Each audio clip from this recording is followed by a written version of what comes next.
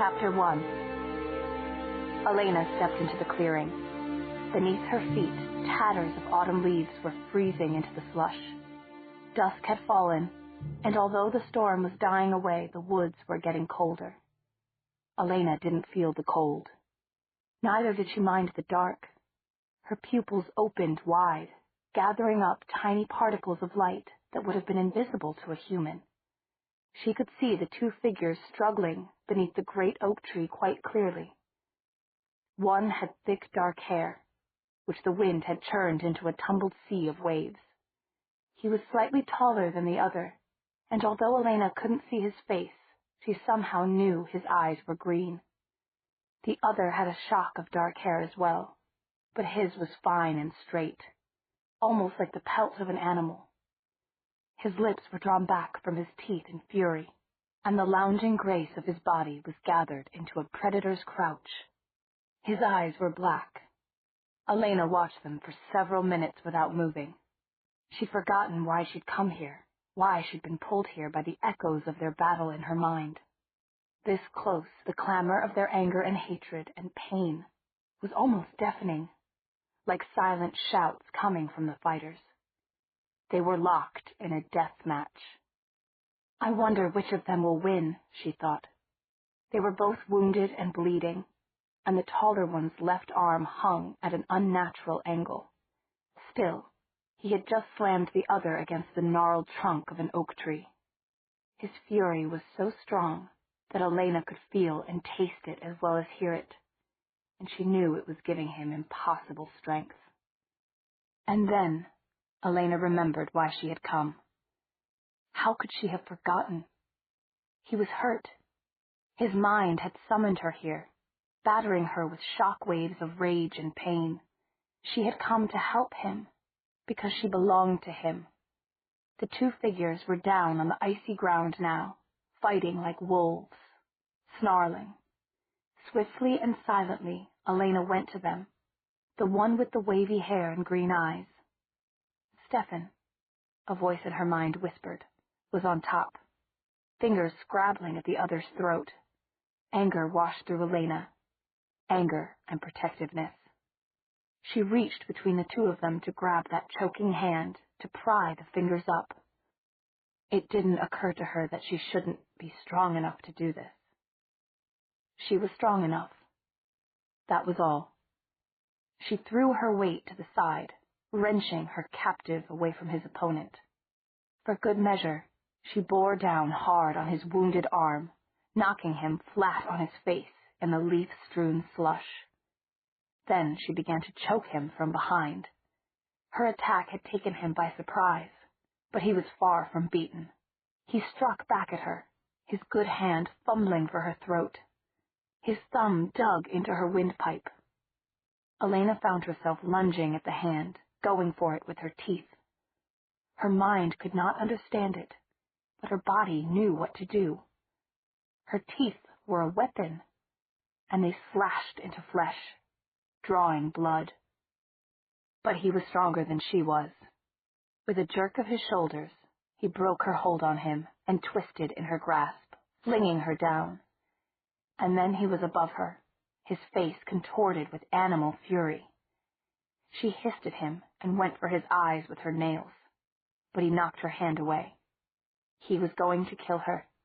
Even wounded, he was by far the stronger. His lips had drawn back to show teeth already stained with scarlet. Like a cobra, he was ready to strike. Then he stopped, hovering over her, his face changing. Elena saw the green eyes widen. The pupils, which had been contracted to vicious dots, sprang open. He was staring down at her as if truly seeing her for the first time. Why was he looking at her that way? Why didn't he just get it over with? But now the iron hand on her shoulder was releasing her. The animal snarl had disappeared, replaced by a look of bewilderment and wonder.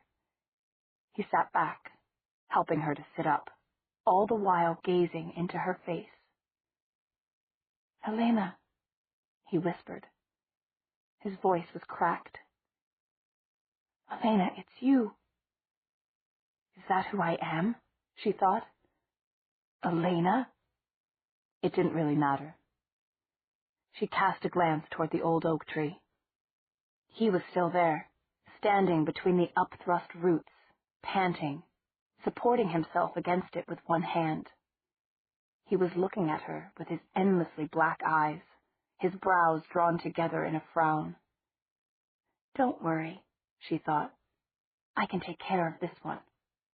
He's stupid. Then she flung herself on the green-eyed one again. Elena! He cried as she knocked him backward. His good hand pushed at her shoulder, holding her up. Elena, it's me! Stefan! Elena, look at me! She was looking. All she could see was the exposed patch of skin at his neck. She hissed again, upper lip drawing back, showing him her teeth. He froze. She felt the shock reverberate through his body, saw his gaze shatter. His face went as white as if someone had struck him a blow in the stomach. He shook his head slightly on the muddy ground. No, he whispered. Oh, no. He seemed to be saying it to himself, as if he didn't expect her to hear him. He reached a hand toward her cheek, and she snapped at it. Oh, Elena, he whispered. The last traces of fury, of animal bloodlust, had disappeared from his face. His eyes were dazed and stricken and grieving. And vulnerable. Elena took advantage of the moment to dive for the bare skin at his neck. His arm came up to fend her off, to push her away. But then it dropped again. He stared at her a moment, the pain in his eyes reaching a peak, and then he simply gave up. He stopped fighting completely. She could feel it happen, feel the resistance leave his body. He lay on the icy ground with scraps of oak leaves in his hair, staring up past her at the black and clouded sky. Finish it, his weary voice said in her mind. Elena hesitated for an instant. There was something about those eyes that called up memories inside her. Standing in the moonlight, sitting in an attic room.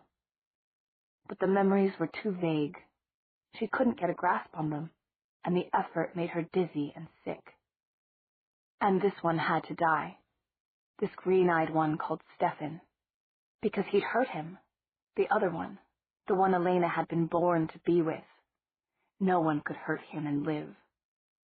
She clamped her teeth into his throat and bit deep. She realized at once that she wasn't doing it quite right. She hadn't hit an artery or vein. She worried at the throat, angry at her own inexperience. It felt good to bite something, but not much blood was coming. Frustrated, she lifted up and bit again, feeling his body jerk in pain. Much better. She'd found a vein this time, but she hadn't torn it deeply enough. A little scratch like that wouldn't do. What she needed was to rip it right across, to let the rich, hot blood stream out. Her victim shuddered as she worked to do this, teeth raking and gnawing. She was just feeling the flesh give way when hands pulled at her, lifting her from behind. Elena snarled without letting go of the throat. The hands were insistent, though. An arm looped about her waist, fingers twined in her hair. She fought, clinging with teeth and nails to her prey. Let go of him! Leave him! The voice was sharp and commanding, like a blast from a cold wind. Elena recognized it and stopped struggling with the hands that pulled her away. As they deposited her on the ground and she looked up to see him, a name came into her mind. Damon. His name was Damon. She stared at him, sulkily, resentful of being yanked away from her kill, but obedient. Stefan was sitting up, his neck red with blood. It was running onto his shirt. Elena licked her lips, feeling a throb like a hunger pang that seemed to come from every fiber of her being. She was dizzy again. I thought, Damon said aloud, that you said she was dead. He was looking at Stefan, who was even paler than before, if that was possible. That white face filled with infinite hopelessness. "Look at her," was all he said.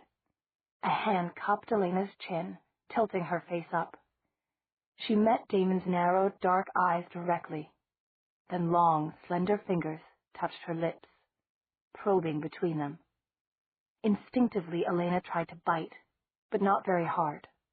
Damon's finger found the sharp curve of her canine tooth, and Elena did bite now, giving it a nip like a kitten's. Damon's face was expressionless, his eyes hard. "Do you know where you are?" he said.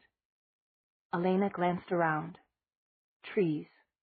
In the woods," she said craftily, looking back at him. "And who is that?"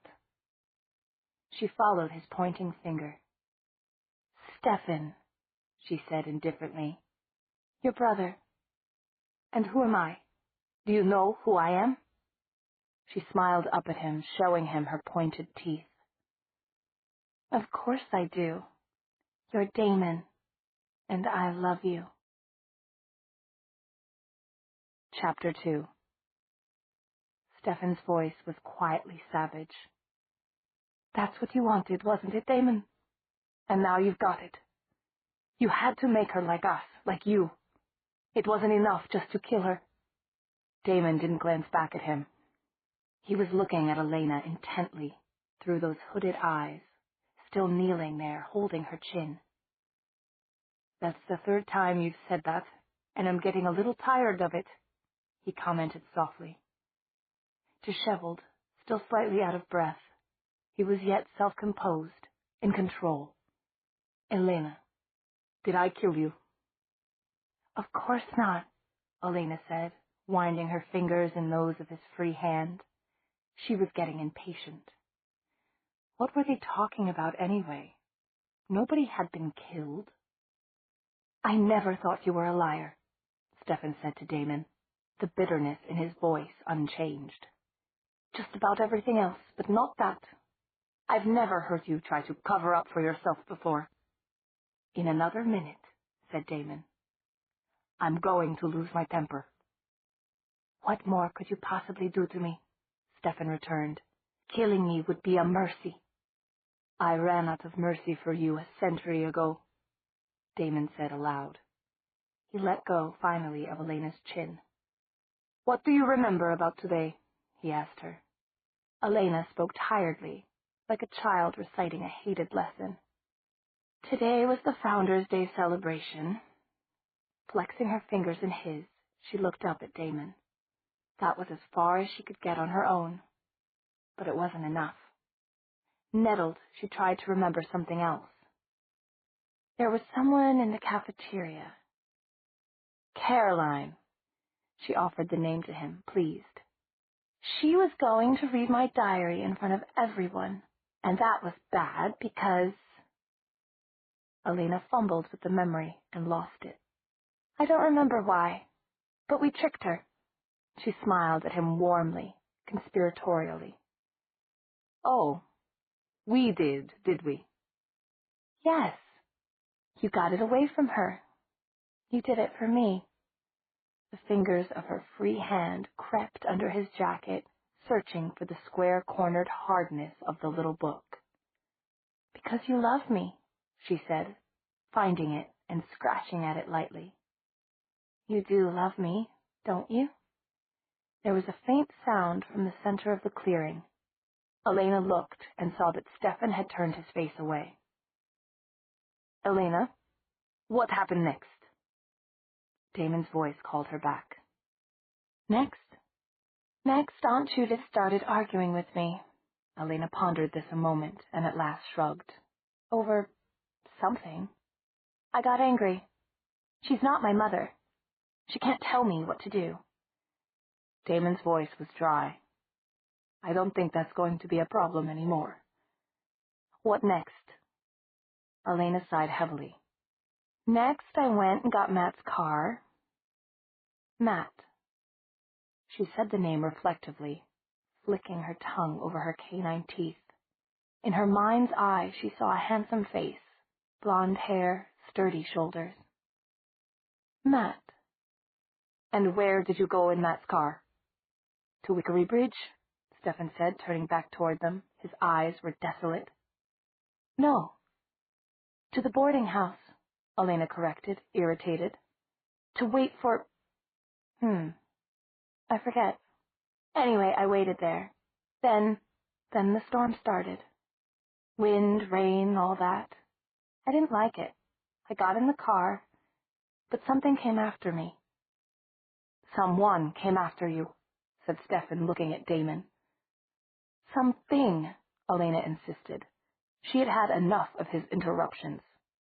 Let's go away somewhere, just us, she said to Damon, kneeling up so that her face was close to his.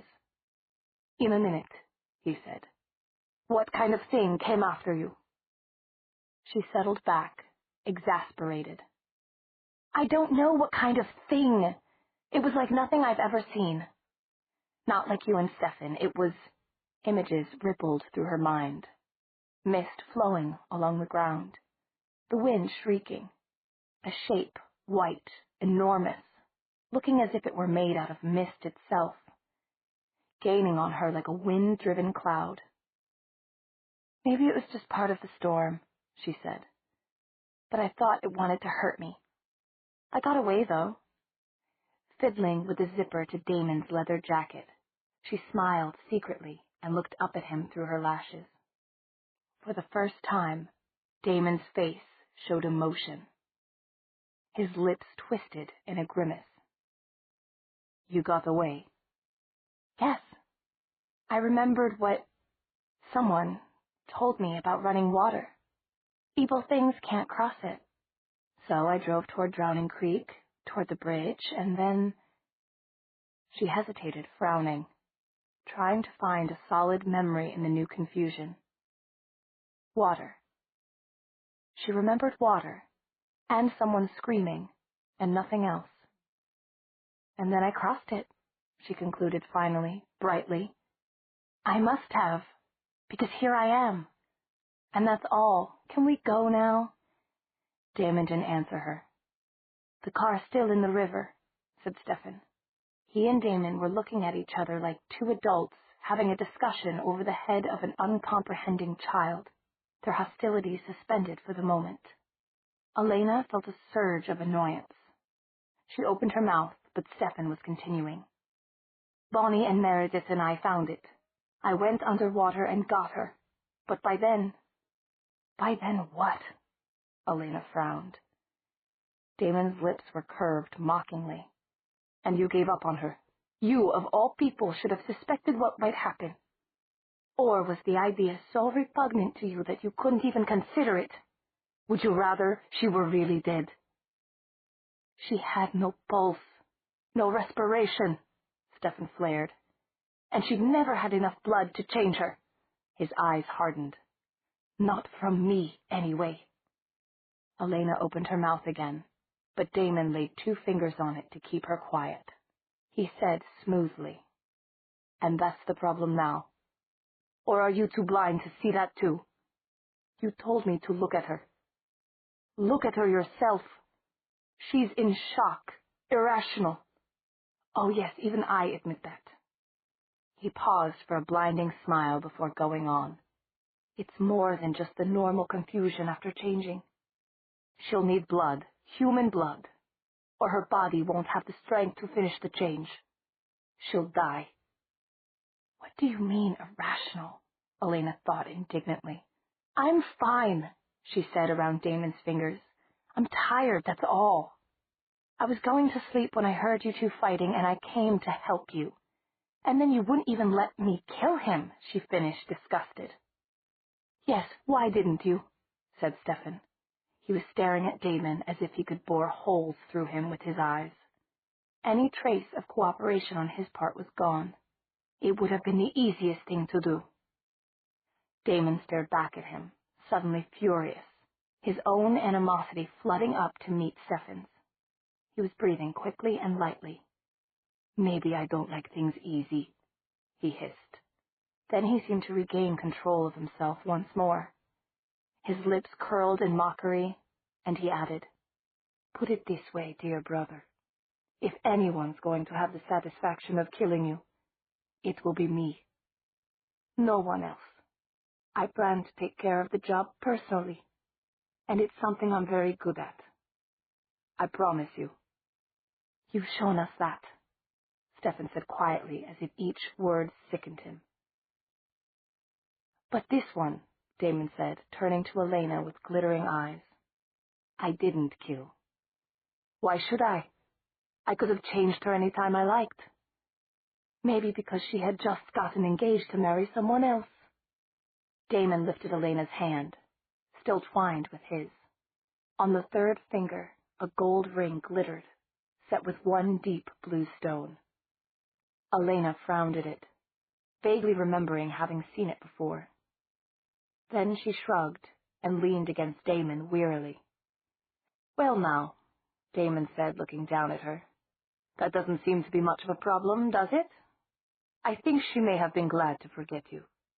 He looked up at Stefan with an unpleasant smile. But we'll find out once she's herself again. We can ask her then which of us she chooses. Agreed. Stefan shook his head. How can you even suggest that, after what happened? His voice trailed off. With Catherine? I can say it, if you can't. Catherine made a foolish choice, and she paid the price for it. Elena is different. She knows her own mind. But it doesn't matter if you agree, he added, overriding Stefan's new protests.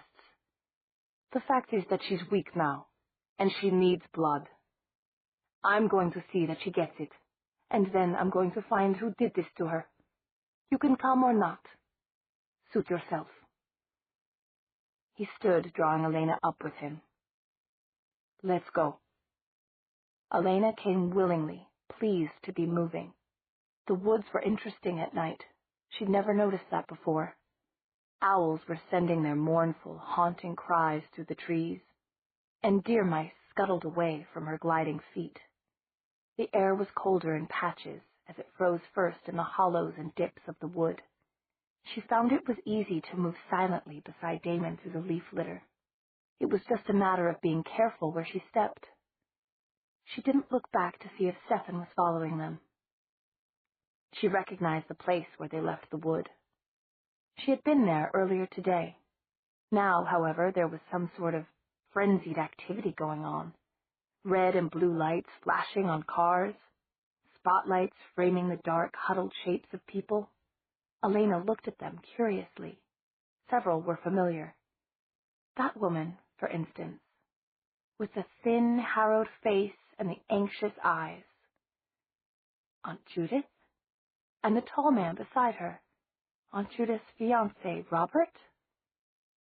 There should be someone else with them, Elena thought. A child with hair as pale as Elena's own. But try as she might, she could not conjure up a name. The two girls with their arms around each other, standing in a circle of officials, those two she remembered, though. The little red-haired one who was crying was Bonnie. The taller one with the sweep of dark hair, Meredith. But she's not in the water, Bonnie was saying to a man in a uniform. Her voice trembled on the edge of hysteria. We saw Stefan get her out. I've told you and told you. And you left him here with her? We had to. The storm was getting worse, and there was something coming. Never mind that, Meredith broke in. She sounded only slightly calmer than Bonnie. Stefan said that if he had to leave her, he'd leave her lying under the willow trees. And just where is Stefan now? Another uniformed man asked. We don't know. We went back to get help. He probably followed us, but as for what happened to Elena... Bonnie turned back and buried her face in Meredith's shoulder. They're upset about me, Elena realized. How silly of them. I can clear that up anyway. She started forward into the light, but Damon pulled her back. She looked at him, wounded. Not like that. Pick the ones you want, and we'll draw them out, he said. Want for what? For feeding, Elena. You're a hunter now. Those are your prey. Elena pushed her tongue against a canine tooth doubtfully. Nothing out there looked like food to her. Still, because Damon said so, she was inclined to give him the benefit of the doubt. Whichever you think, she said obligingly. Damon tilted his head back, eyes narrowed, scanning the scene like an expert evaluating a famous painting. Well, how about a couple of nice paramedics? No, said a voice behind them. Damon barely glanced over his shoulder at Stefan. Why not? Because there have been enough attacks. She may need human blood, but she doesn't have to hunt for it. Stefan's face was shut and hostile, but there was an air of grim determination about him. There's another way, Damon asked ironically. You know there is. Find someone who's willing, or who can be influenced to be willing. Someone who would do it for Elena and who is strong enough to deal with this mentally. And I suppose you know where we can find such a paragon of virtue? Bring her to the school. I'll meet you there, Stefan said and disappeared. They left the activity still bustling, lights flashing, people milling. As they went, Elena noticed a strange thing. In the middle of the river, illuminated by the spotlights, was an automobile. It was completely submerged except for the front fender, which stuck out of the water. What a stupid place to park a car, she thought, and followed Damon back into the woods. Stefan was beginning to feel again. It hurt. He thought he was through with hurting, through with feeling anything. When he'd pulled Elena's lifeless body out of the dark water, he'd thought that nothing could ever hurt her again because nothing could match that moment. He'd been wrong. He stopped and stood with his good hand braced against a tree, head down, breathing deeply. When the red mists cleared and he could see again, he went on, but the burning ache in his chest continued undiminished. Stop thinking about her, he told himself, knowing that it was useless. But she wasn't truly dead. Didn't that count for something? He thought he would never hear her voice again, never feel her touch. And now, when she touched him, she wanted to kill him. He stopped again, doubling over, afraid he was going to be sick. Seeing her like this was worse torture than seeing her lying cold and dead. Maybe that was why Damon had let him live. Maybe this was Damon's revenge. And maybe Stefan should just do what he'd planned to do after killing Damon. Wait until dawn, and take off the silver ring that protected him from sunlight. Stand bathing in the fiery embrace of those rays until they burned the flesh from his bones and stopped the pain once and for all. But he knew he wouldn't. As long as Elena walked the earth, he would never leave her. Even if she hated him, even if she hunted him, he would do anything he could to keep her safe. Stefan detoured toward the boarding house. He needed to clean up before he could let humans see him. In his room, he washed the blood from his face and neck and examined his arm. The healing process had already begun, and with concentration he could accelerate it still further. He was burning up his powers fast. The fight with his brother had already weakened him. But this was important. Not because of the pain. He scarcely noticed that. But because he needed to be fit. Damon and Elena were waiting outside the school. He could feel his brother's impatience and Elena's wild new presence there in the dark. This had better work, Damon said. Stefan said nothing. The school auditorium was another center of commotion. People ought to have been enjoying the Founders' Day dance. In fact, those who had remained through the storm were pacing around, or gathered in small groups talking. Stefan looked in the open door, searching with his mind for one particular presence. He found it. A blonde head was bent over a table in the corner. Matt. Matt straightened and looked around, puzzled. Stefan willed him to come outside. You need some fresh air, he thought. insinuating the suggestion into Matt's subconscious. You feel like just stepping out for a moment. To Damon, standing invisible just beyond the light, he said, "Take her into the school, to the photography room. She knows where it is. Don't show yourselves until I say." Then he backed away and waited for Matt to appear. Matt came out, his drawn face turned up to the moonless sky. He started violently when Stefan spoke to him. "Stefan, you're here!" Desperation, hope, and horror struggled for dominance on his face. He hurried over to Stefan. "Did they bring her back yet? Is there any news?" "What have you heard?" Matt stared at him a moment before answering.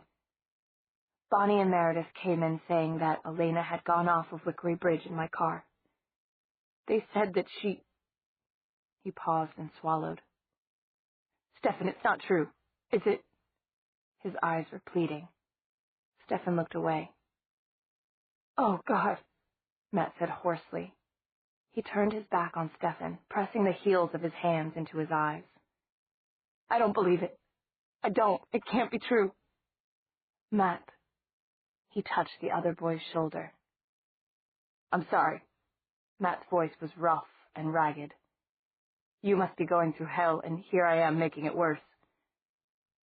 "More than you know," thought Stefan, his hand falling away. He'd come with the intention of using his powers to persuade Matt. Now that seemed an impossibility. He couldn't do it, not to the first and only human friend he'd had in this place. His only other option was to tell Matt the truth. Let Matt make his own choice, knowing everything. "If there were something you could do for Elena right now," he said, "would you do it?" Matt was too lost in emotion to ask what kind of idiotic question that was. "Anything," he said, almost angrily, rubbing a sleeve over his eyes. "I'd do anything for her." He looked at Stefan with something like defiance, his breathing shaky. "Congratulations," Stefan thought, feeling the sudden yawning pit in his stomach. "You've just won yourself a trip to the Twilight Zone." "Come with me," he said. "I've got something to show you." Chapter 3. Elena and Damon were waiting in the dark room. Stefan could sense their presence in the small annex as he pushed the door to the photography room open and led Matt inside.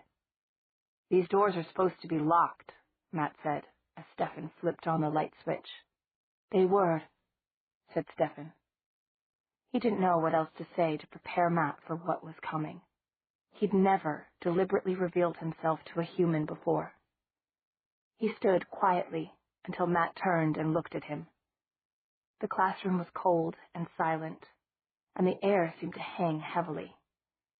As the moment stretched out, he saw Matt's expression slowly change from grief-numbed bewilderment to uneasiness. "I don't understand," Matt said. "I know you don't." He went on looking at Matt, purposefully dropping the barriers that concealed his powers from human perception. He saw the reaction in Matt's face as uneasiness coalesced into fear. Matt blinked and shook his head, his breath coming quicker. "What?" he began, his voice gravelly. "There are probably a lot of things you've wondered about me," Stefan said. "Why I wear sunglasses in strong light, why I don't eat, why my reflexes are so fast." Matt had his back to the darkroom now. His throat jerked as if he were trying to swallow. Stefan, with his predator's senses, could hear Matt's heart thudding dully. "No," Matt said. "You must have wondered. Must have asked yourself what makes me so different from everybody else." "No, I mean, I don't care. I keep out of things that aren't my business." Matt was edging towards the door, his eyes darting toward it in a barely perceptible movement. "Don't, Matt. I don't want to hurt you, but I can't let you leave now." He could feel barely leashed need emanating from Elena in her concealment. Wait, he told her. Matt went still, giving up any attempt to move away. If you want to scare me, you have, he said in a low voice. What else do you want? Now, Stefan told Elena. He said to Matt, turn around. Matt turned and stifled a cry. Elena stood there, but not the Elena of that afternoon, when Matt had last seen her. Now her feet were bare beneath the hem of her long dress. The thin folds of white muslin that clung to her were caked with ice crystals that sparkled in the light. Her skin, always fair, had a strange wintry luster to it, and her pale gold hair seemed overlaid with a silvery sheen. But the real difference was in her face. Those deep blue eyes were heavy-lidded, almost sleepy-looking, and yet unnaturally awake. And a look of sensual anticipation and hunger curled about her lips. She was more beautiful than she had been in life, but it was a frightening beauty. As Matt stared, paralyzed, Elena's pink tongue came out and licked her lips. Matt, she said, lingering over the first consonant of the name. Then she smiled. Stefan heard Matt's indrawn breath of disbelief and the near sob he gave as he finally backed away from her. It's all right, he said, sending the thought to Matt on a surge of power. As Matt jerked toward him, eyes wide with shock, he added, So now you know. Matt's expression said that he didn't want to know, and Stefan could see the denial in his face. But Damon stepped out beside Elena and moved a little to the right, adding his presence to the charged atmosphere of the room. Matt was surrounded. The three of them closed in on him, inhumanly beautiful, innately menacing. Stefan could smell Matt's fear. It was the helpless fear of the rabbit for the fox, the mouse for the owl. And Matt was right to be afraid. They were the hunting species. He was the hunted. Their job in life was to kill him. And just now, instincts were getting out of control. Matt's instinct was to panic and run, and it was triggering reflexes in Stefan's head.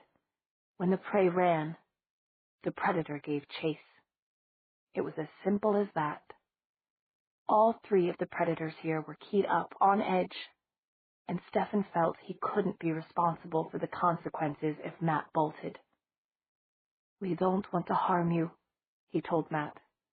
It's Elena who needs you, and what she needs won't leave you permanently damaged. It doesn't even have to hurt, Matt. But Matt's muscles were still tense to flee, and Stefan realized that the three of them were stalking him, moving closer, ready to cut off any escape.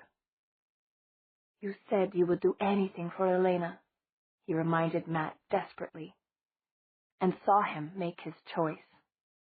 Matt released his breath, the tension draining from his body. You're right, I did, he whispered. He visibly braced himself before he continued. What does she need? Elena leaned forward and put a finger on Matt's neck, tracing the yielding ridge of an artery. Not that one, Stefan said quickly. You don't want to kill him. Tell her, Damon, he added when Damon made no effort to do so. Tell her. Try here, or here. Damon pointed with clinical efficiency, holding Matt's chin up. He was strong enough that Matt couldn't break the grip, and Stefan felt Matt's panic surge up again. Trust me, Matt. He moved in behind the human boy. But it has to be your choice, he finished, suddenly washed with compassion. You can change your mind. Matt hesitated and then spoke through clenched teeth. No. I still want to help. I want to help you, Elena.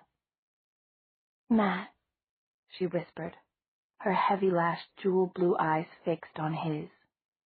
Then they trailed down to his throat, and her lips parted hungrily. There was no sign of the uncertainty she'd shown when Damon suggested feeding off the paramedics. "Matt," she smiled again, and then she struck, swift as a hunting bird. Stefan put a flattened hand against Matt's back to give him support. For a moment, as Elena's teeth pierced his skin, Matt tried to recoil, but Stefan thought swiftly, "Don't fight it. That's what causes the pain." As Matt tried to relax, unexpected help came from Elena, who was radiating the warm, happy thoughts of a wolf cub being fed. She had gotten the biting technique right on the first try this time, and she was filled with innocent pride and growing satisfaction as the sharp pangs of hunger eased, and with appreciation for Matt, Stefan realized, with a sudden shock of jealousy. She didn't hate Matt or want to kill him, because he posed no threat to Damon. She was fond of Matt. Stefan let her take as much as was safe and then intervened. "That's enough, Elena. You don't want to injure him." But it took the combined efforts of him, Damon, and a rather groggy Matt to pry her off. "She needs rest now," Damon said. "I'm taking her someplace where she can do it safely." He wasn't asking Stefan. He was telling him. As they left, his mental voice added, for Stefan's ears alone, "I haven't forgotten the way you attacked me, brother. We'll talk about that later." Stefan stared after them. He'd noted how Elena's eyes remained locked on Damon, how she'd followed him without question. But she was out of danger now. Matt's blood had given her the strength she needed. That was all Stefan had to hang on to, and he told himself it was all that mattered. He turned to take in Matt's dazed expression. The human boy had sunk into one of the plastic chairs and was gazing straight ahead. Then his eyes lifted to Stefan's, and they regarded each other grimly. "So," Matt said. "Now I know." He shook his head, turning away slightly. "But I still can't believe it," he muttered. His fingers pressed gingerly at the side of his neck, and he winced. "Except for this." Then he frowned. "That guy, Damon, who is he?" "My older brother," Stefan said without emotion. "How do you know his name?" "He was at Elena's house last week. The kitten spat at him." Matt paused, clearly remembering something else. "And Bonnie had some kind of psychic fit. She had a precognition? What did she say?" She said that death was in the house." Stefan looked at the door Damon and Elena had passed through. She was right. "Stefan, what's going on?" A note of appeal had entered Matt's voice. "I still don't understand. What's happened to Elena? Is she going to be like this forever?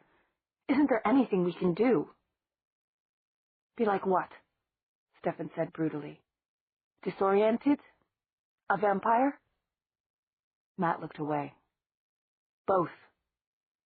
As for the first, she may become more rational now that she's fed. That's what Damon thinks anyway. As for the other, there's only one thing you can do to change her condition." As Matt's eyes lit with hope, Stefan continued. "You can get a wooden stake and hammer it through her heart.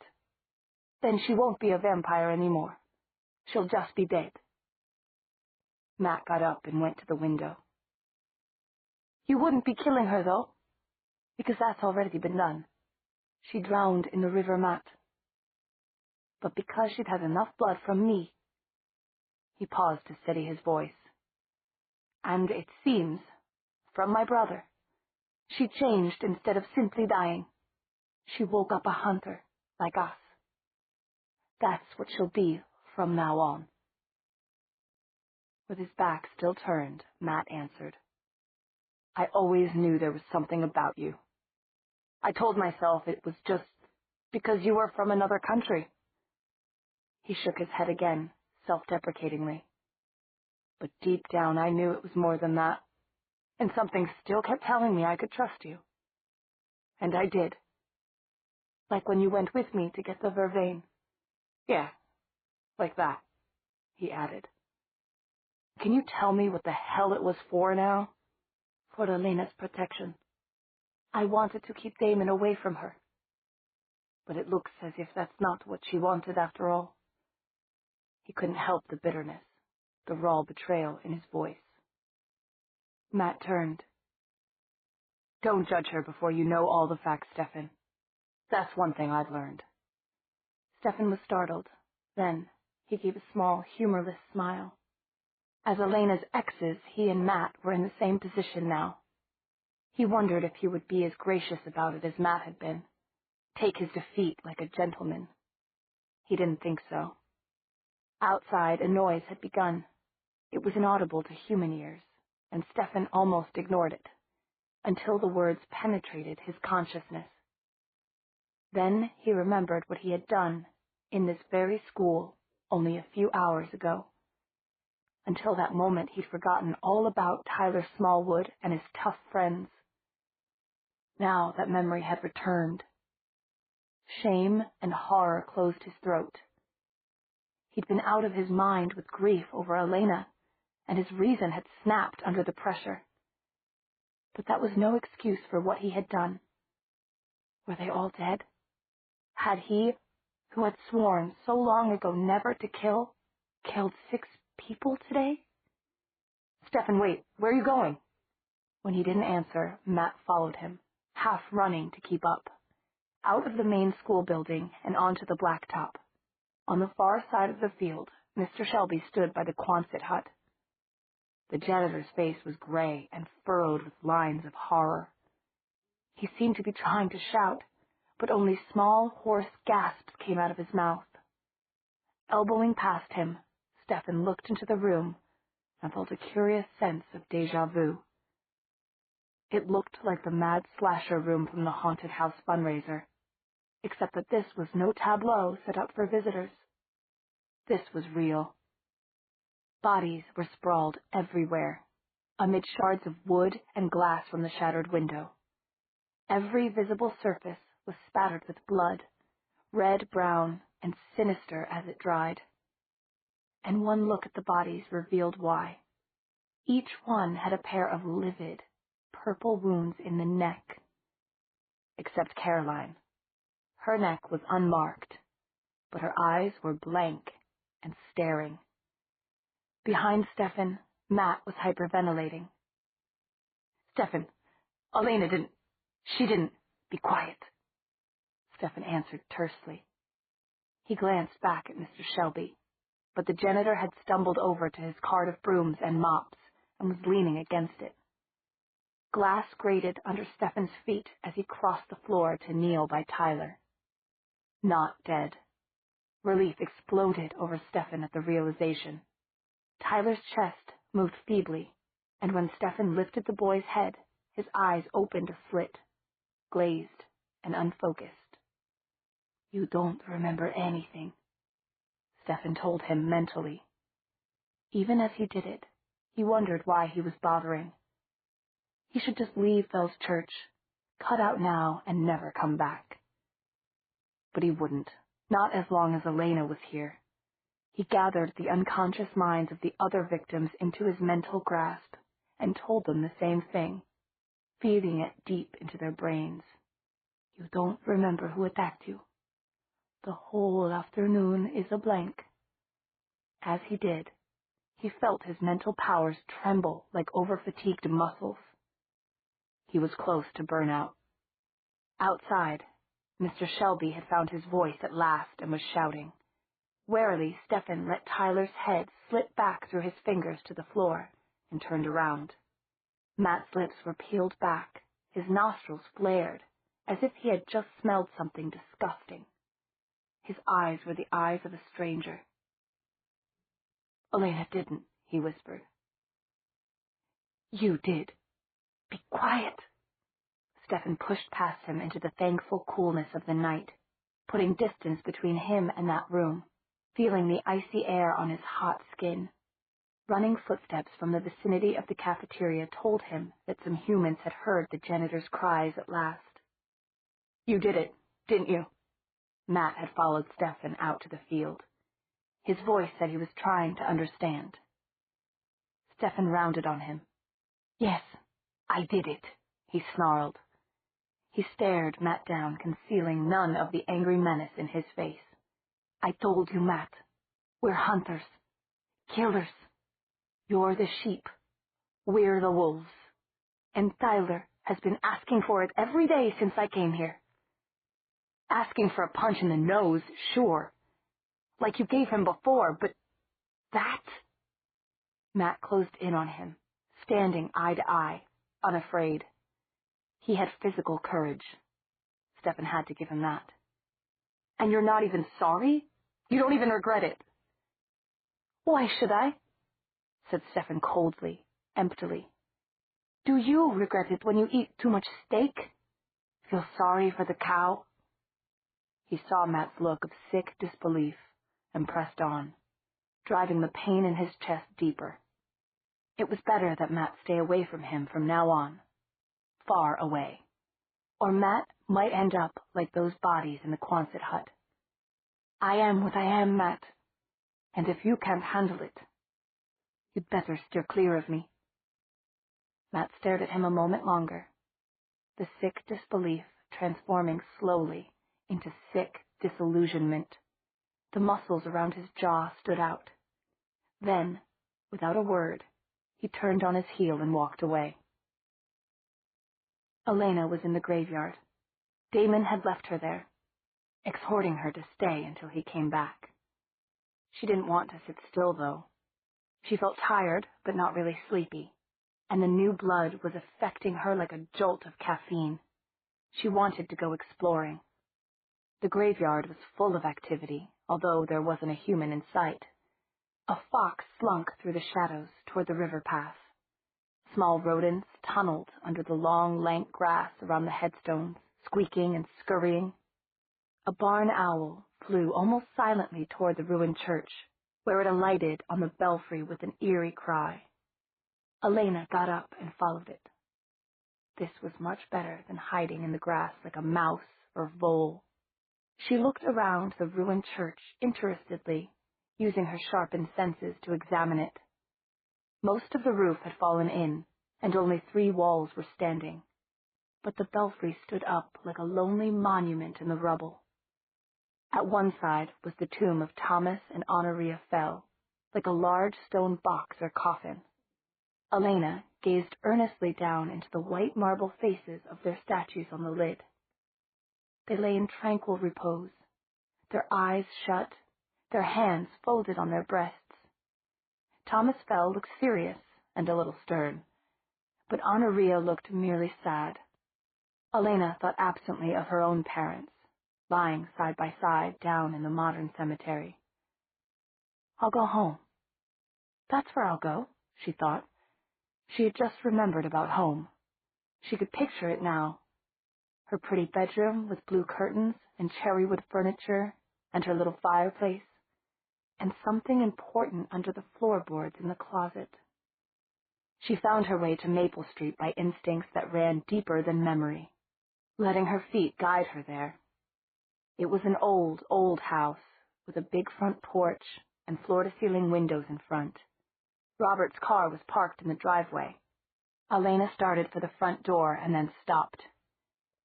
There was a reason people shouldn't see her, although she couldn't remember what it was right now.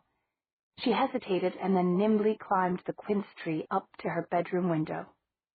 But she wasn't going to be able to get in here without being noticed.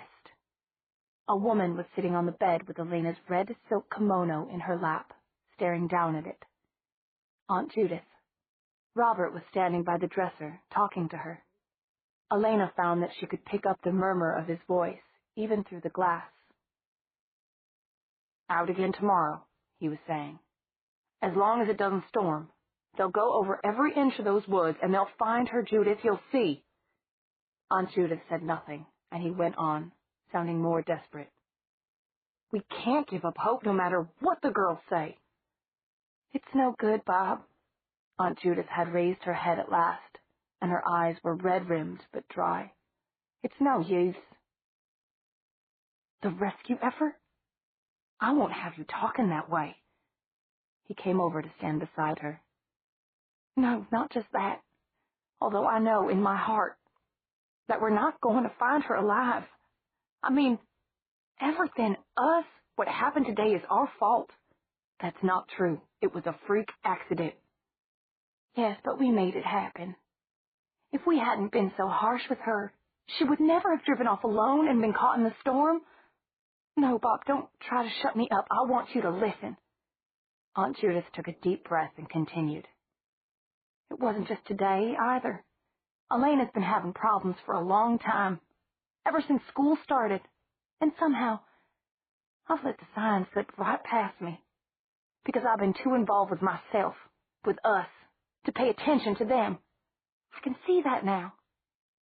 And now that Elena's gone, I don't want the same thing to happen with Margaret. What are you saying? I'm saying that I can't marry you. Not as soon as we planned. Maybe not ever.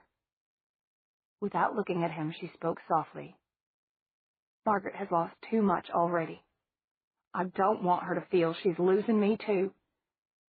She won't be losing you. If anything, she'll be gaining someone, because I'll be here more often. You know how I feel about her. I'm sorry, Bob. I just don't see it that way. You can't be serious. After all the time I've spent here, after all I've done? Aunt Judith's voice was drained and implacable. I am serious. From her perch outside the window, Elena eyed Robert curiously. A vein throbbed in his forehead, and his face had flushed red. You'll feel differently tomorrow, he said. No, I won't. You don't mean it. I do mean it. Don't tell me that I'm going to change my mind, because I'm not. For an instant, Robert looked around in helpless frustration. Then his expression darkened. When he spoke, his voice was flat and cold. I see. Well, if that's your final answer, I'd better leave right now. Bob. Aunt Judith turned, startled. But he was already outside the door. She stood up, wavering, as if she were unsure whether or not to go after him. Her fingers kneaded at the red material she was holding. Bob! She called out again, more urgently, and she turned to drop the kimono on Elena's bed before following him. But as she turned, she gasped, a hand flying to her mouth. Her whole body stiffened. Her eyes stared into Elena's through the silvery pane of glass. For a long moment, they stared at each other that way, neither moving. Then Aunt Judith's hand came away from her mouth, and she began to shriek. Chapter 4. Something yanked Elena out of the tree, and yowling a protest, she fell and landed on her feet like a cat. Her knees hit the ground a second later and got bruised. She reared back, fingers hooked into claws to attack whoever had done it. Damon slapped her hand away. Why did you grab me? She demanded. Why didn't you stay where I put you? He snapped. They glared at each other, equally furious. Then Elena was distracted. The shrieking was still going on upstairs, augmented now by rattling and banging at the window. Damon nudged her against the house, where they couldn't be seen from above. Let's get away from this noise, he said fastidiously, looking up. Without waiting for a response, he caught her arm. Elena resisted. I have to go in there. You can't. He gave her a wolfish smile. I mean that. Literally. You can't go in that house. You haven't been invited. Momentarily nonplussed, Elena let him tow her a few steps. Then she dug her heels in again. But I need my diary. What? It's in the closet, under the floorboards, and I need it. I can't go to sleep without my diary. Elena didn't know why she was making such a fuss, but it seemed important. Damon looked exasperated. Then his face cleared. Here, he said calmly, eyes glinting. He withdrew something from his jacket. Take it. Elena eyed his offering doubtfully. "It's your diary, isn't it?" "Yes, but it's my old one. I want my new one." "This one will have to do, because this one is all you're getting. Come on before they wake up the whole neighborhood." His voice had turned cold and commanding again. Elena considered the book he held. It was small, with a blue velvet cover and a brass lock. Not the newest edition, perhaps, but it was familiar to her. She decided it was acceptable. She let Damon lead her out into the night. She didn't ask where they were going. She didn't much care. But she recognized the house on Magnolia Avenue. It was where Alaric Saltzman was staying, and it was Alaric who opened the front door, beckoning Elena and Damon inside. The history teacher looked strange, though, and didn't really seem to see them. His eyes were glassy, and he moved like an automaton. Elena licked her lips. "No," Damon said shortly. "This one's not for biting. There's something fishy about him. But you should be safe enough in the house. I've slept here before. Up here." He led her up a flight of stairs to an attic with one small window. It was crowded with stored objects, sleds, skis, a hammock. At the far end, an old mattress lay on the floor.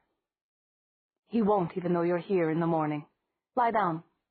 Elena obeyed, assuming a position that seemed natural to her. She lay on her back, hands folded over the diary that she held to her breast. Damon dropped a piece of oilcloth over her, covering her bare feet.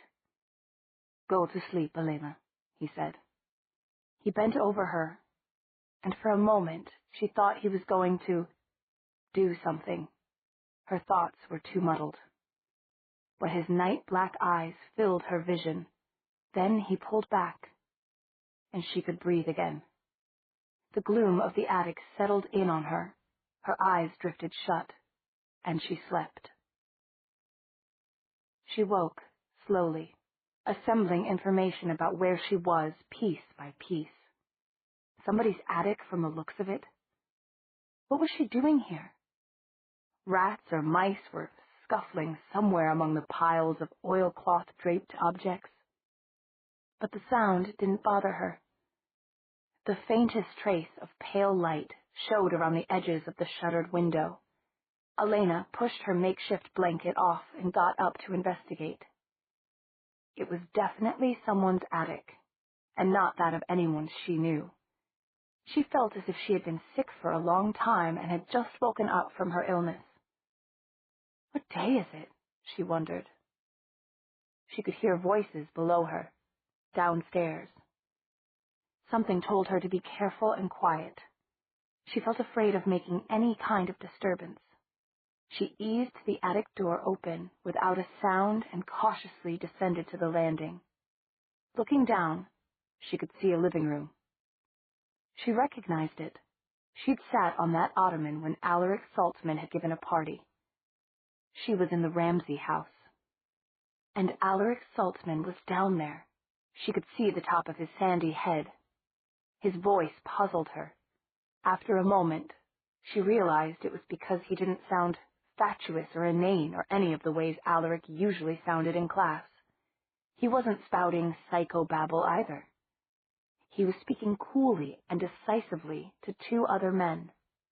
"She might be anywhere, even right under our noses. Most likely outside town, though, maybe in the woods." "Why the woods?" said one of the men.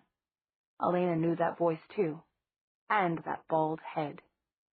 It was Mr. Newcastle, the high school principal. "Remember the first two victims were found near the woods," said the other man. "Is that Dr. Feinberg?" Elena thought. "What's he doing here?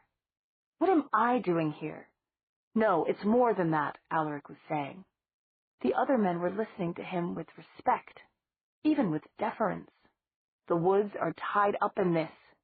They may have a hiding place out there, a lair where they can go to Earth if they're discovered. If there is one, I'll find it." "Are you sure?" said Dr. Feinberg. "I'm sure," Alaric said briefly. "And that's where you think Elena is," said the principal. But will she stay there, or will she come back into town? I don't know. Alaric paced a few steps and picked up a book from the coffee table, running his thumbs over it absently. One way to find out is to watch her friends. Bonnie McCullough and that dark-haired girl, Meredith. Chances are they'll be the first ones to see her. That's how it usually happens. And once we do track her down? Dr. Feinberg asked. Leave that to me, Alaric said quietly, grimly. He shut the book and dropped it on the coffee table with a disturbingly conclusive sound. The principal glanced at his watch. I'd better get moving. The service starts at 10 o'clock. I presume you'll both be there? He paused on his way to the door and looked back, his manner irresolute. Alaric, I hope you can take care of this. When I called you in, things hadn't gone this far. Now I'm beginning to wonder I can take care of it, Brian. I told you. Leave it to me. Would you rather have Robert E. Lee in all the papers, not just as the scene of a tragedy, but also as the haunted high school of Boone County? A gathering place for ghouls? The school where the undead walk. Is that the kind of publicity you want? Mr. Newcastle hesitated, chewing his lip, then nodded, still looking unhappy. All right, Alaric, but make it quick and clean. I'll see you at the church. He left, and Dr. Feinberg followed him. Alaric stood there for some time, apparently staring into space. At last he nodded once and went out the front door himself. Elena slowly trailed back up the stairs. Now what had all that been about? She felt confused, as if she were floating loose in time and space. She needed to know what day it was, why she was here, and why she felt so frightened. Why she felt so intensely that no one must see her or hear her or notice her at all. Looking around the attic, she saw nothing that would give her any help. Where she had been lying there were only the mattresses and the oilcloth, and a little blue book. Her diary! Eagerly, she snatched it up and opened it, skipping through the entries.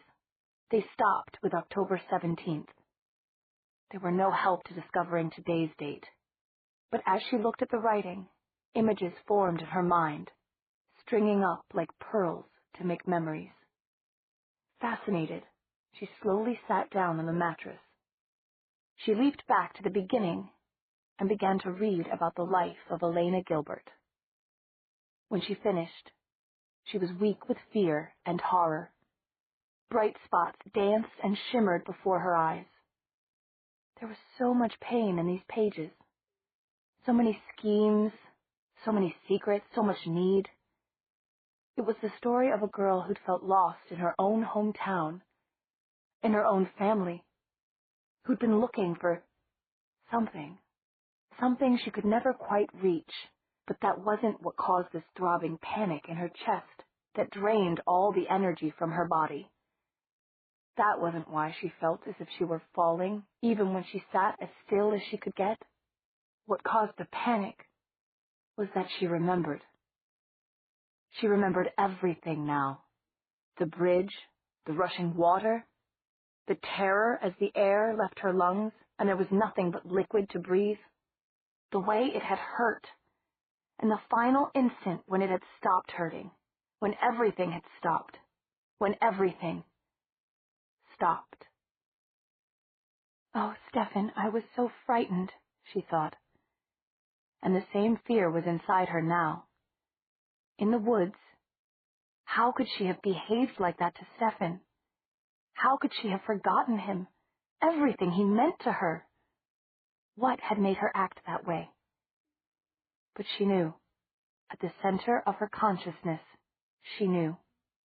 Nobody got up and walked away from a drowning like that. Nobody got up and walked away alive.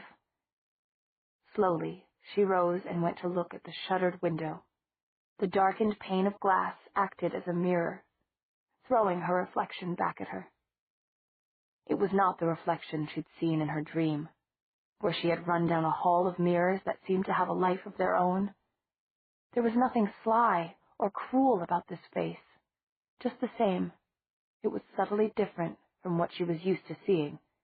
There was a pale glow to her skin, and a telling hollowness about the eyes. Elena touched fingertips to her neck, on either side. This was where Stefan and Damon had each taken her blood. Had it really been enough times? And had she really taken enough of theirs in return? It must have been. And now, for the rest of her life, for the rest of her existence, she would have to feed as Stefan did. She would have to...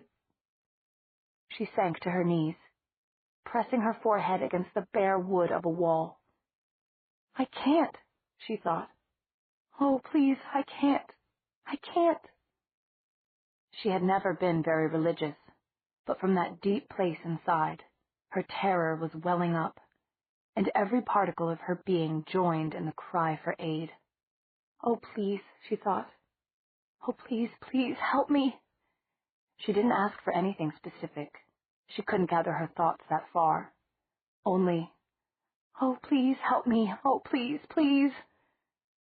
After a while, she got up again. Her face was still pale, but eerily beautiful, like fine porcelain lit from within. Her eyes were still smudged with shadows, but there was a resolve in them. She had to find Stefan. If there was any help for her, he would know of it. And if there wasn't, well, she needed him all the more. There was nowhere else she wanted to be except with him. She shut the door of the attic carefully behind her as she went out. Alaric Saltzman mustn't discover her hiding place. On the wall, she saw a calendar with the days up to December 4th crossed off. 4 days since last Saturday night. She'd slept for 4 days. When she reached the front door, she cringed from the daylight outside. It hurt, even though the sky was so overcast that rain or snow looked imminent. It hurt her eyes. She had to force herself to leave the safety of the house, and then she felt a gnawing paranoia about being out in the open. She slunk along the side fences, staying close to trees, ready to melt into the shadows. She felt like a shadow herself, or a ghost, in Honoria Fell's long white gown. She would frighten the wits out of anyone who saw her, but all her circumspection seemed to be wasted. There was no one on the streets to see her. The town might have been abandoned. She went by seemingly deserted houses, forsaken yards, closed stores. Presently, she saw parked cars lining the street, but they were empty too. And then she saw a shape against the sky that stopped her in her tracks. A steeple, white against the thick, dark clouds. Elena's legs trembled as she made herself creep closer to the building. She'd known this church all her life. She'd seen the cross inscribed on that wall 1,000 times. But now, she edged toward it as if it were a caged animal that might break loose and bite her. She pressed one hand to the stone wall and slid it nearer and nearer to the carved symbol. When her outspread fingers touched the arm of the cross, her eyes filled and her throat ached. She let her hand glide along it until it gently covered the engraving. Then she leaned against the wall and let the tears come. I'm not evil, she thought. I did things I shouldn't have. I thought about myself too much. I never thanked Matt and Bonnie and Meredith for all they did for me. I should have played more with Margaret and been nicer to Aunt Judith. But I'm not evil. I'm not damned.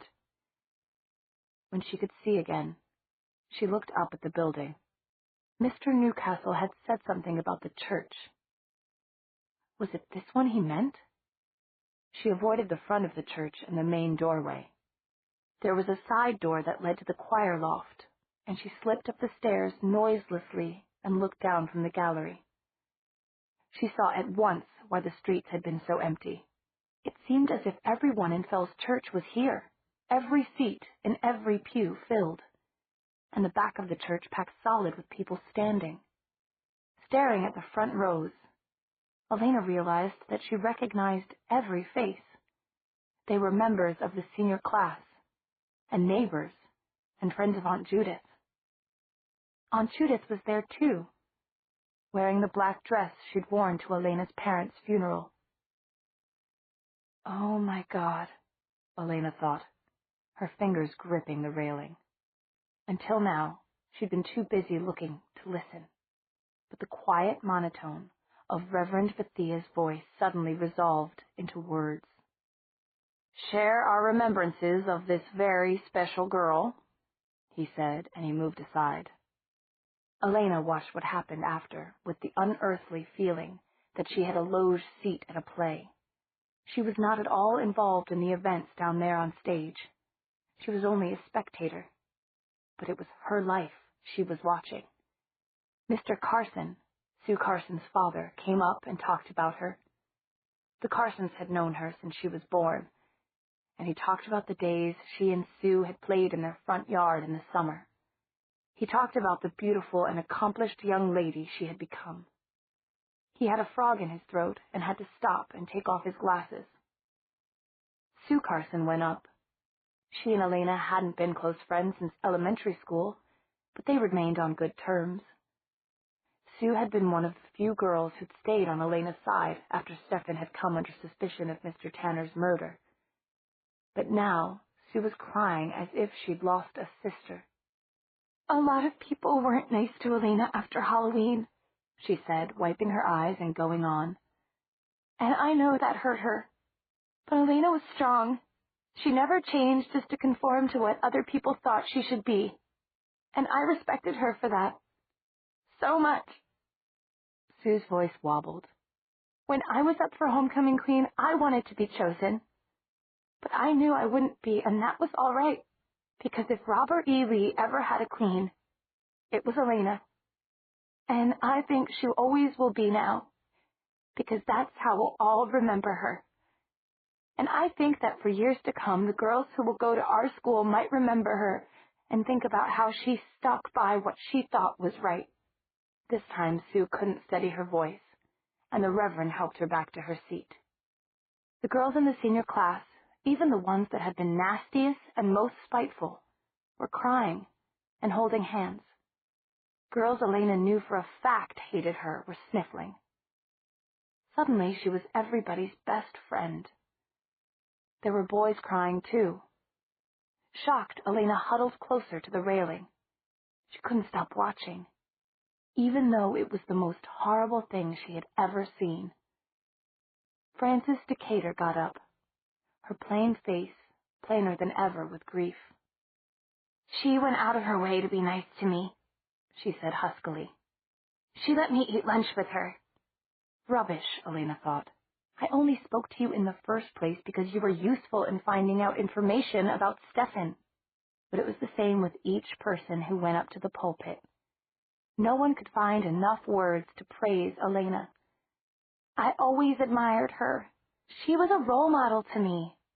One of my favorite students." When Meredith rose, Elena's whole body stiffened. She didn't know if she could deal with this. But the dark-haired girl was one of the few people in the church who wasn't crying, although her face had a grave, sad look that reminded Elena of Honoria Fell as she looked on her tomb. "When I think about Elena, I think about the good times we had together," she said, speaking quietly and with her customary self-control.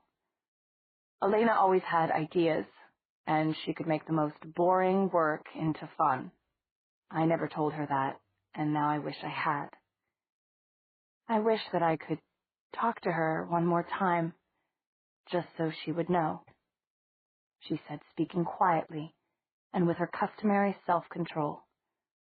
"Elena always had ideas, and she could make the most boring work into fun. I never told her that, and now I wish I had. I wish that I could talk to her one more time, just so she would know. And if Elena could hear me now—" Meredith looked around the church and drew a long breath, apparently to calm herself. "If she could hear me now, I would tell her how much those good times meant to me, and how much I wished that we could still have them. Like the Thursday nights we used to sit together in her room, practicing for the debate team. I wish we could do that just one more time like we used to. Meredith took another long breath and shook her head. But I know we can't, and that hurts. What are you talking about? Elena thought, her misery interrupted by bewilderment. We used to practice for the debate team on Wednesday nights, not Thursdays. And it wasn't in my bedroom, it was in yours. And it was no fun at all. In fact, we ended up quitting because we both hated it. Suddenly, watching Meredith's carefully composed face, so calm on the outside to conceal the tension within, Elena felt her heart begin to pound. Meredith was sending a message only Elena could be expected to understand, which meant that Meredith expected Elena to be able to hear it. Meredith knew. Had Stefan told her? Elena scanned the rows of mourners below, realizing for the first time that Stefan wasn't among them. Neither was Matt. No, it didn't seem likely that Stefan would have told Meredith, or that Meredith would choose this way of getting a message to her if he had. Then Elena remembered the way Meredith had looked at her the night they had rescued Stefan from the well, when Elena had asked to be left alone with Stefan. She remembered those keen, dark eyes studying her face more than once in the last months, and the way Meredith had seemed to grow quieter and more thoughtful each time Elena came up with some odd request. Meredith had guessed then. Elena wondered just how much of the truth she'd put together. Bonnie was coming up now, crying in earnest. That was surprising. If Meredith knew, why hadn't she told Bonnie? But maybe Meredith had only a suspicion, something she didn't want to share with Bonnie in case it turned out to be a false hope. Bonnie's speech was as emotional as Meredith's had been collected. Her voice kept breaking, and she kept having to brush tears off her cheeks.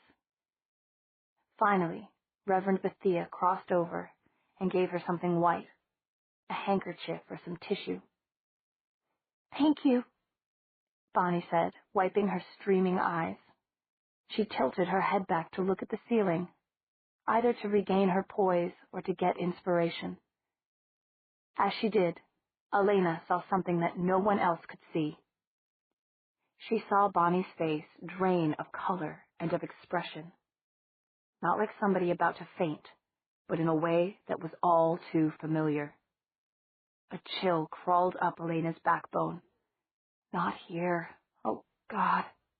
Of all times and places, not here. But it was already happening. Bonnie's chin had lowered.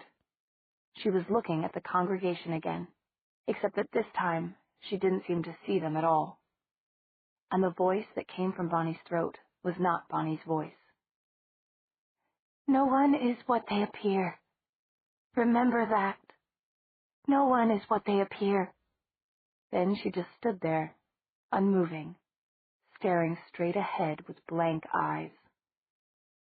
People began to shuffle and look at one another. There was a murmur of worry. "Remember that. Remember. No one is what they seem." Bonnie swayed suddenly, and Reverend Bethia ran to her while another man hastened up from the other side. The second man had a bald head that was now shining with sweat. Mr. Newcastle, Elena realized. And there, at the back of the church, striding up the nave, was Alaric Saltzman. He reached Bonnie just as she fainted, and Elena heard a step behind her on the stair. Chapter 5. Dr. Feinberg, Elena thought wildly, trying to twist around to look and simultaneously press herself into the shadows. But it wasn't the small, hawk-nosed visage of the doctor that met her eyes. It was a face with features as fine as those on a Roman coin or medallion and haunted green eyes. Time caught for a moment, and then Elena was in his arms. "Oh, Stefan, Stefan!" She felt his body go still with shock. He was holding her mechanically, lightly, as if she were a stranger who'd mistaken him for someone else. "Stefan," she said desperately, burrowing her face into his shoulder, trying to get some response. She couldn't bear it if he rejected her. If he hated her now, she would die. With a moan, she tried to get even closer to him, wanting to merge with him completely, to disappear inside him. "Oh, please," she thought. "Oh, please, oh, please. Elena, Elena, it's all right. I've got you." He went on talking to her, repeating silly nonsense meant to soothe, stroking her hair, and she could feel the change as his arms tightened around her. He knew who he was holding now. For the first time since she'd awakened that day, she felt safe. Still, it was a long while before she could relax her grip on him, even slightly. She wasn't crying. She was gasping in panic. At last, she felt the world start to settle into place around her. She didn't let go, though. Not yet. She simply stood for endless minutes with her head on his shoulder, drinking in the comfort and security of his nearness. Then she raised her head to look into his eyes. When she thought of Stefan earlier that day, she thought of how he might help her. She'd meant to ask him, to beg him, to save her from this nightmare, to make her the way she had been before. But now, as she looked at him, she felt a strange, despairing resignation flow through her. "There's nothing to be done about it, is there?" she said very softly. He didn't pretend to misunderstand. "No," he said, equally soft. Elena felt as if she had taken some final step over an invisible line, that there was no returning. When she could speak again, she said, "I'm sorry for the way I acted towards you in the woods.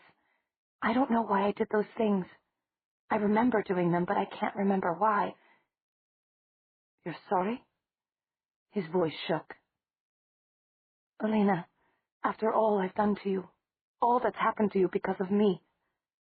He couldn't finish, and they clung to each other. "Very touching," said a voice from the stairway.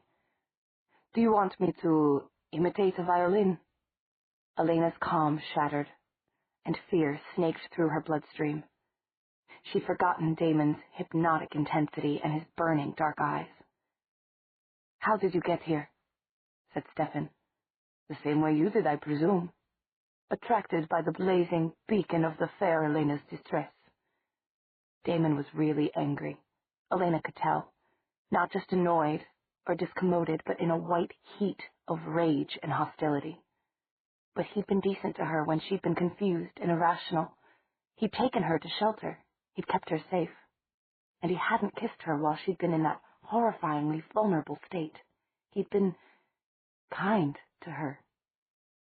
"Incidentally, there's something going on down there," Damon said. "I know, it's Bonnie again," said Elena, releasing Stefan and moving back. "That's not what I meant. This is outside." Startled, Elena followed him down to the first bend in the stairs, where there was a window overlooking the parking lot. She felt Stefan behind her as she looked down at the scene below. A crowd of people had come out of the church, but they were standing in a solid phalanx at the edge of the lot, not going any farther. Opposite them in the parking lot itself was an equally large assembly of dogs. It looked like two armies facing each other.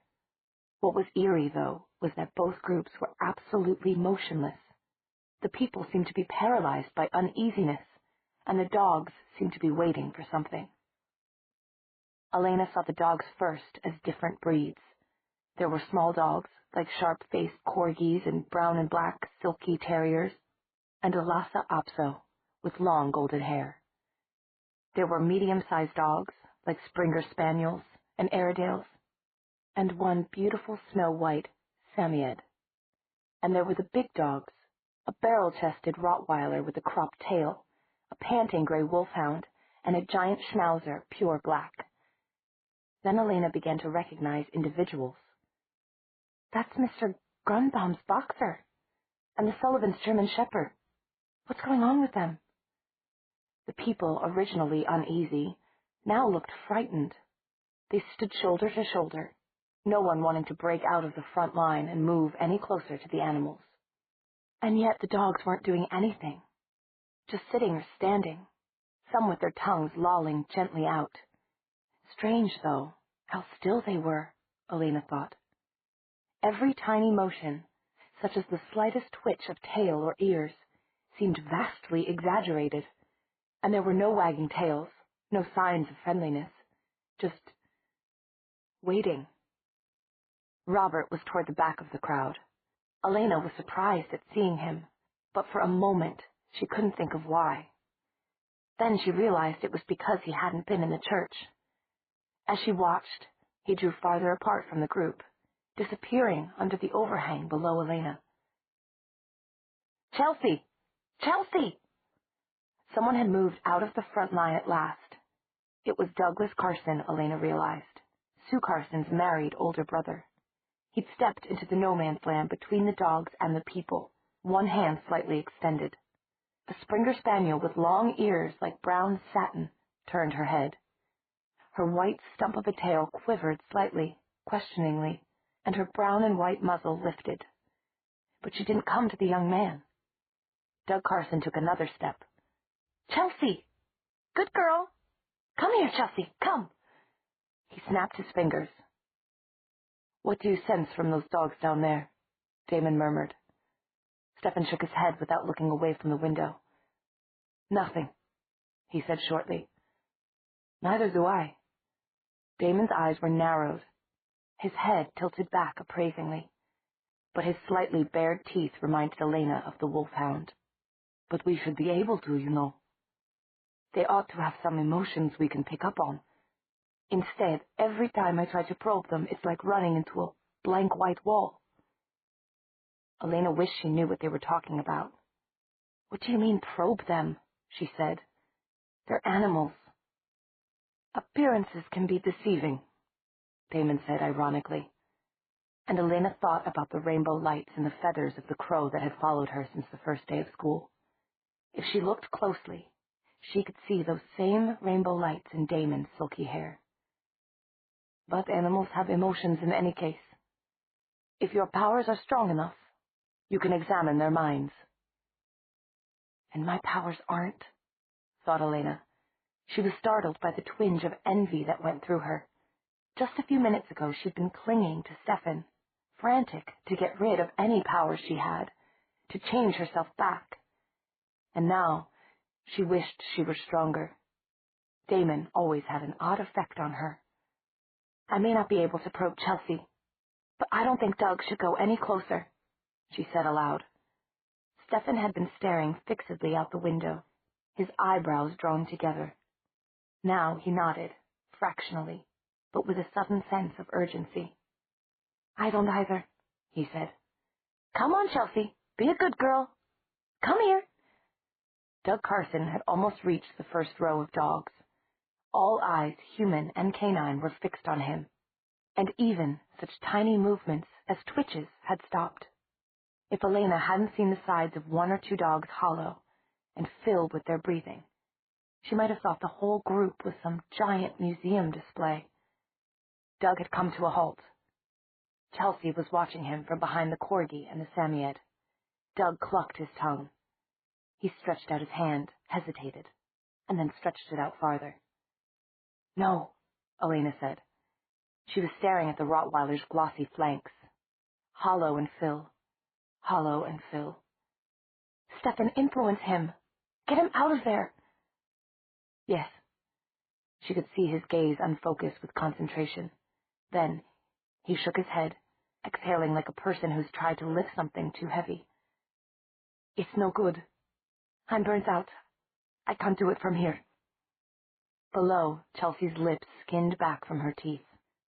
The red-gold Airedale rose to her feet in one beautifully smooth movement, as if pulled by strings. The hindquarters of the Rottweiler bunched. And then they sprang. Elena couldn't see which of the dogs was the first. They seemed to move together like a great wave. Half a dozen hit Doug Carson with enough force to knock him backward, and he disappeared under their massed bodies. The air was full of hellish noise, from a metallic bang that set the church rafters ringing and gave Elena an instant headache, to a deep-throated, continuous growl that she felt rather than heard. Dogs were tearing at clothing, snarling, lunging, while the crowd scattered and screamed. Elena caught sight of Alaric Saltzman at the edge of the parking lot, the only one who wasn't running. He was standing stiffly, and she thought she could see his lips moving, and his hands. Everywhere else was pandemonium. Someone had gotten a hose and was turning it into the thick of the pack, but it was having no effect. The dog seemed to have gone mad. When Chelsea raised her brown and white muzzle from her master's body, it was tinged with red. Elena's heart was pounding so that she could barely breathe. "They need help," she said, just as Stefan broke away from the window and went down the stairs, taking them 2 and 3 at a time. Elena was halfway down the stairs herself when she realized 2 things. Damon wasn't following her, and she couldn't let herself be seen. She couldn't. The hysteria it would cause, the questions, the fear and hatred once the questions were answered. Something that ran deeper than compassion or sympathy or the need to help, wrenched her back, flattening her against the wall. In the dim, cool interior of the church, she glimpsed a boiling pocket of activity. People were dashing back and forth, shouting. Dr. Feinberg, Mr. McCullough, Reverend Bethia. The still point of the circle was Bonnie lying on a pew with Meredith and Aunt Judith and Mrs. McCullough bent over her. "Something evil," she was moaning. And then Aunt Judith's head came up, turning in Elena's direction. Elena scuttled up the stairs as quickly as she could, praying Aunt Judith hadn't seen her. Damon was at the window. "I can't go down there. They think I'm dead." "Oh, you remembered that. Good for you." "If Dr. Feinberg examines me, he'll know something's wrong." "Well, won't he?" she demanded fiercely. "He'll think you're an interesting specimen, all right." "Then I can't go." "But you can. Why don't you do something?" Damon continued to look out the window, eyebrows hiking up. "Why?" "Why?" Elena's alarm and overexcitement reached flash point, and she almost slapped him. "Because they need help.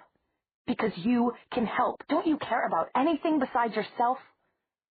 Damon was wearing his most impenetrable mask, the expression of polite inquiry he'd worn when he invited himself to her house for dinner. But she knew that beneath it he was angry at finding her and Stefan together. He was baiting her on purpose, and with savage enjoyment. And she couldn't help her reaction, her frustrated, impotent rage. She started for him, and he caught her wrists and held her off, his eyes boring into hers. She was startled to hear the sound that came from her lips then. It was a hiss that sounded more feline than human. She realized her fingers were hooked into claws. "What am I doing? Attacking him because you won't defend people against the dogs that are attacking them? What kind of sense does that make?" Breathing hard, she relaxed her hands and wet her lips. She stepped back and he let her. There was a long moment while they stared at each other.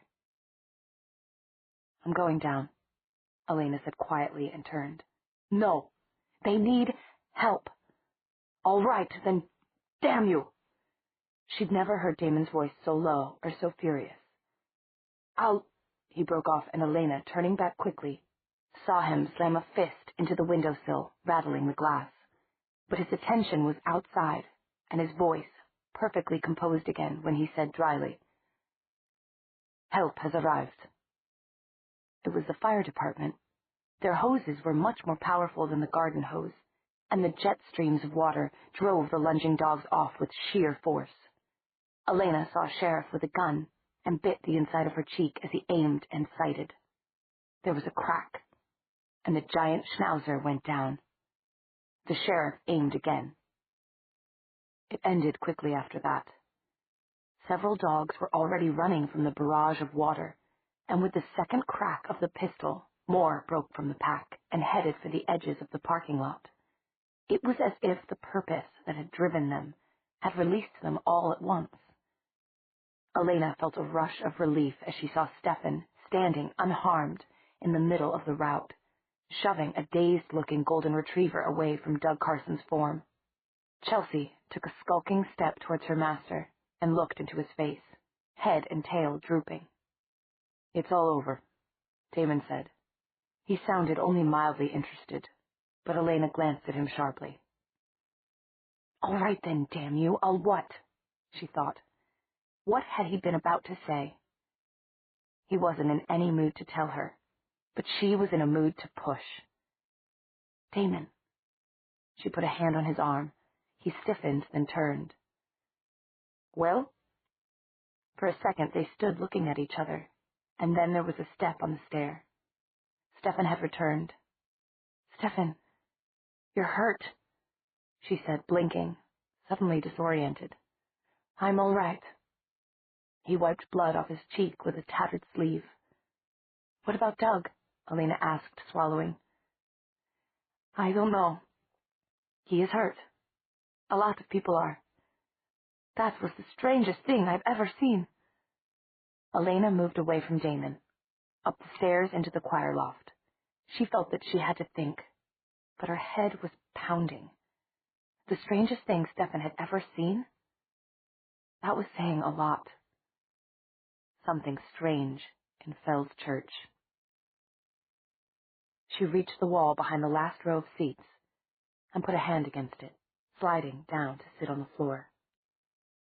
Things seemed at once confused and frighteningly clear. Something strange in Fell's church. The day of the Founders' celebration, she would have sworn she didn't care anything about Fell's church or the people in it. But now she knew differently. Looking down on the memorial service, she had begun to think perhaps she did care. And then, when the dogs had attacked outside, she'd known it. She felt somehow responsible for the town in a way she'd never felt before. Her earlier sense of desolation and loneliness had been pushed aside for the moment. There was something more important than her own problems now. And she clung to that something, because the truth was that she really couldn't deal with her own situation. No, she really, really couldn't.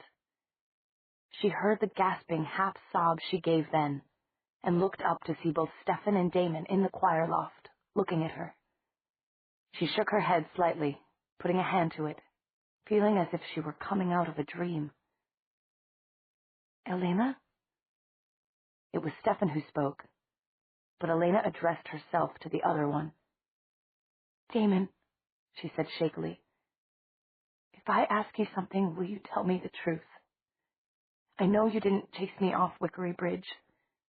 I could feel whatever it was, and it was different. But I want to ask you this. Was it you who dumped Stefan in the old Francher well a month ago?" "In a well?" Damon leaned back against the opposite wall, arms crossed over his chest. He looked politely incredulous. "On Halloween night, the night Mr. Tanner was killed, after you showed yourself for the first time to Stefan in the woods. He told me he left you in the clearing and started to walk to his car, but that someone attacked him before he reached it. When he woke up, he was trapped in the well, and he would have died there if Bonnie hadn't led us to him. I always assumed you were the one who attacked him. He always assumed you were the one." "But were you?" Damon's lip curled, as if he didn't like the demanding intensity of her question. He looked from her to Stefan with hooded, deriding eyes. The moment stretched out until Elena had to dig her fingernails into her palms with tension. Then Damon gave a small shrug and looked off at a middle distance. "As a matter of fact, no," he said. Elena let out her breath. "You can't believe that," Stefan exploded. "You can't believe anything he says." "Why should I lie?" Damon returned, clearly enjoying Stefan's loss of control. "I admit freely to killing Tanner. I drank his blood until he shriveled like a prune, and I wouldn't mind doing the same thing to you, brother. But a well? It's hardly my style." "I believe you," Elena said. Her mind was rushing ahead. She turned to Stefan. "Don't you feel it? There's something else here in Fell's church. Something that may not even be human. May never have been human, I mean. Something that chased me forced my car off the bridge. Something that made those dogs attack people. Some terrible force that's here. Something evil. Her voice trailed off, and she looked over toward the interior of the church where she had seen Bonnie lying. Something evil, she repeated softly. A cold wind seemed to blow inside her, and she huddled into herself, feeling vulnerable and alone. If you're looking for evil, Stefan said harshly, you don't have to look far. Don't be any more stupid than you can help, said Damon. I told you 4 days ago that someone else had killed Elena, and I said that I was going to find that someone and deal with him. And I am. He uncrossed his arms and straightened up. You two can continue that private conversation you were having when I interrupted. Damon, wait. Elena hadn't been able to help the shudder that tore through her when he said killed.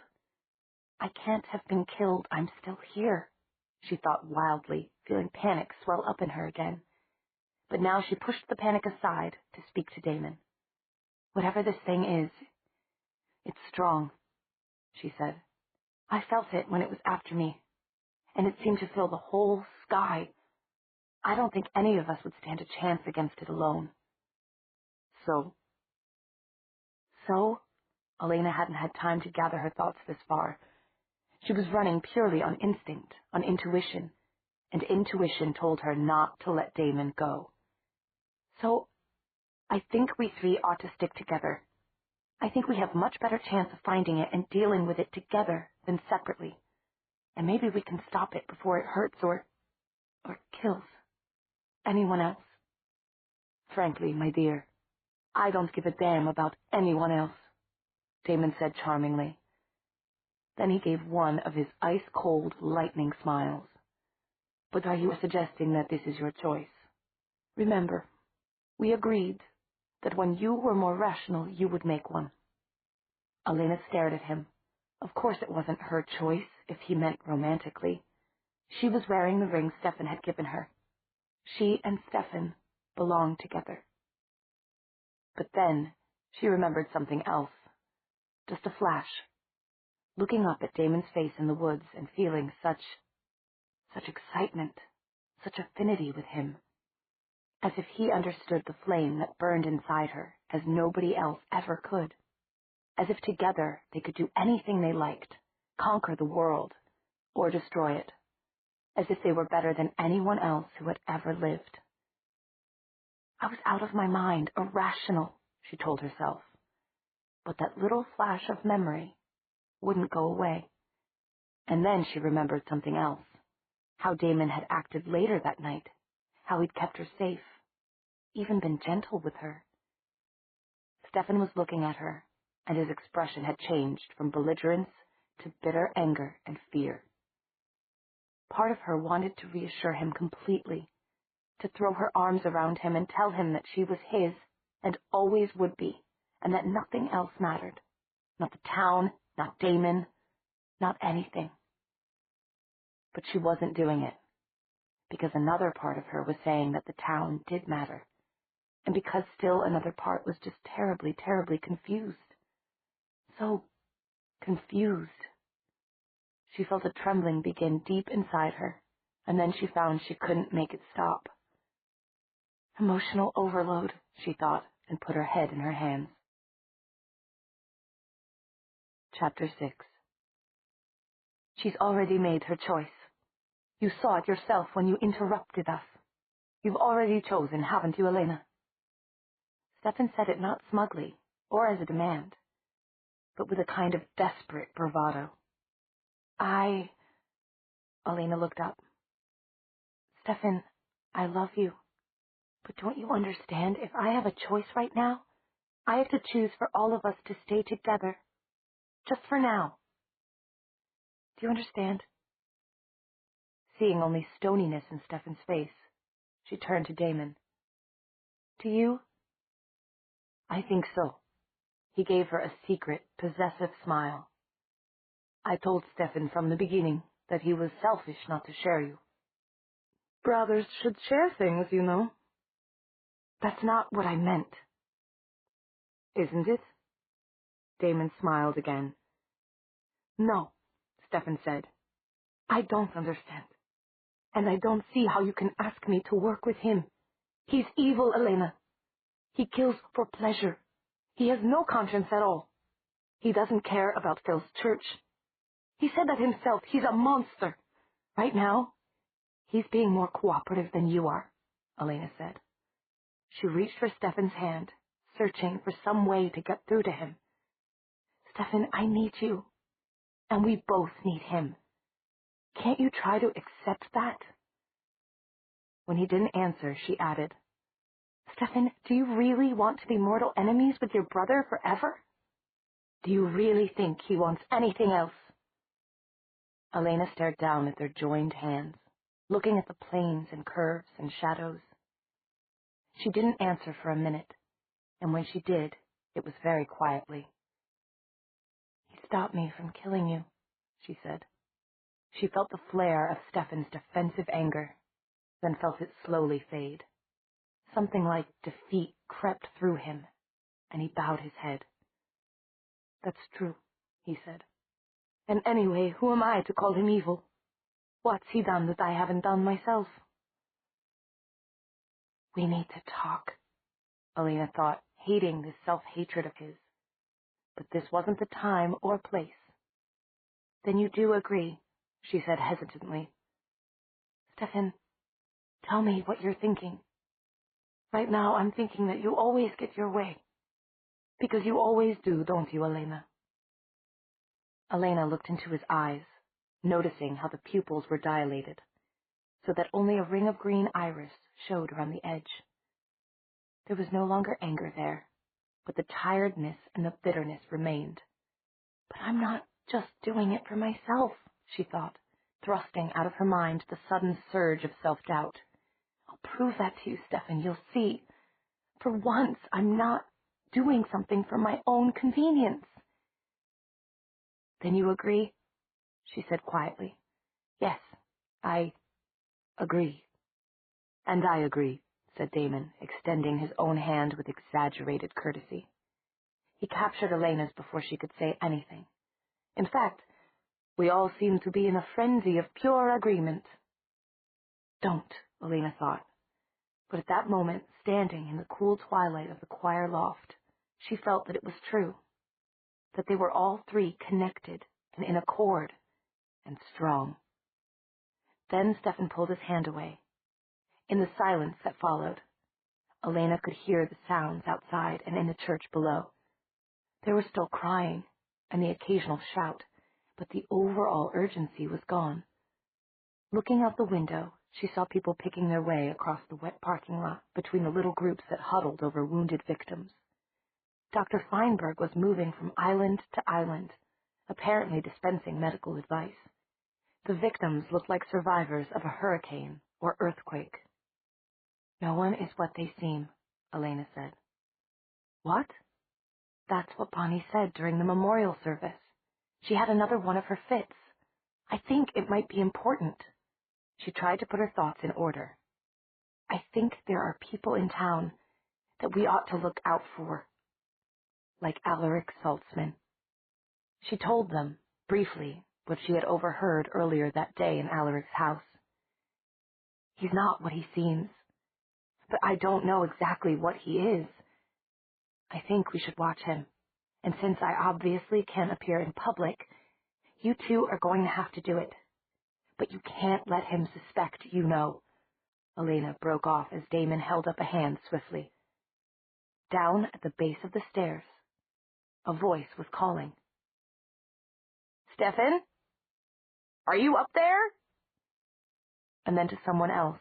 I thought I saw him go up there. It sounded like Mr. Carson. Go, Elena hissed, almost inaudibly to Stefan. You have to be as normal as possible so you can stay here in Fell's church. I'll be all right. But where will you go? To Meredith's. I'll explain later. Go on. Stefan hesitated, and then started down the stairs, calling, I'm coming. Then he pulled back. I'm not leaving you with him, he said flatly. Elena threw her hands up in exasperation. Then both of you go. You just agreed to work together. Are you going to go back on your word now? She added to Damon, who was looking unyielding himself. He gave another of his little shrugs. All right. Just one thing. Are you hungry? No. Stomach lurching, Elena realized what he was asking. No, not at all. That's good. But later on, you will be. Remember that. He crowded Stefan down the stairs, earning himself a searing look. But Elena heard Stefan's voice in her mind as they both disappeared. I'll come for you later. Wait for me. She wished she could answer with her own thoughts. She also noticed something. Stefan's mental voice was much weaker than it had been 4 days ago when he had been fighting his brother. Come to think of it, he hadn't been able to speak with his mind at all before the Founders' Day celebration. She'd been so confused when she woke up by the river that it hadn't occurred to her. But now she wondered, what had happened to make him so strong?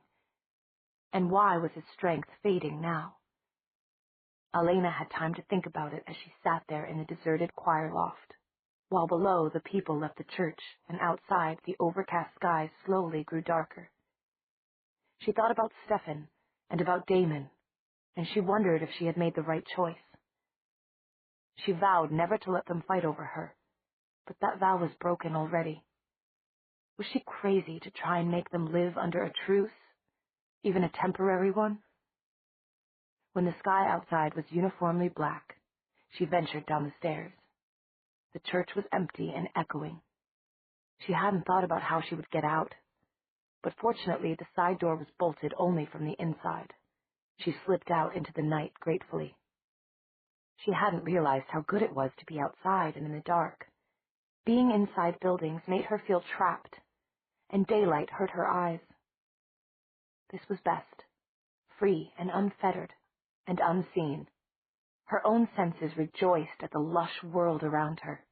With the air so still, scents hung in the air for a long time, and she could smell a whole plethora of nocturnal creatures. A fox was scavenging in somebody's trash. Brown rats were chewing something in the bushes. Night moths were calling to one another with scent. She found it wasn't hard to get to Meredith's house undetected. People seemed to be staying inside. But once she got there, she stood looking up at the graceful farmhouse with a screened porch in dismay. She couldn't just walk up to the front door and knock. Was Meredith really expecting her? Wouldn't she be waiting outside if she were? Meredith was about to get a terrible shock if she weren't, Elena reflected, eyeing the distance to the roof of the porch. Meredith's bedroom window was above it and just around the corner. It would be a bit of a reach, but Elena thought she could make it. Getting onto the roof was easy. Her fingers and bare toes found holds between the bricks and sent her sailing up. But leaning around the corner to look into Meredith's window was a strain. She blinked against the light that flooded out. Meredith was sitting on the edge of her bed, elbows on knees, staring at nothing. Every so often she ran a hand through her dark hair. A clock on the nightstand said 6:43. Elena tapped on the window glass with her fingernails. Meredith jumped and looked the wrong way, toward the door. She stood up in a defensive crouch, clutching a throw pillow in one hand. When the door didn't open, she sidled a pace or two toward it, still in a defensive posture. "Who is it?" she said. Elena tapped on the glass again. Meredith spun to face the window, her breath coming fast. "Let me in," said Elena. She didn't know if Meredith could hear her, so she mouthed it clearly. "Open the window." Meredith, panting, looked around the room as if she expected someone to appear and help her. When no one did, she approached the window as if it were a dangerous animal. But she didn't open it. "Let me in," Elena said again. Then she added impatiently, "If you didn't want me to come, why did you make an appointment with me?" She saw the change as Meredith's shoulders relaxed slightly. Slowly, with fingers that were unusually clumsy, Meredith opened the window and stood back. Now ask me to come inside. Otherwise I can't. Come. Meredith's voice failed, and she had to try again. Come in, she said, when Elena, wincing, had boosted herself over the sill and was flexing her cramped fingers. Meredith added almost dazedly, It's got to be you. Nobody else gives orders like that. It's me, Elena said. She stopped wringing out the cramps and looked into the eyes of her friend. It really is me, Meredith, she said. Meredith nodded and swallowed visibly. Right then, what Elena would have liked most in the world would have been for the other girl to give her a hug. But Meredith wasn't much of the hugging type, and right now she was backing slowly away to sit on the bed again. Sit down, she said in an artificially calm voice. Elena pulled out the desk chair and unthinkingly took up the same position Meredith had been in before, elbows on knees, head down. Then she looked up. How did you know?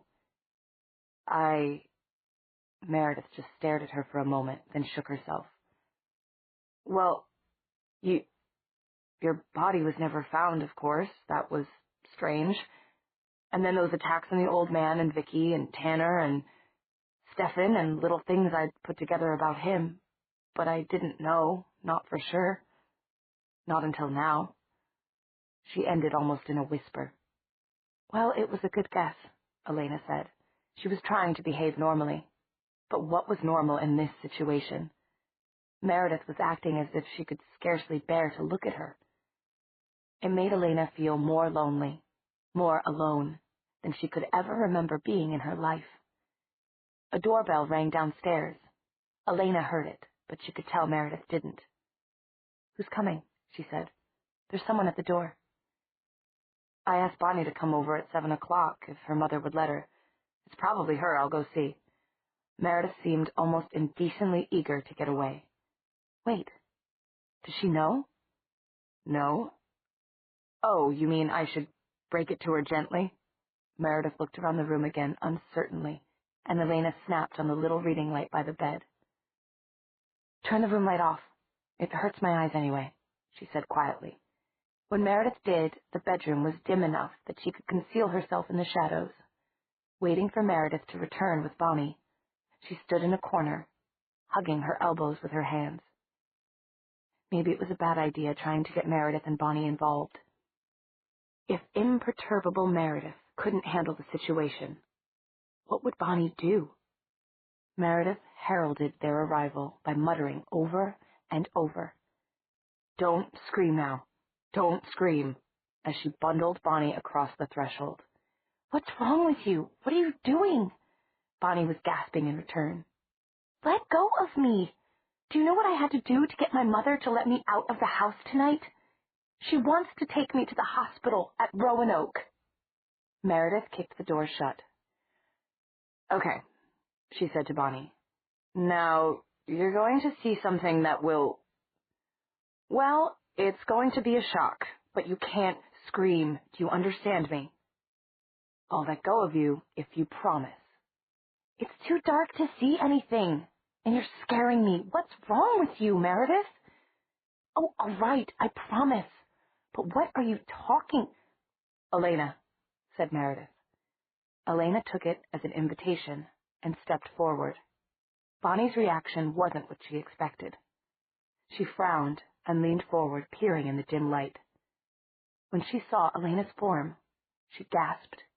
But then, as she stared at Elena's face, she clapped her hands together with a shriek of joy. I knew it. I knew they were wrong. So there, Meredith. And you and Stefan thought you knew so much about drowning and all that. But I knew you were wrong. Oh, Elena, I missed you. Everyone's going to be so... Be quiet, Bonnie.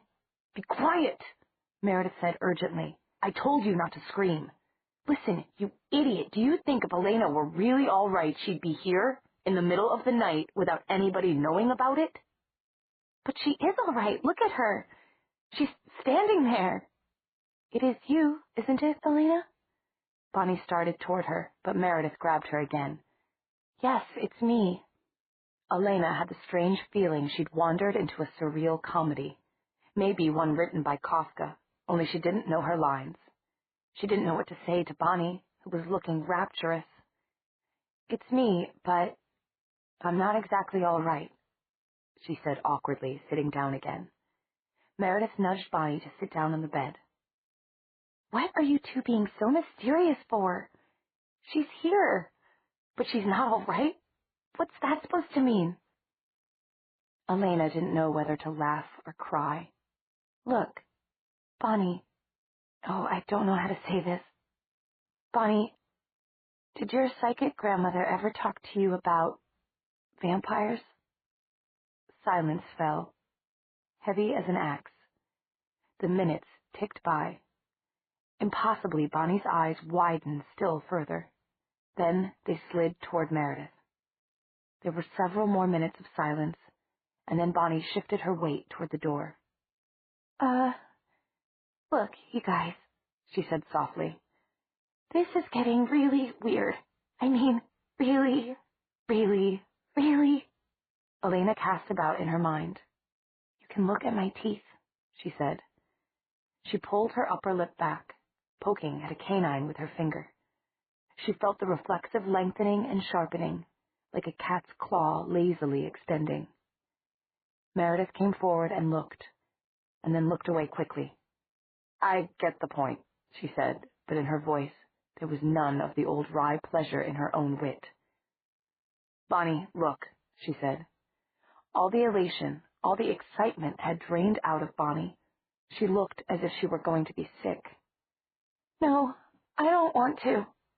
"You have to. You have to believe it, or we'll never get anywhere." Meredith grappled a stiff and resisting Bonnie forward.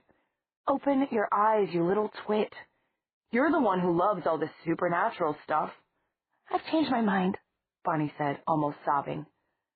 There was genuine hysteria in her tone. "Leave me alone, Meredith. I don't want to look." She wrenched herself away. "You don't have to," Elena whispered, stunned. Dismay pooled inside her, and tears flooded her eyes. "This was a bad idea, Meredith. I'll go away." "No. Oh, don't." Bonnie turned back as quickly as she'd whirled away and precipitated herself into Elena's arms. "I'm sorry, Elena, I'm sorry. I don't care what you are. I'm just glad you're back. It's been terrible without you." She was sobbing now in earnest. The tears that wouldn't come when Elena had been with Stefan came now. She cried, holding on to Bonnie, feeling Meredith's arms go around both of them. They were all crying, Meredith silently, Bonnie noisily, and Elena herself with passionate intensity. She felt as if she were crying for everything that had happened to her, for everything she had lost, for all the loneliness and the fear and the pain. Eventually, they all ended up sitting on the floor, knee to knee, the way they had when they were kids at a sleepover making secret plans. "You're so brave," Bonnie said to Elena, sniffling. "I don't see how you can be so brave about it." "You don't know how I'm feeling inside. I'm not brave at all. But I've got to deal with it somehow, because I don't know what else to do." "Your hands aren't cold." Meredith squeezed Elena's fingers. "Just sort of cool. I thought they'd be colder." "Stefan's hands aren't cold either," Elena said, and she was about to go on, but Bonnie squeaked. "Stefan?"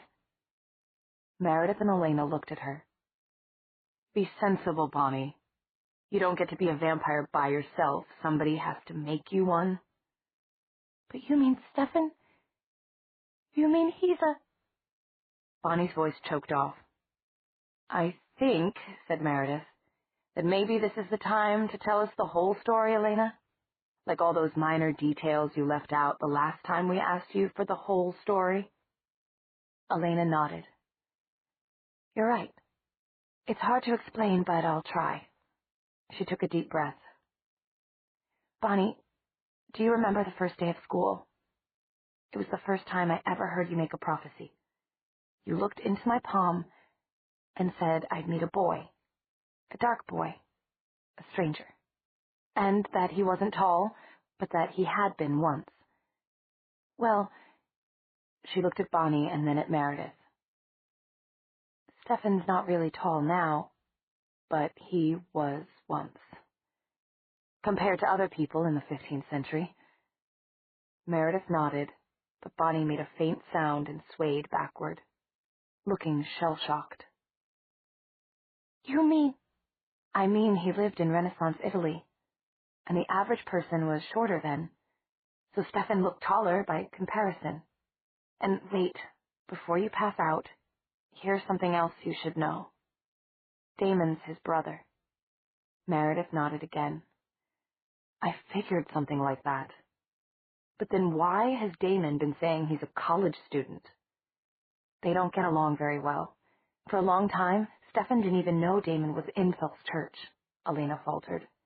She was verging on Stefan's private history, which she'd always felt was his secret to tell. But Meredith had been right. It was time to come out with the whole story. Listen, it was like this, she said. Stefan and Damon were both in love with the same girl back in Renaissance Italy. She was from Germany, and her name was Catherine. The reason Stefan was avoiding me at the beginning of school was that I reminded him of her. She had blonde hair and blue eyes, too. Oh, and this was her ring.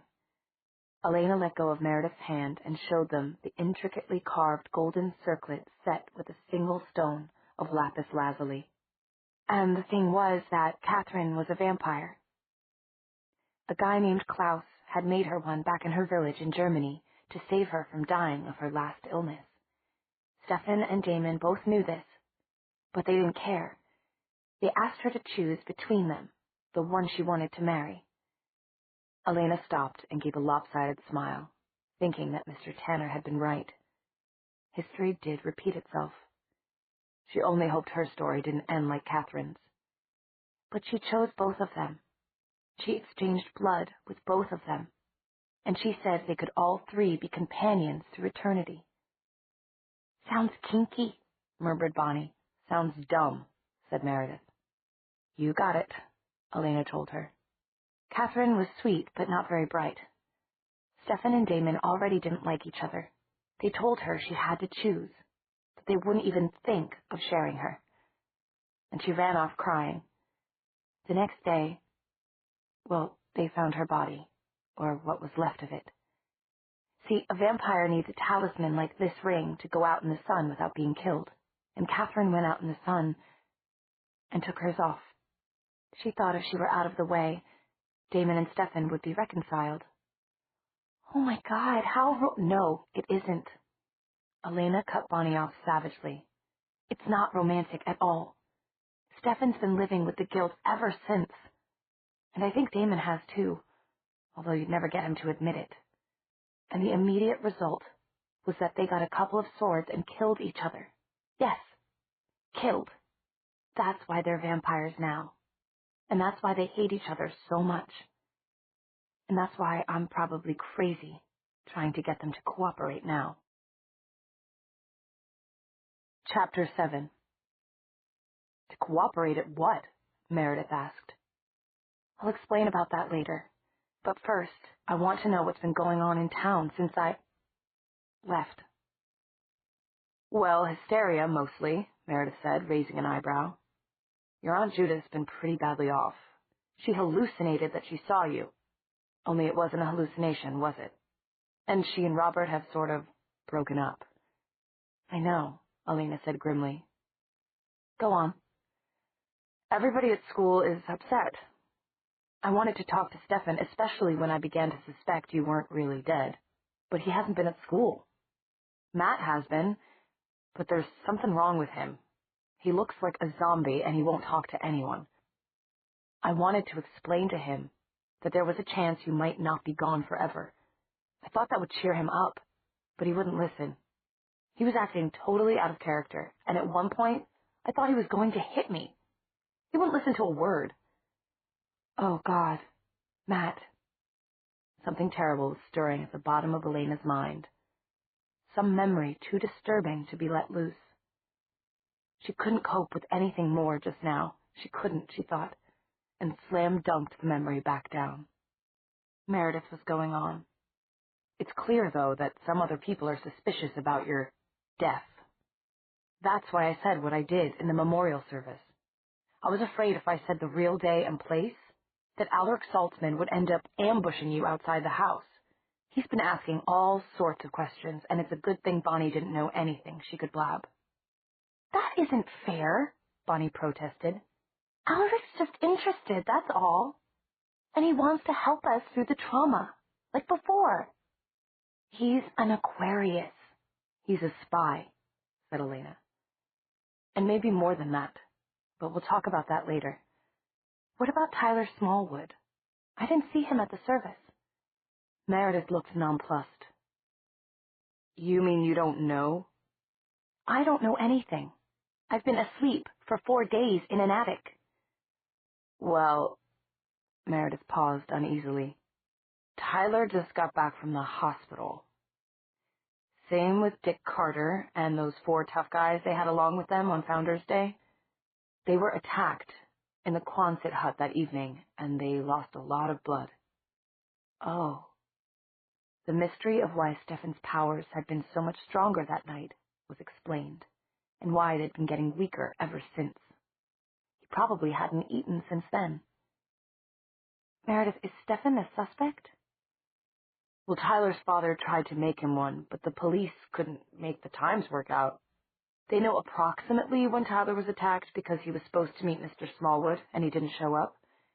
And Bonnie and I can alibi Stefan for the time because we just left him by the river with your body. So he couldn't have gotten back to the Quonset hut to attack Tyler. At least no normal human could. And so far the police aren't thinking about anything supernatural. I see. Elena felt relieved on that score, at least. Tyler and those guys can't identify the attacker because they can't remember a thing about that afternoon, Meredith added. Neither can Caroline. Caroline was in there? Yes, but she wasn't bitten, just in shock. In spite of everything she's done. I almost feel sorry for her. Meredith shrugged and added, she looks pretty pathetic these days. And I don't think anyone will ever suspect Stefan after what happened with those dogs at church today, Bonnie put in. My dad says that a big dog could have broken the window in the Quonset hut, and the wounds in Tyler's throat look sort of like animal wounds. I think a lot of people believe it was a dog or a pack of dogs that did it.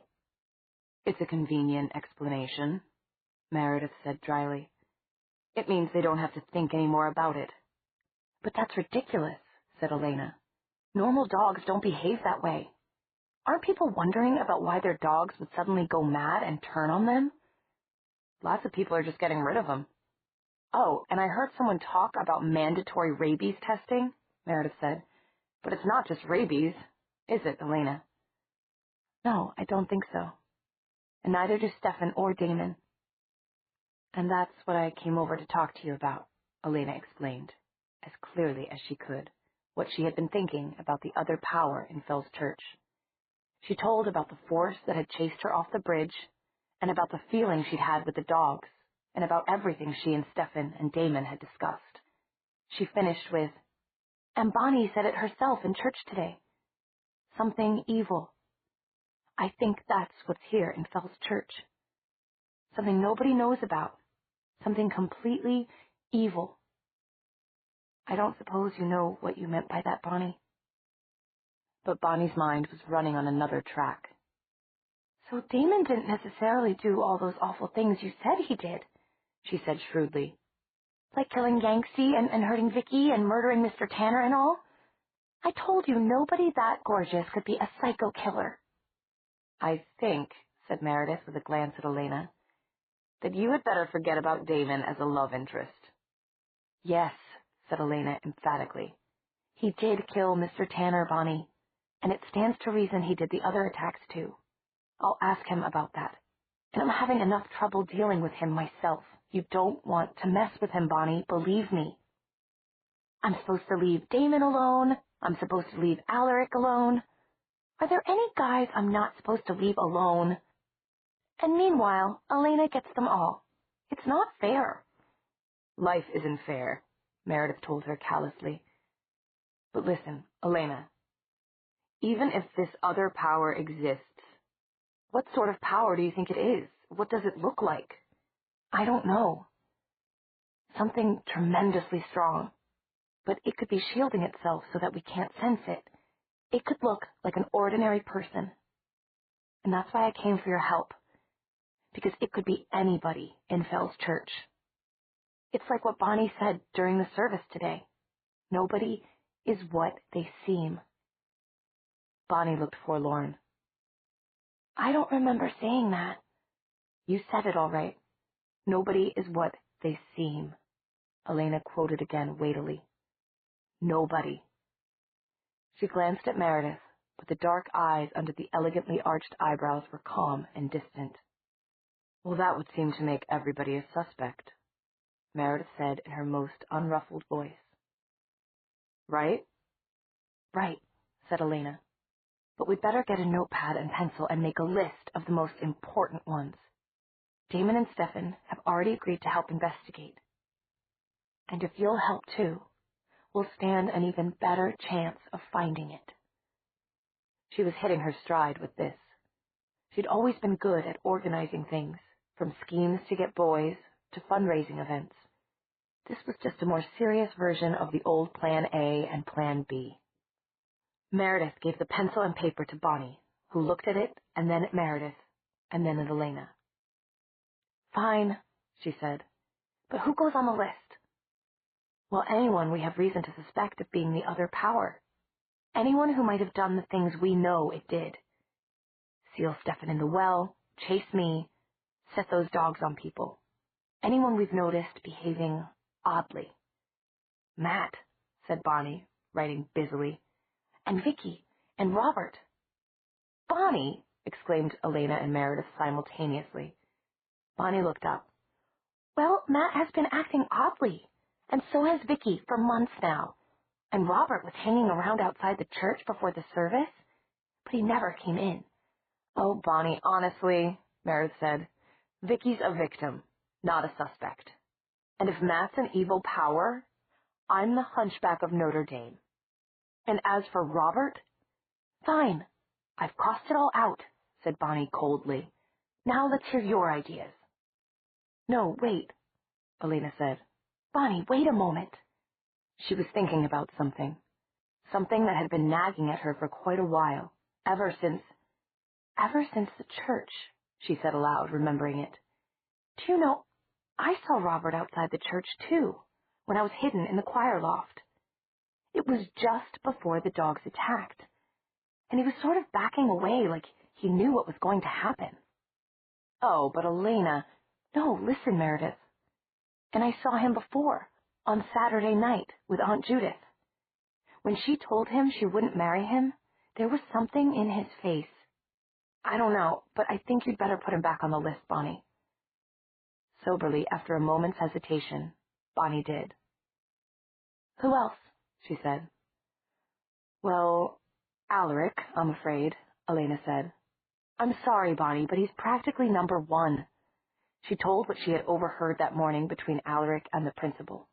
He isn't a normal history teacher. They called him here for some reason. He knows I'm a vampire, and he's looking for me.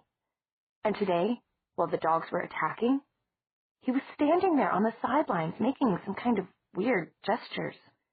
He's definitely not what he seems. And the only question is, what is he? Are you listening, Meredith? Yes. You know, I think you should put Mrs. Flowers on that list. Remember the way she stood at the window of the boarding house when we were bringing Stefan back from the well? But she wouldn't come downstairs to open the door for us? That's odd behavior. Elena nodded. Yes, and how she kept hanging up on me when I called him? And she certainly keeps to herself in that old house. She may just be a dotty old lady, but put her down anyway, Bonnie. She ran a hand through her hair, lifting it off the back of her neck. She was hot. Or not hot exactly, but uncomfortable in some way that was similar to being overheated. She felt parched. All right, we'll go by the boarding house tomorrow before school, Meredith said. Meanwhile, what else can we be doing? Let's have a look at that list, Bonnie. Bonnie held the list out so they could see it, and Elena and Meredith leaned forward and read, Matt Honeycutt. Vicki Bennett, Robert Maxwell. What was he doing at the church when the dogs attacked? And what was going on that night with Elena's aunt? Alaric Saltzman? Why does he ask so many questions? What was he called to Fell's church to do? Mrs. Flowers. Why does she act so strange? Why didn't she let us in the night Stefan was wounded? Good, Elena said. I guess we could also find out whose dogs were at the church today, and you can watch Alaric at school tomorrow. I'll watch Alaric, Bonnie said firmly. And I'll get him cleared of suspicion. You see if I don't. Fine, you do that. You can be assigned to him, and Meredith can investigate Mrs. Flowers, and I can take Robert. And as for Stefan and Damon, well, they can be assigned to everyone because they can use their powers to probe people's minds. Besides, that list is by no means complete. I'm going to ask them to scout around town searching for any signs of power or anything else weird going on. They're more likely than I am to recognize it. Sitting back, Elena wet her lips absently. She was parched. She noticed something she'd never noticed before. The fine tracery of veins on Bonnie's inner wrist. Bonnie was still holding the notepad out, and the skin of her wrist was so translucent that the teal-blue veins showed clearly through. Elena wished she'd listened when they studied human anatomy at school. Now, what was the name for this vein? The big one that branched like a fork in a tree. Elena! Elena! Startled, Elena looked up to see Meredith's wary dark eyes and Bonnie's alarmed expression. It was only then that she realized she was crouched close to Bonnie's wrist, rubbing the biggest vein with her finger. Sorry, she murmured, sitting back, but she could feel the extra length and sharpness of her canine teeth. It was something like wearing braces. She could clearly feel the difference in weight. She realized her reassuring smile at Bonnie was not having the desired effect. Bonnie was looking scared, which was silly. Bonnie ought to know that Elena would never hurt her, and Elena wasn't very hungry tonight. Elena had always been a light eater. She could get all she needed from this tiny vein here in the wrist. Elena jumped to her feet and spun toward the window, leaning against the casing, feeling the cool night air blowing on her skin. She felt dizzy, and she couldn't seem to get her breath. What had she been doing? She turned around to see Bonnie huddled close to Meredith, both of them looking sick with fear. She hated having them look at her that way. I'm sorry, she said. I didn't mean to, Bonnie. Look, I'm not coming any closer. I should have eaten before I came here. Damon said I'd get hungry later. Bonnie swallowed, looking even sicker. Eaten? Yes, of course, Elena said tartly. Her veins were burning. That was what this feeling was. Stefan had described it before, but she'd never really understood. She'd never realized what he was going through when the need for blood was on him. It was terrible, irresistible. What do you think I eat these days? Air? She added defiantly. I'm a hunter now, and I'd better go out hunting. Bonnie and Meredith were trying to cope. She could tell they were, but she could also see the revulsion in their eyes.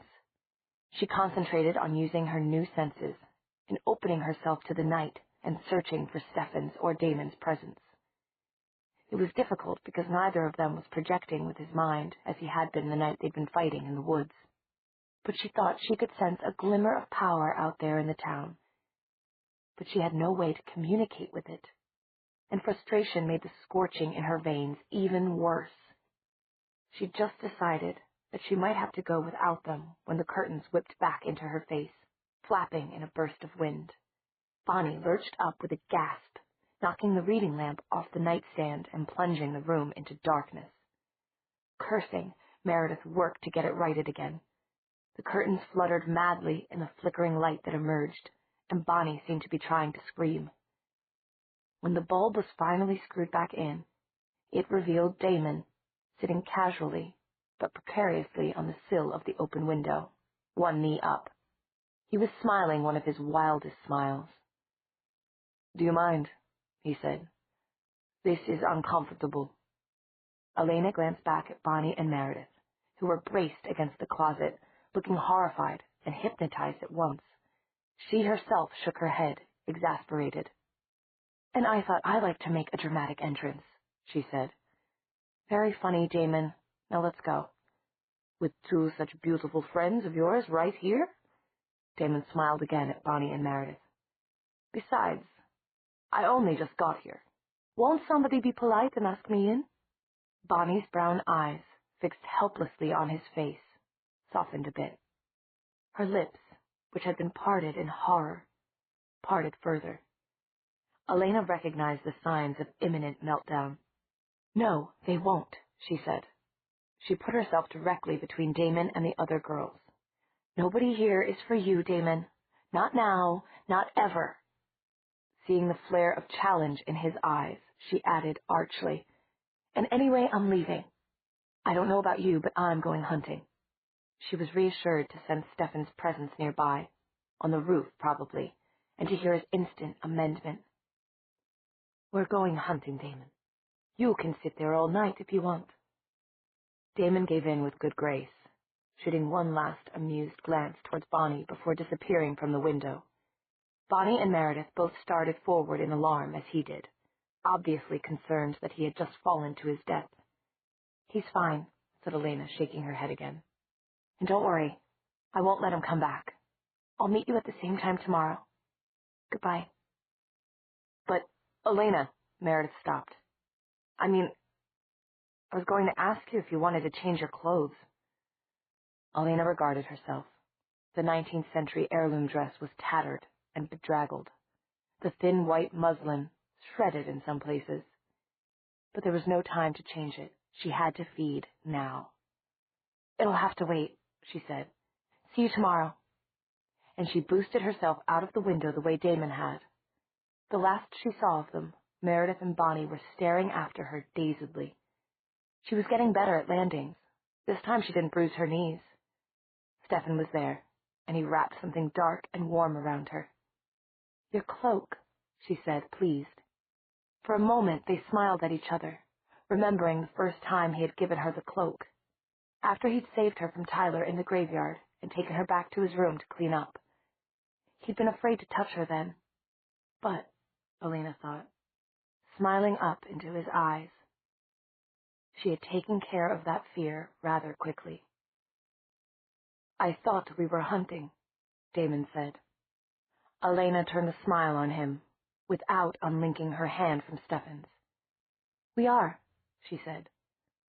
"Where should we go?"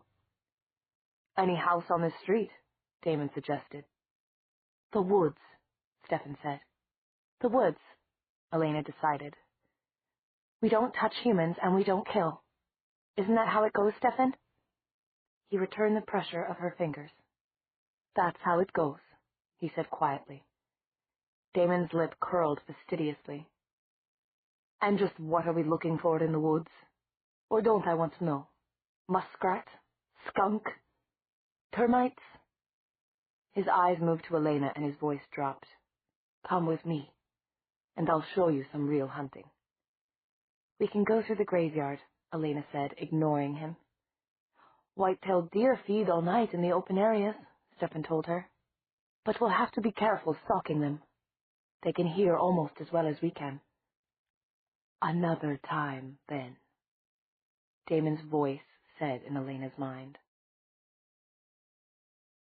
Chapter 8. "Who? Oh, it's you," Bonnie said, starting at the touch on her elbow.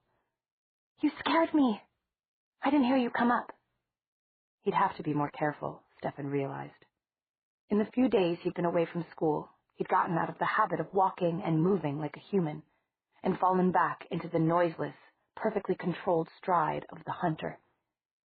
"Sorry," he said, as they walked side by side down the corridor. "It's okay," said Bonnie with a brave attempt at nonchalance, but her brown eyes were wide and rather fixed. "So what are you doing here today?" Meredith and I came by the boarding house this morning to check on Mrs. Flowers, but nobody answered the door. And I didn't see you in biology. I came this afternoon. I'm back at school. For as long as it takes to find what we're looking for anyway. To spy on Alaric, you mean? Bonnie muttered. I told Elena yesterday just to leave him to me. Oops, she added as a couple of passing juniors stared at her. She rolled her eyes at Stefan. By mutual consent, they turned off into a side corridor and made for an empty stairwell. Bonnie leaned against the wall with a groan of relief. I've got to remember not to say her name, she said pathetically. But it's so hard. My mother asked me how I felt this morning, and I almost told her fine, since I saw Elena last night. I don't know how you two kept, you know what, a secret so long.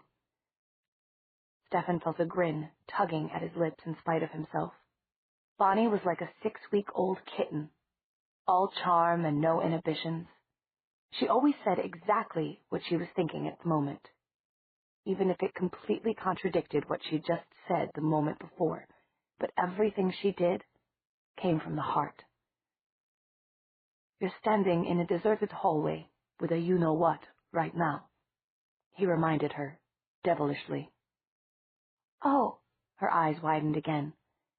But you wouldn't, would you? She added, relieved. Because Elena would kill you. Oh, dear. Searching for another topic, she gulped and said, So how did things go last night? Stefan's mood darkened immediately. Not so good. Oh, Elena's all right. She's sleeping safely. Before he could go on, his ears picked up footfalls at the end of the corridor. 3 senior girls were passing by, and one broke away from the group at the sight of Stefan and Bonnie. Sue Carson's face was pale, and her eyes were red-rimmed, but she smiled at them. Bonnie was full of concern. Sue, how are you? How's Doug? I'm okay. He's okay, too. Or at least he's going to be. Stefan, I wanted to talk to you, she added in a rush. I know my dad thanked you yesterday for helping Doug the way you did, but I wanted to thank you, too. I mean, I know that people in town have been pretty horrible to you, and, well, I'm just surprised you cared enough to help at all. But I'm glad. My mom says you saved Doug's life, and so I just wanted to thank you and to say I'm sorry about everything. Her voice was shaking by the end of the speech. Bonnie sniffed and groped in her backpack for a tissue, and for a moment it looked as if Stefan was going to be caught on the stairwell with 2 sobbing females. Dismayed, he racked his brains for a distraction. That's all right, he said. How's Chelsea today? She's at the pound. They're holding the dogs in quarantine there, all the ones they could round up. Sue blotted her eyes and straightened, and Stefan relaxed, seeing that the danger was over. An awkward silence descended. Well, said Bonnie to Sue at last, have you heard what the school board decided about the snow dance? I heard they met this morning, and they've pretty much decided to let us have it. Somebody said they were talking about a police guard, though. Oh, there's the late bell. We'd better get to history before Alaric hands us all demerits. They're coming in a minute, Stefan said. He added casually, when is this snow dance? It's the 13th. Friday night, you know, Sue said, and then winced. Oh, my God. Friday the 13th. I didn't even think about that. But it reminds me that there was one other thing I wanted to tell you. This morning I took my name out of the running for Snow Queen. It just seemed right, somehow. That's all. Sue hurried away, almost running. Oh, my God. Friday the 13th. I didn't even think about that. But it reminds me that there was one other thing I wanted to tell you. This morning I took my name out of the running for Snow Queen.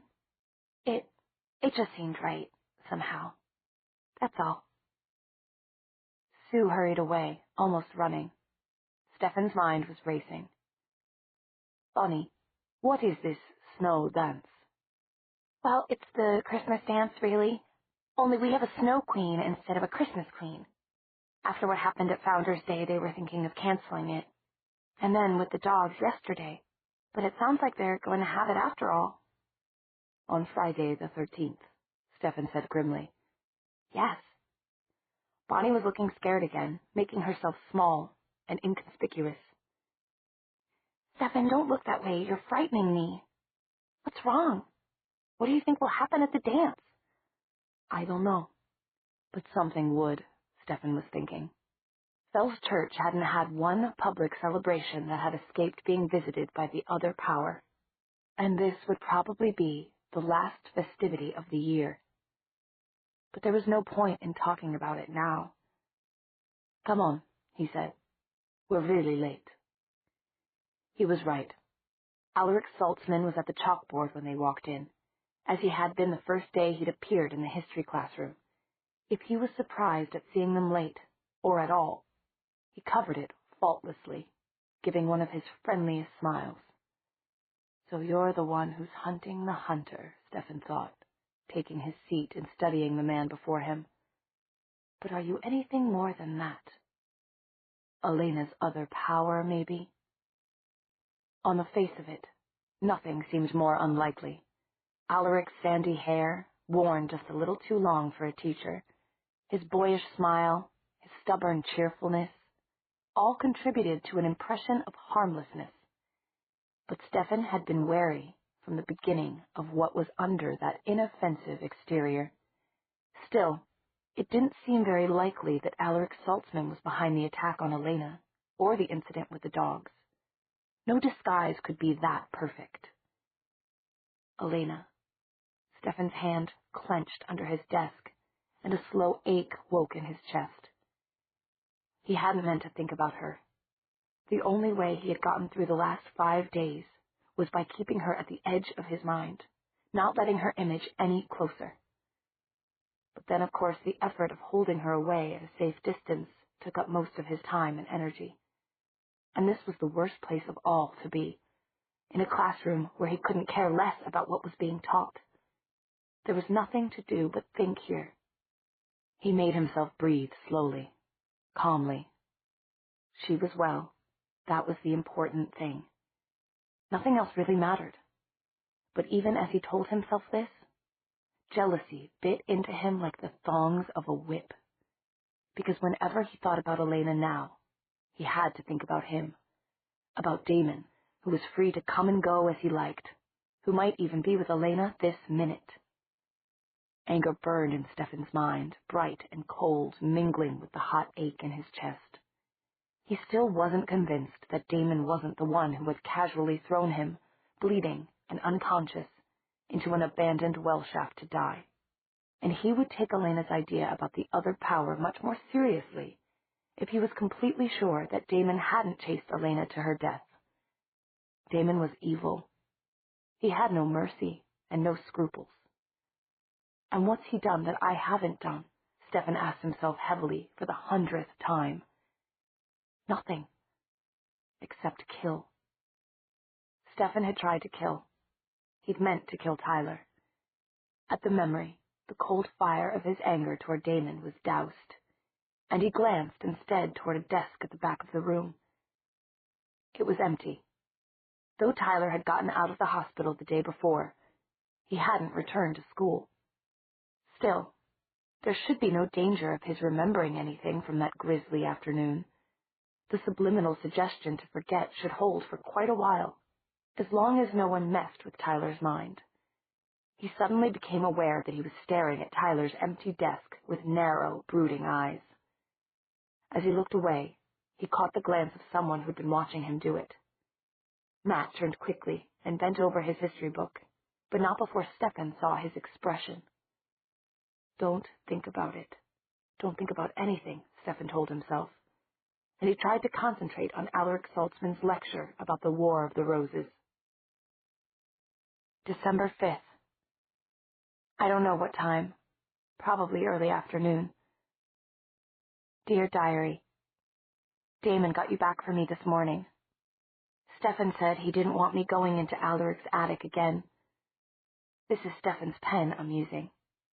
I don't own anything anymore, or at least I can't get any of my own things, and most of them Aunt Judith would miss if I took them. I'm sitting right now in a barn behind the boarding house. I can't go where people sleep, unless I've been invited in.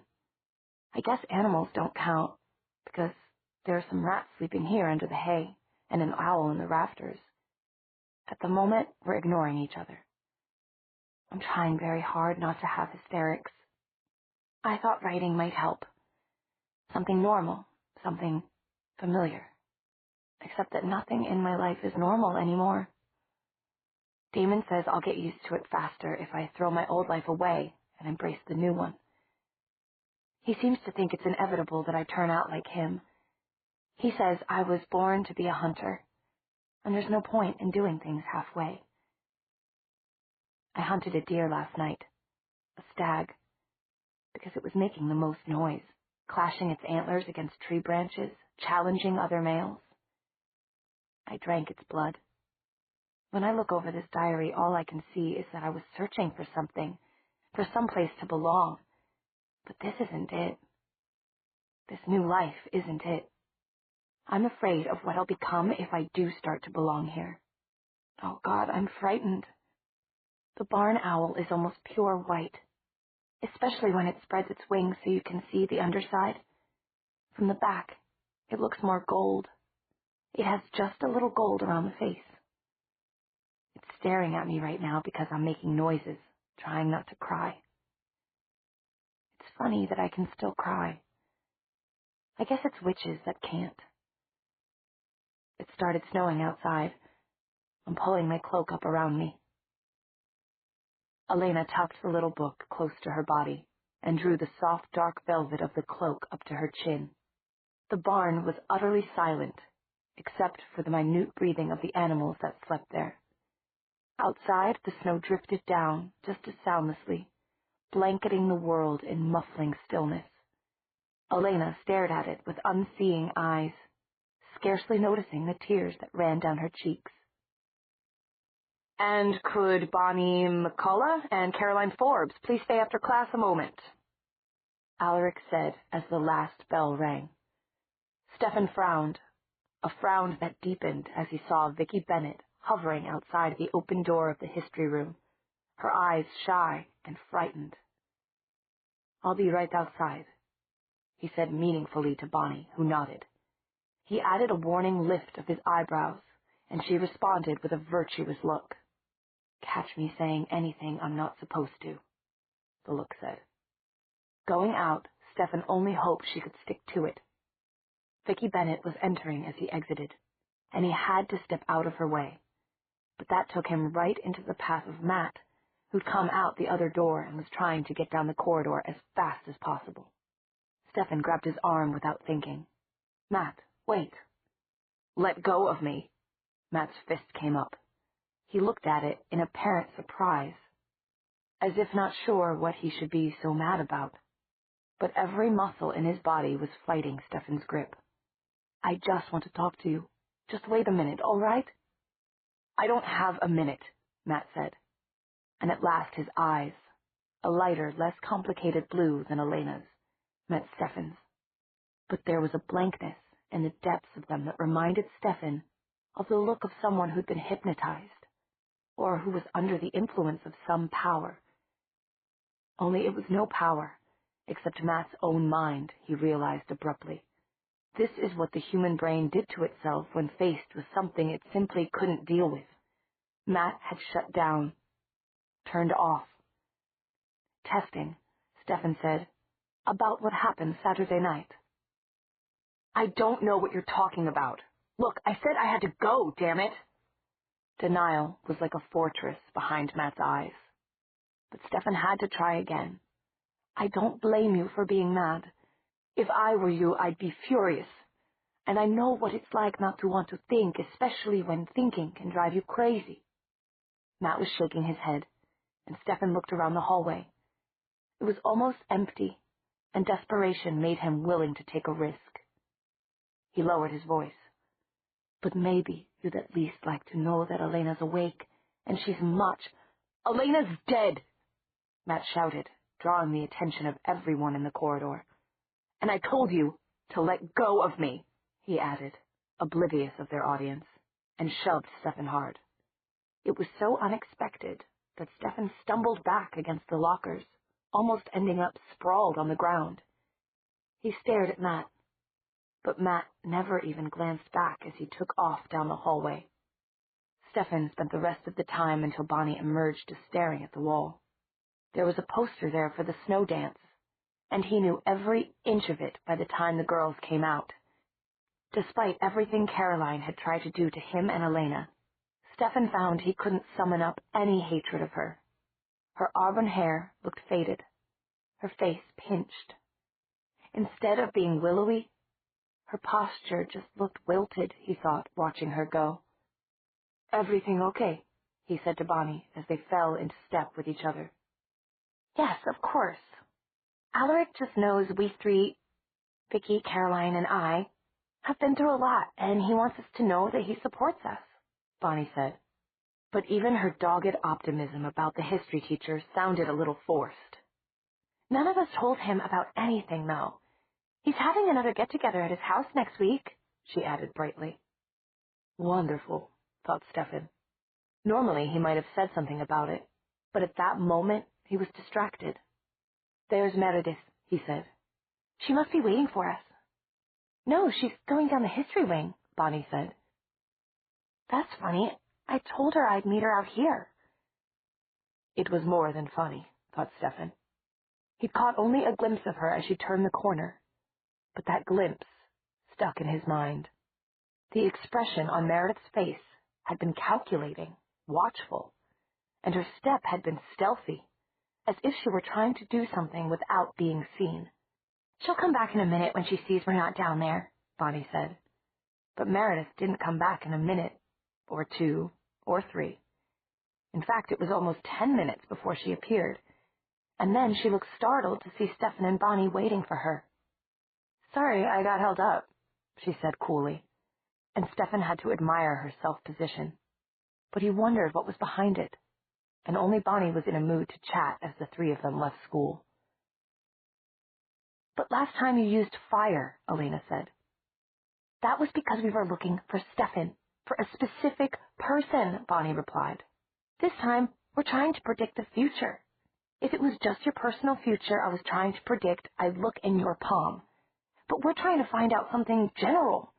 Meredith entered the room, carefully balancing a china bowl full to the brim with water. In her other hand, she held a candle. "I've got the stuff," she said. "Water was sacred to the Druids," Bonnie explained, as Meredith placed the dish on the floor and the 3 girls sat around it. "Apparently everything was sacred to the Druids," said Meredith. "Shh! Now, put the candle in the candlestick and light it. Then I'm going to pour melted wax into the water, and the shapes it makes will tell me the answers to your questions. My grandmother used melted lead, and she said her grandmother used melted silver, but she told me wax would do." When Meredith had lit the candle, Bonnie glanced at it sideways and took a deep breath. "I'm getting scareder and scareder to do this," she said. "You don't have to," Elena said softly. "I know, but I want to. This once. Besides, it's not these kind of rituals that scare me. It's getting taken over that's so awful. I hate it. It's like somebody else getting into my body." Elena frowned and opened her mouth, but Bonnie was continuing. "Anyway, here goes. Turn down the lights, Meredith. Give me a minute to get attuned and then ask your questions." In the silence of the dim room, Elena watched the candlelight flickering over Bonnie's lowered eyelashes and Meredith's sober face. She looked down at her own hands in her lap, pale against the blackness of the sweater and leggings Meredith had lent her. Then she looked at the dancing flame. "All right," Bonnie said softly and took the candle. Elena's fingers twined together, clenching hard, but she spoke in a low voice so as not to break the atmosphere. "Who is the other power in Fell's church?" Bonnie tilted the candle so that the flame licked up its sides. Hot wax streamed down like water into the bowl and formed round globules there. "I was afraid of that," Bonnie murmured. That's no answer. Nothing. Try a different question. Disappointed, Elena sat back, fingernails biting into her palms. It was Meredith who spoke. Can we find this other power if we look? And can we defeat it? That's 2 questions, Bonnie said under her breath as she tilted the candle again. This time the wax formed a circle, a lumpy white ring. That's unity, the symbol for people joining hands. It means we can do it if we stick together. Elena's head jerked up. Those were almost the same words she'd said to Stefan and Damon. Bonnie's eyes were shining with excitement, and they smiled at each other. Watch out, you're still pouring, Meredith said. Bonnie quickly righted the candle, looking into the bowl again. The last spill of wax had formed a thin, straight line. That's a sword, she said slowly. It means sacrifice. We can do it if we stick together, but not without sacrifice. What kind of sacrifice? Asked Elena. I don't know, Bonnie said, her face troubled. That's all I can tell you this time. She stuck the candle back in the candle holder. Phew, said Meredith as she got up to turn on the lights. Elena stood too. Well, at least we know we can beat it, she said, tugging up the leggings, which were too long for her. She caught a glimpse of herself in Meredith's mirror. She certainly didn't look like Elena Gilbert, the high school fashion plate, anymore. Dressed all in black like this, she looked pale and dangerous, like a sheathed sword. Her hair fell haphazardly around her shoulders. They wouldn't know me at school, she murmured with a pang. It was strange that she should care about going to school, but she did. It was because she couldn't go, she guessed, and because she'd been queen there so long, she'd run things for so long, that it was almost unbelievable that she could never set foot there again. You could go somewhere else, Bonnie suggested. I mean, after this is all over, you could finish the school year someplace where nobody knows you, like Stefan did. No, I don't think so. Elena was in a strange mood tonight, after spending the day alone in the barn watching the snow. Bonnie, she said abruptly, would you look at my palm again? I want you to tell me my future, my personal future. I don't even know if I remember all the stuff my grandmother taught me. But, all right, I'll try, Bonnie relented. There just better be no more dark strangers on the way, that's all. You've already got all you can handle. She giggled as she took Elena's outstretched hand.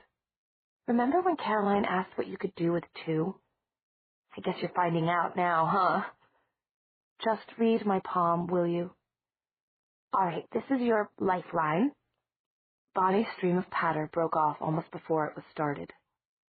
She stared at Elena's hand, fear and apprehension in her face. It should go all the way down to here, she said, but it's cut off so short. She and Elena looked at each other without speaking for a moment, while Elena felt the same apprehension solidify inside her. Then Meredith broke in. Well, naturally, it's short, she said. It just means what happened already, when Elena drowned. Yes, of course, that must be it, Bonnie murmured. She let go of Elena's hand, and Elena slowly drew back. That's it. All right, Bonnie said in a stronger voice. Elena was gazing into the mirror again. The girl who had gazed back was beautiful, but there was a sad wisdom about her eyes that the old Elena Gilbert had never had. She realized that Bonnie and Meredith were looking at her. That must be it, she said lightly. But her smile didn't touch her eyes. Chapter 9. Well, at least I didn't get taken over, Bonnie said. But I'm sick of this psychic stuff anyway. I'm tired of the whole thing. That was the last time, absolutely the last. All right, said Elena, turning away from the mirror. Let's talk about something else. Did you find anything out today? I talked with Alaric, and he's having another get-together next week, Bonnie replied. He asked Caroline and Vicky and me if we wanted to be hypnotized to help us deal with what's been happening. But I'm sure he isn't the other power, Elena. He's too nice. Elena nodded. She'd had second thoughts about her suspicions of Alaric herself, not because he was nice, but because she had spent 4 days in his attic asleep. Would the other power really have let her stay there unharmed? Of course, Damon had said he'd influenced Alaric to forget that she was up there. But would the other power have succumbed to Damon's influence? Shouldn't it be far too strong? Unless its powers had temporarily burned out, she thought suddenly, the way Stefan's were burning out now. Or unless it had only been pretending to be influenced. Well, we won't cross him off the list just yet, she said. We've got to be careful. What about Mrs. Flowers? Did you find out anything about her? No luck, said Meredith. We went to the boarding house this morning, but she didn't answer the door. Stefan said he'd try to track her down in the afternoon. If somebody would only invite me in there, I could watch her too, Elena said. I feel like I'm the only one not doing anything. I think... She paused a moment, considering, and then said, I think I'll go by home, by Aunt Judith's, I mean. Maybe I'll find Robert hanging around in the bushes or something. We'll go with you, Meredith said. No, it's better for me to do it alone. Really, it is. I can be very inconspicuous these days. Then take your own advice and be careful. It's still snowing hard. Elena nodded and dropped over the windowsill. As she approached her house, she saw that a car was just pulling out of the driveway. She melted into the shadows and watched. The headlights illuminated an eerie winter sight, the neighbor's black locust tree, like a bare-branched silhouette, with a white owl sitting in it. As the car roared past, Elena recognized it. Robert's blue Oldsmobile. Now that was interesting. She had an urge to follow him, but a stronger urge to check the house, make sure everything was all right. She circled it stealthily, examining windows. The yellow chintz curtains at the kitchen window were looped back, revealing a bright section of kitchen inside. Aunt Judith was closing the dishwasher. Had Robert come to dinner? Elena wondered. Aunt Judith moved toward the front hallway, and Elena moved with her, circling the house again. She found a slit in the living room curtains, and cautiously applied her eye to the thick, wavery old glass of the window. She heard the front door open and shut, and then lock. And then Aunt Judith came into the living room and sat on the couch. She switched on the TV and began flipping through channels, idly. Elena wished she could see more than just her aunt's profile in the flickering light of the TV. It gave her a strange feeling to look at this room, knowing that she could only look and not go in. How long had it been since she realized what a nice room it was? The old mahogany whatnot, crowded with china and glassware, the Tiffany lamp on the table next to Aunt Judith, the needlepoint pillows on the couch, all seemed precious to her now. Standing outside, feeling the feathery caress of the snow on the back of her neck, she wished she could go in just for a moment, just for a little while. Aunt Judith's head was tilting back, her eyes shutting. Elena leaned her forehead against the window, then slowly turned away. She climbed the quince tree outside her own bedroom, but to her disappointment, the curtains were shut tight. The maple tree outside Margaret's room was fragile and harder to climb, but once she got up, she had a good view. These curtains were wide open. Margaret was asleep with the bedcovers drawn up to her chin, her mouth open, her pale hair spread out like a fan on the pillow. Hello, baby, Elena thought, and swallowed back tears. It was such a sweetly innocent scene, the nightlight, the little girl in bed, the stuffed animals on the shelves keeping watch over her. And here came a little white kitten, padding through the open door to complete the picture, Elena thought. Snowball jumped onto Margaret's bed. The kitten yawned, showing a tiny pink tongue, and stretched, displaying miniature claws. Then it walked daintily over to stand on Margaret's chest. Something tingled at the roots of Elena's hair. She didn't know if it was some new hunter's sense or sheer intuition, but suddenly she was afraid. There was danger in that room. Margaret was in danger. The kitten was still standing there, tail swishing back and forth. And all at once, Elena realized what it looked like. The dogs. It looked the way Chelsea had looked at Doug Carson before she lunged at him. Oh, God. The town had quarantined the dogs, but nobody had thought about the cats. Elena's mind was working at top speed, but it wasn't helping her. It was only flashing pictures of what a cat could do with curved claws and needle-sharp teeth. And Margaret just lay there breathing softly, oblivious to any danger. The fur on Snowball's back was rising, her tail swelling like a bottle brush. Her ears flattened, and she opened her mouth in a silent hiss. Her eyes were fixed on Margaret's face, just the way Chelsea's had been on Doug Carson's. No! Elena looked around desperately for something to throw at the window, something to make a noise. She couldn't get any closer. The outer branches of the tree wouldn't support her weight. Margaret! Wake up! But the snow, settling like a blanket around her, seemed to deaden the words into nothingness. A low, discordant wail was started in Snowball's throat as it flicked its eyes toward the window and then back to Margaret's face. Margaret! Wake up! Elena shouted. Then, just as the kitten pulled back a curved paw, she threw herself at the window. She never knew, later, how she managed to hang on. There was no room to kneel on the sill, but her fingernails sank into the soft old wood of the casing, and the toe of one boot jammed into a foothold below. She banged against the window with her body weight, shouting, "Get away from her! Wake up, Margaret!" Margaret's eyes flew open, and she sat up, throwing Snowball backward. The kitten's claws caught in the eyelet bedspread as it scrambled to right itself. Elena shouted again, "Margaret, get off the bed! Open the window, quick!" Margaret's 4-year-old face was full of sleepy surprise, but no fear. She got up and stumbled toward the window while Elena gritted her teeth. "That's it. Good girl.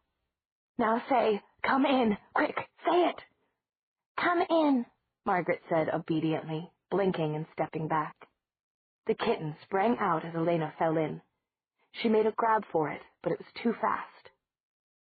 Once outside, it glided across the maple branches with taunting ease and leaped down into the snow, disappearing.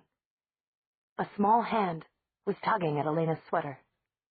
"You came back," Margaret said, hugging Elena's hips. "I missed you." "Oh, Margaret, I missed you," Elena began and then froze. Aunt Judith's voice sounded from the top of the stairs. "Margaret, are you awake? What's going on in there?" Elena had only an instant to make her decision. "Don't tell her I'm here," she whispered, dropping to her knees. "It's a secret. Do you understand? Say you let the kitty out, but don't tell her I'm here." There wasn't time for any more. Elena dived under the bed and prayed. From under the dust ruffle, she watched Aunt Judith's stocking feet come into the room. She pressed her face into the floorboards, not breathing. "Margaret, what are you doing up?" "Come on, let's get you back in bed," Aunt Judith's voice said, and then the bed creaked with Margaret's weight, and Elena heard the noises of Aunt Judith's fussing with the covers. "Your hands are freezing. What on earth is the window doing open?" "I opened it and Snowball went out," Margaret said. Elena let out her breath. "And now there's snow all over the floor. I can't believe this. Don't you open it up again, you hear me?" A little more bustling, and the stocking feet went out again. The door shut.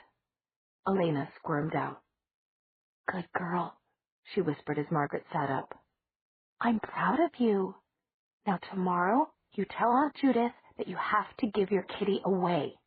Tell her it scared you. I know you don't want to." She put up a hand to stop the wail that was gathering on Margaret's lips. "But you have to, because I'm telling you that kitty will hurt you if you keep it. You don't want to get hurt, do you?" "No," said Margaret, her blue eyes filling. "But—" "And you don't want the kitty to hurt Aunt Judith either, do you? You tell Aunt Judith You can't have a kitten or a puppy or even a bird until, well, for a while. Don't tell her that I said so. That's still our secret. Tell her you're scared because of what happened with the dogs at church. It was better, Elena reasoned grimly, to give the little girl nightmares than to have a nightmare play out in this bedroom. Margaret's mouth drooped sadly. Okay. I'm sorry, sweetie. Elena sat down and hugged her. But that's the way it has to be. You're cold, Margaret said. Then she looked up into Elena's face. Are you an angel? Not exactly. Just the opposite, Elena thought ironically. Aunt Judith said you went to be with Mommy and Daddy. Did you see them yet? It's sort of hard to explain, Margaret. I haven't seen them yet, no. And I'm not an angel.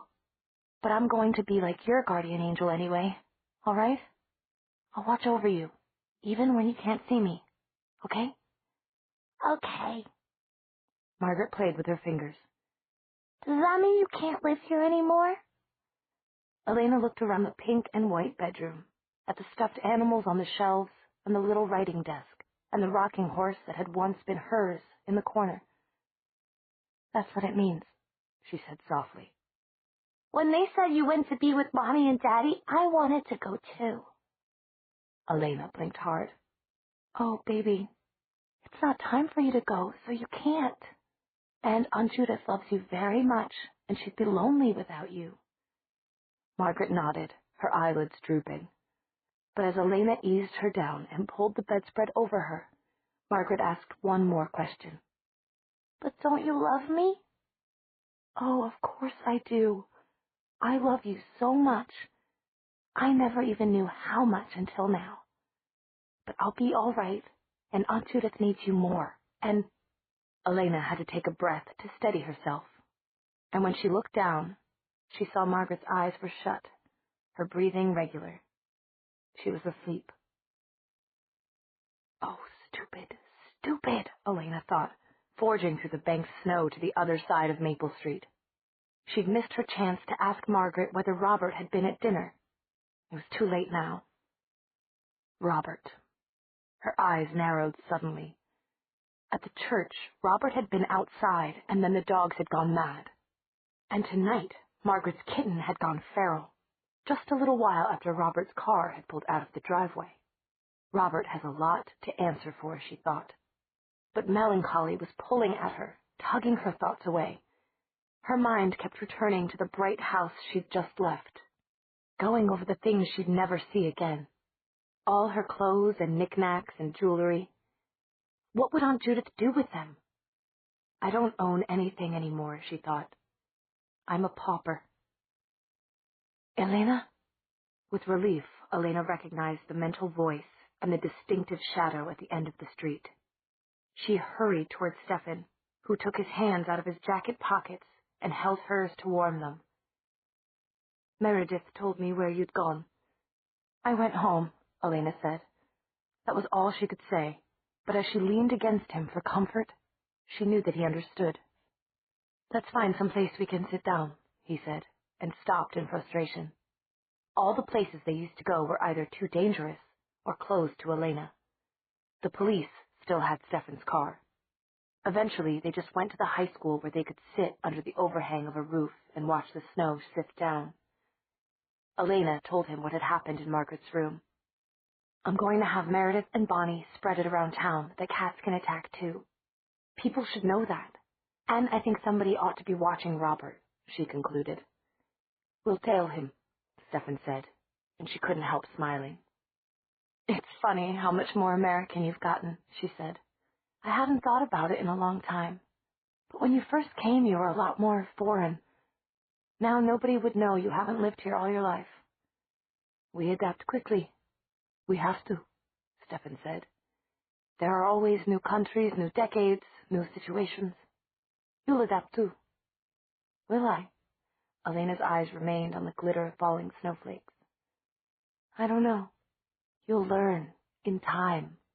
If there's anything good about what we are, it's time.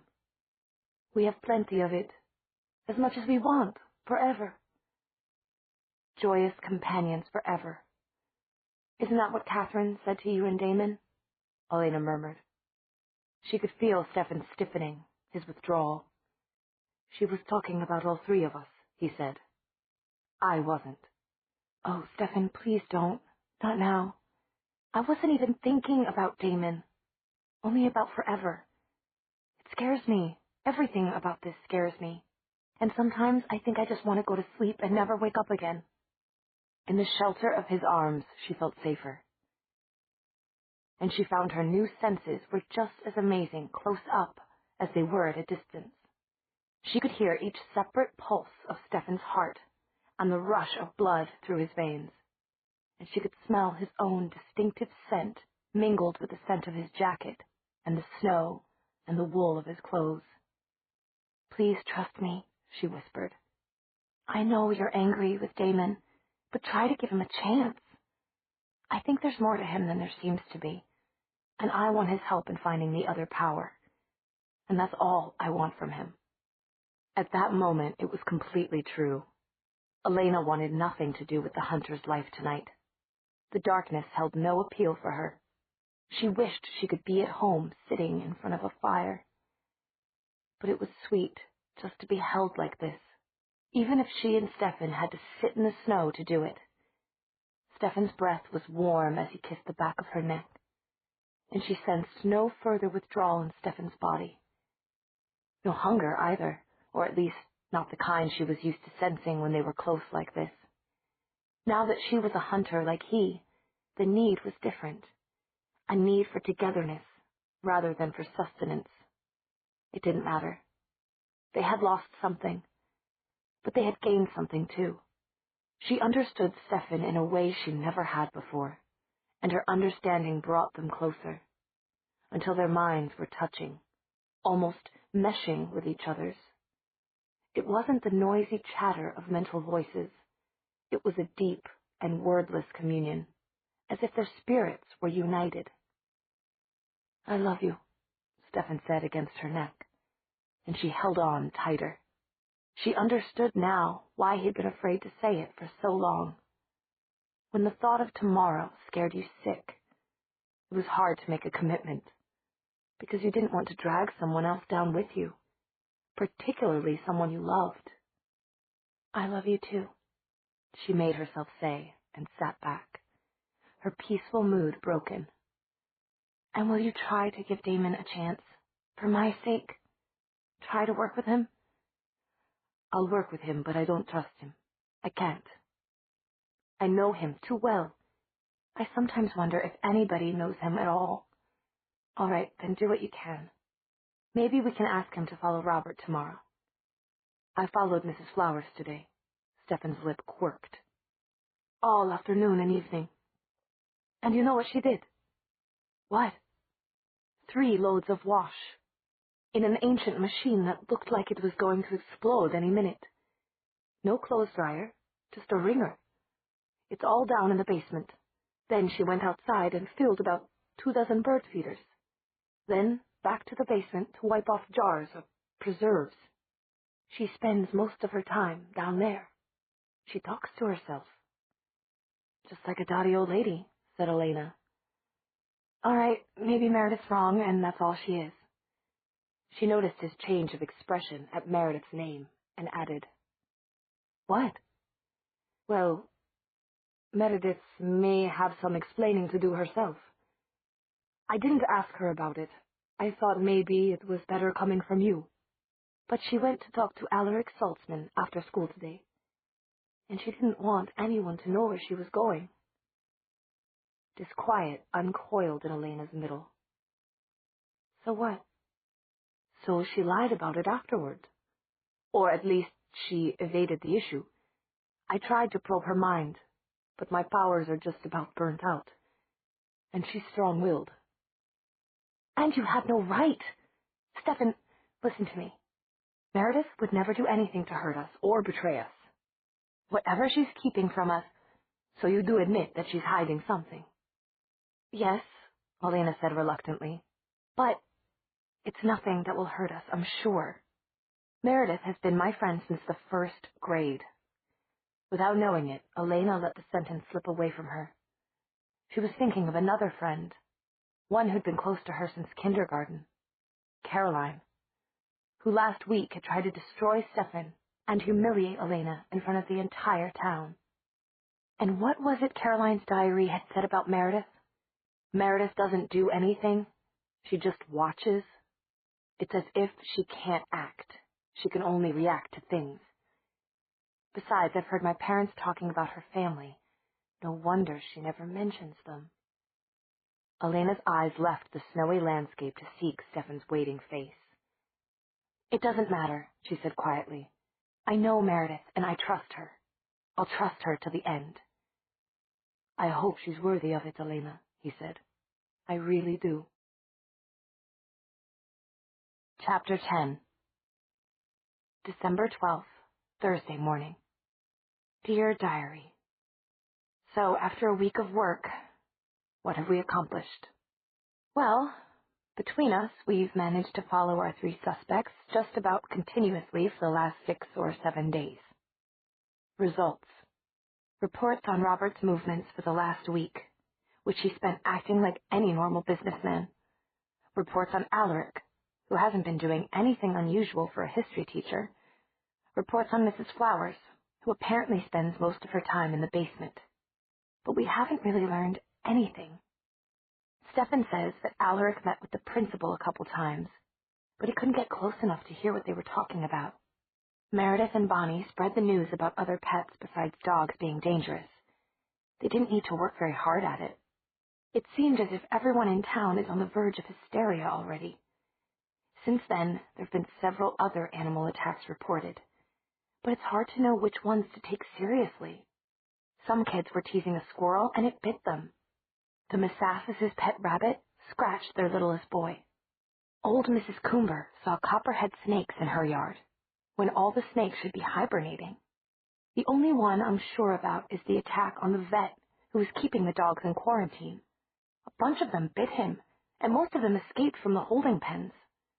After that, they just disappeared. People are saying good riddance and hoping they'll starve in the woods. But I wonder. And it's been snowing all the time. Not storming, but not stopping either. I've never seen so much snow. Stefan's worried about the dance tomorrow night. Which brings us back to, what have we learned so far? What do we know? None of our suspects were anywhere near the Messassas or Mrs. Coombers or the vets when the attacks happened. We're no closer to finding the other power than we were when we started. Alaric's little get-together is tonight. Meredith thinks we should go to it. I don't know what else there is to do. Damon stretched out his long legs and spoke lazily, looking around the barn. No, I don't think it's dangerous, particularly, but I don't see what you expect to accomplish. Neither do I, exactly, Elena admitted. But I don't have any better ideas. Do you? What, you mean about other ways to spend the time? Yes, I do. Do you want me to tell you about them? Elena waved him to silence, and he subsided. I mean about useful things we can do at this point. Robert's out of town. Mrs. Flowers is down in the basement, chorused several voices. And we're all just sitting here. Does anybody have a better idea? Meredith broke the silence. If you're worried about it being dangerous for me and Bonnie, why don't you all come? I don't mean you have to show yourselves. You could come and hide in the attic. Then if anything happened, we could scream for help and you would hear us. I don't see why anybody's going to be screaming, said Bonnie. Nothing's going to happen there. Well, maybe not, but it doesn't hurt to be safe, Meredith said. What do you think? Elena nodded slowly. It makes sense. She looked around for objections, but Stefan just shrugged, and Damon murmured something that made Bonnie laugh. All right then, it's decided. Let's go. The inevitable snow greeted them as they stepped outside the barn. Bonnie and I can go in my car, Meredith said.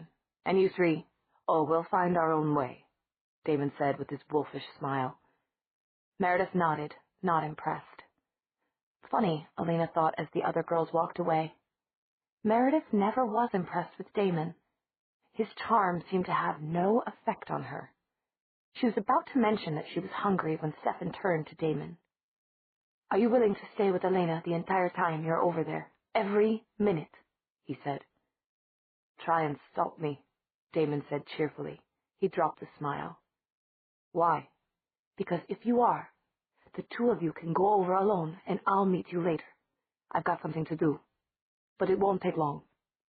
Elena felt a wave of warmth. He was trying to trust his brother. She smiled at Stefan in approval as he drew her aside. "What is it?" "I got a note from Caroline today. She asked if I would meet her at the school before Alaric's party. She said she wanted to apologize." Elena opened her mouth to make a sharp remark, and then shut it again. From what she'd heard, Caroline was a sorry sight these days, and maybe it would make Stefan feel better to talk to her. "Well, you don't have anything to apologize for," she told him. "Everything that happened to her was her own fault. You don't think she's dangerous at all?" "No. I've got that much of my powers left anyway. She's all right. I'll meet her, and she and I can go to Alaric's together." "Be careful," Elena said as he started off into the snow. The attic was as she remembered it, dark and dusty and full of mysterious oilcloth-covered shapes. Damon, who had come in more conventionally through the front door, had had to take the shutters off to let her in through the window. After that, they sat side by side on the old mattress and listened to the voices that came up through the ducts. "I could think of more romantic settings," Damon murmured, fastidiously pulling a cobweb off his sleeve. "Are you sure you wouldn't rather—" "Yes," said Elena. "Now hush." It was like a game, listening to the bits and pieces of conversations and trying to put them together, trying to match each voice to a face. "And then I said, I don't care how long you've had the parakeet, get rid of it, or I'm going to the snow dance with Mike Feldman.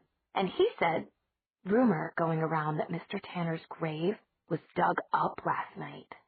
You hear that everybody but Caroline has dropped out of the Snow Queen competition? Don't you think—" "Dead, but I'm telling you, I saw her. And no, I wasn't dreaming.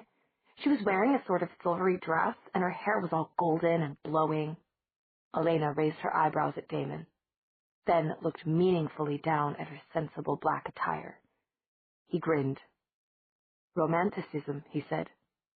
"Myself, I like you in black." "Well, you would, wouldn't you?" she murmured. It was strange how much more comfortable she felt with Damon these days. She sat quietly, letting the conversations drift around her, almost losing track of time. Then she caught a familiar voice, cross and closer than the rest. Okay, I'm going. Okay."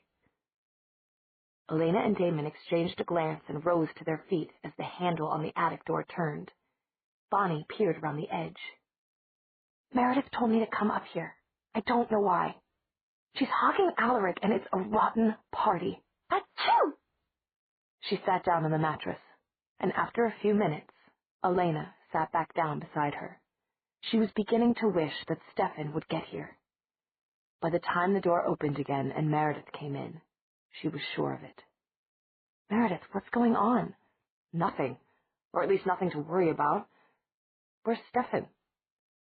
Meredith's cheeks were unusually flushed, and there was an odd look about her eyes, as if she were holding something tightly under control. "He's coming later," Elena began, but Damon interrupted. "Never mind where he is. Who's coming up the stairs?" "What do you mean, who's coming up the stairs?" said Bonnie, rising.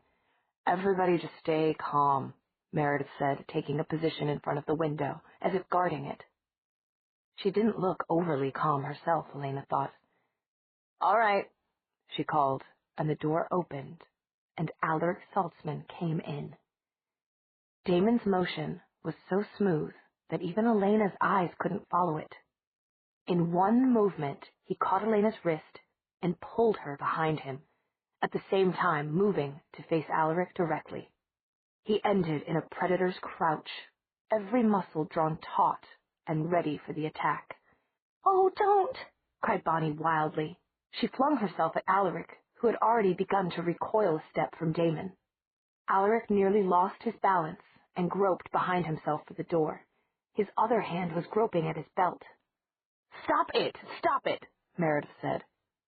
Elena saw the shape beneath Alaric's jacket and realized it was a gun. Again, she couldn't quite follow what happened next. Damon let go of her wrist and took hold of Alaric's. And then Alaric was sitting on the floor, wearing a dazed expression.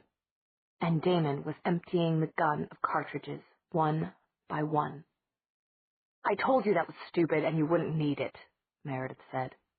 Elena realized she was holding the dark-haired girl by the arms. She must have done it to keep Meredith from interfering with Damon, but she didn't remember. "These wood-tipped things are nasty. They might hurt somebody," Damon said, mildly chiding. He replaced one of the cartridges and snapped the clip back in, aiming thoughtfully at Alaric. "Stop it," said Meredith intensely. She turned to Elena. "Make him stop, Elena. He's only doing more harm. Alaric won't hurt you, I promise. I've spent all week convincing him that you won't hurt him." "And now I think my wrist is broken," Alaric said rather calmly. His sandy hair was falling into his eyes in front. "You've got no one but yourself to blame," Meredith returned bitterly. Bonnie, who had been clutching solicitously at Alaric's shoulders, looked up at the familiarity of Meredith's tone, and then backed away a few paces and sat down. "I can't wait to hear the explanation for this," she said. "Please trust me," Meredith said to Elena. Elena looked into the dark eyes. She did trust Meredith. She'd said so, and the words stirred another memory, her own voice asking for Stefan's trust. She nodded. "Damon," she said. He flipped the gun away casually and then smiled around at all of them, making it abundantly clear that he didn't need any such artificial weapons. "Now, if everybody will just listen, you'll all understand," Meredith said. "Oh, I'm sure," Bonnie said. Elena walked toward Alaric Saltzman. She wasn't afraid of him, but by the way he looked only at her, slowly, starting from the feet and then continuing up, he was afraid of her. She stopped when she was a yard from where he sat on the ground and knelt there, looking into his face. "Hello?" she said. He was still holding his wrist. "Hello," he said and gulped. Elena glanced back at Meredith and then looked at Alaric again. Yes, he was scared. And with his hair in his eyes that way, he looked young. Maybe 4 years older than Elena, maybe 5. No more than that. "We're not going to hurt you," she said. "That's what I've been telling him," Meredith said quietly. "I explained that whatever he's seen before, whatever stories he's heard, you're different. I told him what you told me about Stefan, how he's been fighting his nature all those years. I told him about what you've been going through, Elena, and how you never asked for this." But why did you tell him so much? Elena thought. She said to Alaric, "All right, you know about us, but all we know about you is that you're not a history teacher." "He's a hunter," Damon said softly, menacingly. "A vampire hunter." "No," said Alaric. "Or at least, not in the sense that you mean it." He seemed to come to some decision. "All right, from what I know of you three," he broke off, looking around the dark room as if suddenly realizing something. "Where's Stefan?"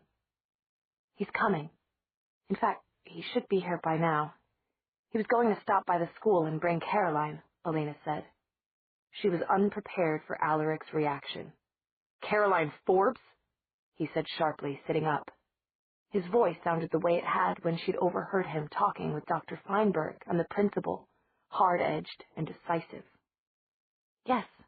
She sent him a note today. Said she wanted to apologize or something. She wanted to meet him at school before the party." "He can't go. You've got to stop him," Alaric scrambled to his feet and repeated urgently, "You've got to stop him." "He's gone already. Why? Why shouldn't he?" Elena demanded. "Because I hypnotized Caroline 2 days ago. I tried it earlier with Tyler with no luck. But Caroline's a good subject, and she remembered a little of what happened in the Quonset hut, and she identified Stefan Salvatore as the attacker." The shocked silence lasted only a fraction of a second. Then Bonnie said, "But what can Caroline do? She can't hurt him. Don't you understand?" "You're not just dealing with high school students anymore," Alaric said. "It's gone too far. Caroline's father knows about it, and Tyler's father. They're concerned for the safety of the town." "Hush! Be quiet." Elena was casting about with her mind, trying to pick up some hint of Stefan's presence. He's let himself get weak, she thought, with the part of her that was icy calm amid the whirling fear and panic. At last, she sensed something. Just a trace, but she thought it was Stefan. And it was in distress. "Something's wrong," Damon confirmed, and she realized he must have been searching too, with a mind much more powerful than hers. "Let's go." "Wait, let's talk first. Don't just go jumping into this." But Alaric might as well have been talking to the wind, trying to rein in its destructive power with words. Damon was already at the window, and the next moment Elena let herself drop out, landing neatly by Damon in the snow. Alaric's voice followed them from above. "We're coming too! Wait for us there! Let me talk to them first. I can take care of it." Elena scarcely heard him. Her mind was burning with one purpose, one thought: to hurt the people who wanted to hurt Stefan. "It's gone too far, all right," she thought. "And now I'm going to go as far as it takes. If they dare to touch him." Images flashed through her mind, too quickly to count, of what she would do to them. At another time, she might have been shocked at the rush of adrenaline, of excitement that coursed up at the thoughts. She could sense Damon's mind beside her as they raced over the snow. It was like a blaze of red light and fury. The fierceness inside Elena welcomed it, glad to feel it so near. But then something else occurred to her. "I'm slowing you down," she said. She was scarcely out of breath, even from running through unbroken snow, and they were making extraordinary time. But nothing on 2 legs, or even 4, could match the speed of a bird's wings. "Go on," she said. "Get there as fast as you can. I'll meet you." She didn't stay to watch the blur and shudder of the air, or the swirling darkness that ended in the rush of beating wings. But she glanced up at the crow that soared up, and she heard Damon's mental voice. "Good hunting," it said, and the winged black shape arrowed toward the school. "Good hunting," Elena thought after him, meaning it. She redoubled her speed, her mind fixed all the while on that glimmer of Stefan's presence. Stefan lay on his back, wishing his vision wasn't so blurred, or that he had more than a tentative hold on consciousness. The blur was partly pain and partly snow, but there was also a trickle of blood from the 3-inch wound in his scalp. He'd been stupid, of course, not to look around the school. If he had, he would have seen the darkened cars parked on the other side. He'd been stupid to come here in the first place, and now he was going to pay for that stupidity. If only he could collect his thoughts enough to call for help. But the weakness that had allowed these men to overcome him so easily prevented that too. He'd scarcely fed since the night he'd attacked Tyler. That was ironic somehow. His own guilt was responsible for the mess he was in. I should never have tried to change my nature, he thought. Damon had it right after all. Everyone's the same. Alaric, Caroline, everyone. Everyone will betray you. I should have hunted them all and enjoyed it. He hoped Damon would take care of Elena. She'd be safe with him. Damon was strong and ruthless. Damon would teach her to survive. He was glad of that. But something inside him was crying. The crow's sharp eyes spotted the crossing shafts of headlight below and dropped. But Damon didn't need the confirmation of sight. He was homing in on the faint pulsation that was Stefan's life force. Faint, because Stefan was weak, and because he'd all but given up. "You never learn, do you, brother?" Damon thought to him. "I ought to just leave you where you are." But even as he skimmed the ground, he was changing, taking a shape that would do more damage than a crow. The black wolf leaped into the knot of men surrounding Stefan, aiming precisely for the one holding the sharpened cylinder of wood above Stefan's chest. The force of the blow knocked the man 10 feet backward, and the stake went skittering across the grass. Damon restrained his impulse, all the stronger because it fit the instincts of the shape he was wearing, to lock his teeth in the man's throat. He twisted around and went back for the other men who were still standing. His second rush scattered them, but one of them reached the edge of the light and turned, lifting something to his shoulder. Rifle, thought Damon, and probably loaded with the same specially treated bullets as Alaric's handgun had been. There was no way to reach the man before he could get a shot off. The wolf growled and crouched for a leap anyway. The man's fleshy face creased in a smile. Quick as a striking snake, a white hand reached out of the darkness and knocked the rifle away. The man looked around frantically, bewildered, and the wolf let its jaws fall open in a grin. Elena had arrived. Chapter 11. Elena watched Mr. Smallwood's rifle bounce across the grass. She enjoyed the expression on his face as he spun around, looking for what had grabbed it, and she felt the flare of Damon's approval from across the pool of light, fierce and hot, like the pride of a wolf for its cub's first kill. But when she glimpsed Stefan lying on the ground, she forgot everything else. White fury took her breath away, and she started toward him. "Everybody stop! Just stop everything, right where you are!" The shout was borne toward them along with the sound of tires squealing. Alaric Saltman's car nearly spun out as it turned into the staff parking lot and screeched to a halt. And Alaric leaped from the car almost before it stopped moving. "What's going on here?" he demanded, striding toward the men. At the shout, Elena had pulled back automatically into the shadows. Now she looked at the men's faces as they turned toward him. Besides Mr. Smallwood, she recognized Mr. Forbes and Mr. Bennett, Vicky Bennett's father. The others must be the fathers of the other guys who'd been with Tyler in the Quonset hut, she thought.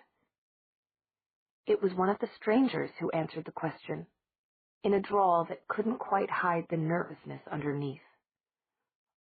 "Well, now we just got a little tired of waiting any longer. We decided to speed things up a bit." The wolf growled, a low rumbling that rose to a chainsaw snarl. All the men flinched back, and Alaric's eyes showed white as he noticed the animal for the first time. There was another sound, softer and continuous, coming from a figure huddled next to one of the cars. Caroline Forbes was whimpering over and over. "They said they just wanted to talk to him. They didn't tell me what they were going to do." Alaric, with one eye on the wolf, gestured toward her. "Are you going to let her see this? A young girl? Do you realize the psychological damage that could do?" "What about the psychological damage when her throat gets ripped out?" Mr. Forbes returned, and there were shouts of agreement. "That's what we're worried about." "Then you'd better worry about getting the right man," Alaric said. "Caroline," he added, turning toward the girl. "I want you to think, Caroline. We didn't get to finish your sessions. I know when we left off you thought you recognized Stefan, but are you absolutely positive it was him? Could it have been somebody else? Somebody who resembled him?" Caroline straightened, bracing herself against the car and raising a tear-stained face. She looked at Stefan, who was just sitting up, and then at Alaric. "I..." "Think, Caroline. You have to be absolutely certain. Is there someone else it could have been, like that guy who calls himself Damon Smith? Came Meredith's voice. She was standing beside Alaric's car, a slim shadow. You remember him, Caroline? He came to Alaric's first party. He looks like Stefan in some ways. Tension held Elena in perfect suspension as Caroline stared, uncomprehending. Then, slowly, the auburn-haired girl began to nod. Yes, it could have been, I suppose. Everything's happened so fast. But it could have been. And you really can't be sure which it was, Alaric said. No, not absolutely sure. There, said Alaric. I told you she needed more sessions, that we couldn't be certain of anything yet. She's still very confused. He was walking carefully toward Stefan. Elena realized that the wolf had withdrawn back into the shadows. She could see it, but the men probably couldn't. Its disappearance made them more aggressive. What are you talking about? Who is this Smith? I've never seen him. But your daughter Vicky probably has, Mr. Bennett, Alaric said. That may come out in my next session with her. We'll talk about it tomorrow. It can't wait that long. Right now, I think I'd better take Stefan to a hospital. There was discomforted shifting among some of the men. Oh, certainly, and while we're waiting, anything could happen, began Mr. Smallwood. Anytime, anywhere. So you're just going to take the law into your own hands, then? Alaric said, his voice sharpened. Whether you've got the right suspect or not, where's your evidence this boy has supernatural powers? What's your proof? How much of a fight did he even put up? There's a wolf around here somewhere who put up plenty of fight, Mr. Smallwood said, red-faced. Maybe they're in it together. I don't see any wolf. I saw a dog. Maybe one of the dogs that got out of quarantine. But what's that got to do with it? I'm telling you that in my professional opinion, you've got the wrong man. The men were wavering, but there was still some doubt in their faces. Meredith spoke up. I think you should know that there have been vampire attacks in this county before, she said. A long time before Stefan came here. My grandfather was a victim. Maybe some of you have heard about that? She looked across at Caroline. That was the end of it. Elena could see the men exchanging uneasy glances and backing toward their cars. Suddenly, they all seemed eager to be somewhere else. Mr. Smallwood was one who stayed behind to say, You said we'd talk about this tomorrow, Saltzman. I want to hear what my son says the next time he's hypnotized.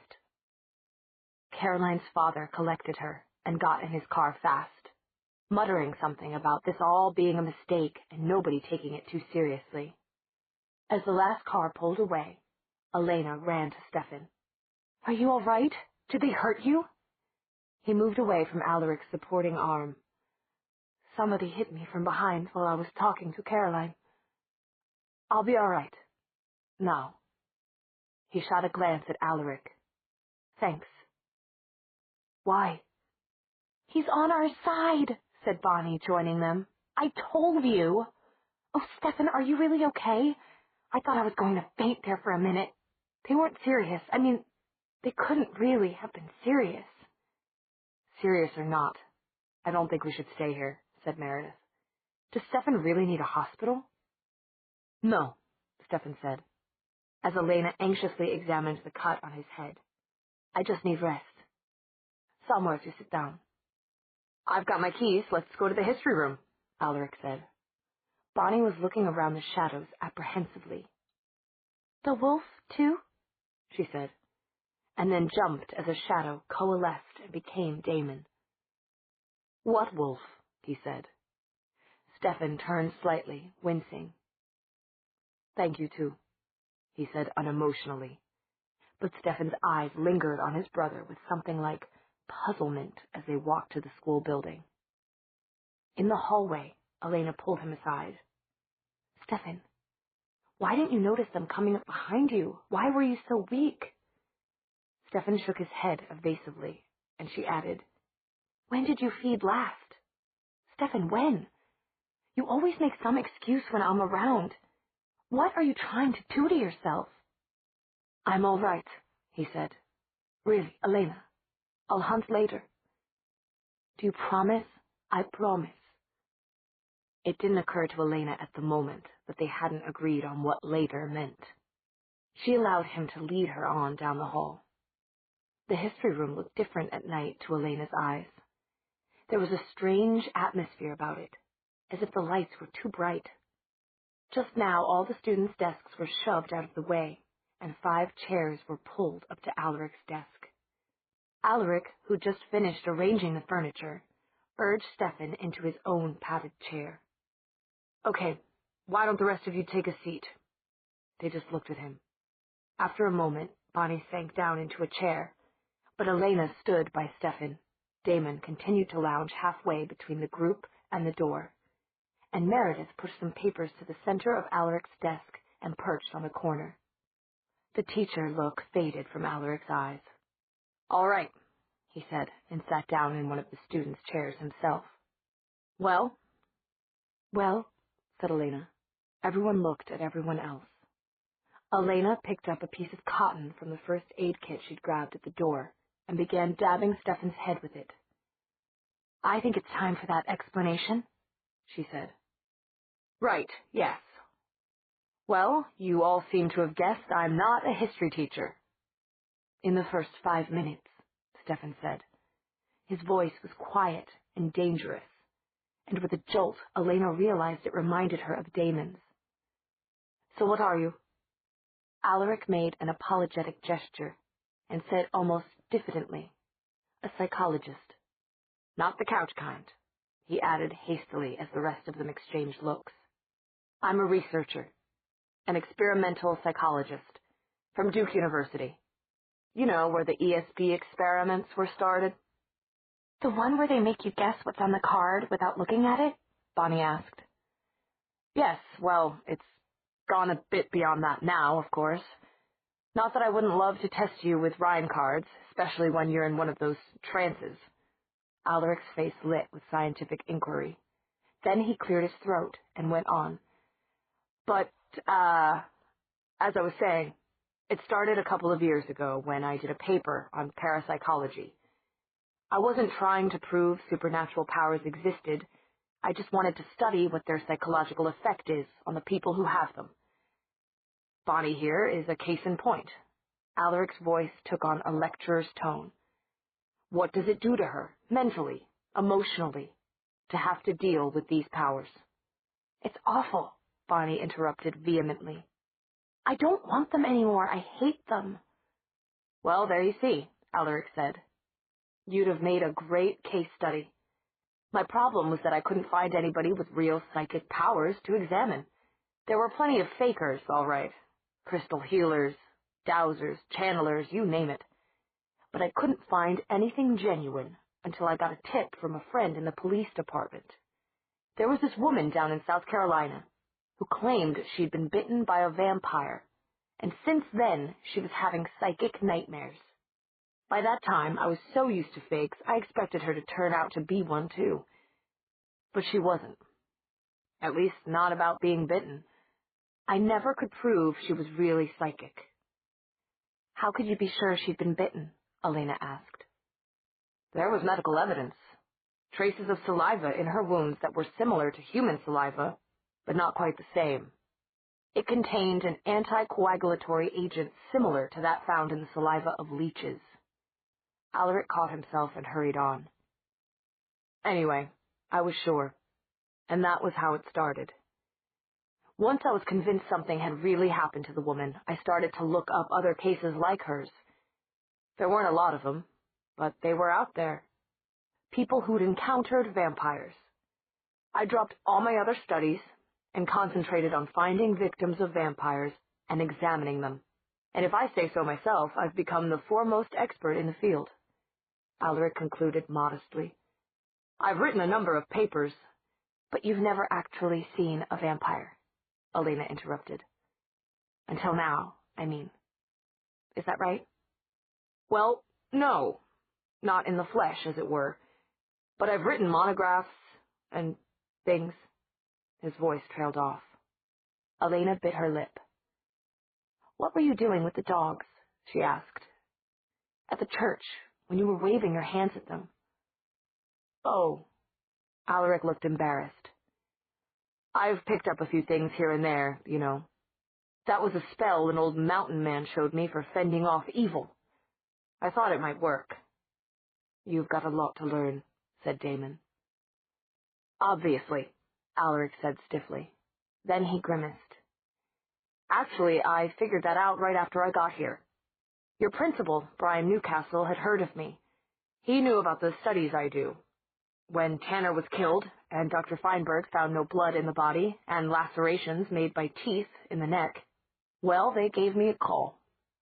I thought it could be a big break for me. A case with the vampires still in the area. The only problem was that once I got here, I realized they expected me to take care of the vampire. They didn't know I dealt only with the victims before. And, well, maybe I was in over my head.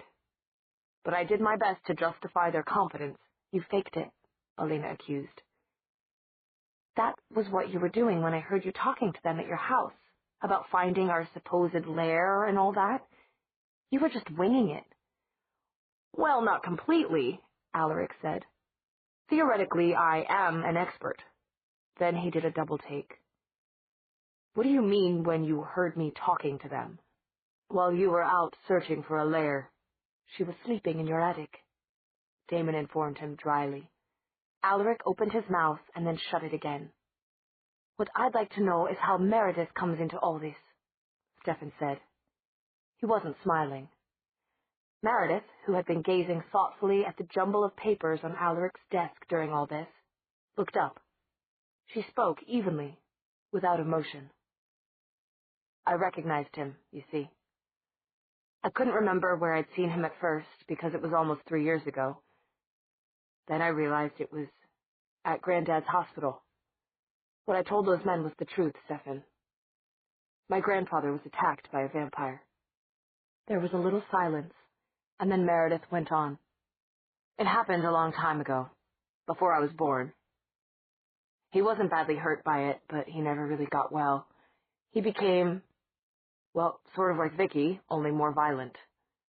It got so that they were afraid he'd harm himself or somebody else. So they took him to a hospital, a place he'd be safe. A mental institution? Elena said. She felt a pang of sympathy for the dark-haired girl. Oh, Meredith. But why didn't you say anything? You could have told us. I know. I could have, but I couldn't. The family's kept it a secret so long. Or tried, anyway. From what Caroline wrote in her diary, she'd obviously heard. The thing is, nobody ever believed Granddad's stories about the vampire. They just thought it was another of his delusions. And he had a lot of them. Even I didn't believe them. Until Stefan came. And then, I don't know, my mind started to put little things together. But I didn't really believe what I was thinking until you came back, Elena. I'm surprised you didn't hate me, Elena said softly. How could I? I know you, and I know Stefan. I know you're not evil. Meredith didn't glance at Damon. He might as well not have been present for all the acknowledgement she gave him. But when I remembered seeing Alaric talking to Granddad at the hospital, I knew he wasn't either. I just didn't know exactly how to get all of you together to prove it. I didn't recognize you either, Alaric said. The old man had a different name. He's your mother's father, right? And I may have seen you hanging around the waiting room sometime, but you were just a kid with skinny legs then. You've changed, he added appreciatively. How to get all of you together to prove it. I didn't recognize you either, Alaric said. The old man had a different name. He's your mother's father, right? And I may have seen you hanging around the waiting room sometime, but you were just a kid with skinny legs then. You've changed, he added appreciatively. Bonnie coughed, a pointed sound. Elena was trying to arrange things in her mind. So what were those men doing out there with a stake? if you didn't tell them to be. I had to ask Caroline's parents for permission to hypnotize her, of course, and I reported what I found to them. But if you're thinking I had anything to do with what happened tonight, you're wrong. I didn't even know about it. I've told him about what we've been doing, how we've been looking for the other power, Meredith said. And he wants to help. I said I might help, Alaric said cautiously. Wrong, said Stefan. You're either with us or against us. I'm grateful for what you did out there, talking to those men. But the fact remains that you started a lot of this trouble in the first place. Now you have to decide. Are you on our side or theirs? Alaric looked around at each of them, at Meredith's steady gaze and Bonnie's raised eyebrows, at Elena kneeling on the floor, and at Stefan's already healing scalp. Then he turned to glance at Damon, who was leaning against the wall, dark and saturnine. I'll help, he said at last. Hell, it's the ultimate case study. All right then, Elena said. You're in. Now what about Mr. Smallwood tomorrow? What if he wants you to hypnotize Tyler again? I'll stall him, Alaric said. It won't work forever, but it'll buy some time. I'll tell him I've got to help with the dance. Wait, said Stefan. There shouldn't be a dance. Not if there's any way to prevent it. You're on good terms with the principal. You can talk to the school board. Make them cancel it. Alaric looked startled. You think something's going to happen? Yes, Stefan said. Not just because of what's happened at the other public functions, but because something's building up. It's been building up all week. I can feel it. So can I, Elena said. She hadn't realized it until that moment, but the tension she felt, the sense of urgency, was not just from inside her.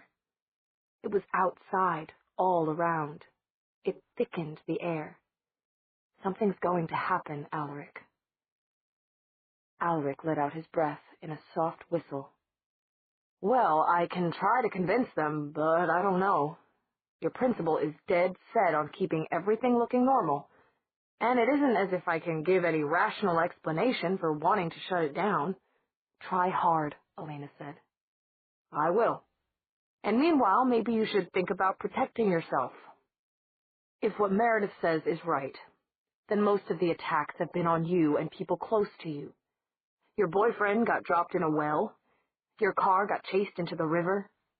Your memorial service was broken up. Meredith says even your little sister was threatened. Something's going to happen tomorrow. You might want to leave town. It was Elena's turn to be startled. She had never thought of the attacks in that way. But it was true. She heard Stefan's indrawn breath and felt his fingers tighten on hers. He's right, Stefan said.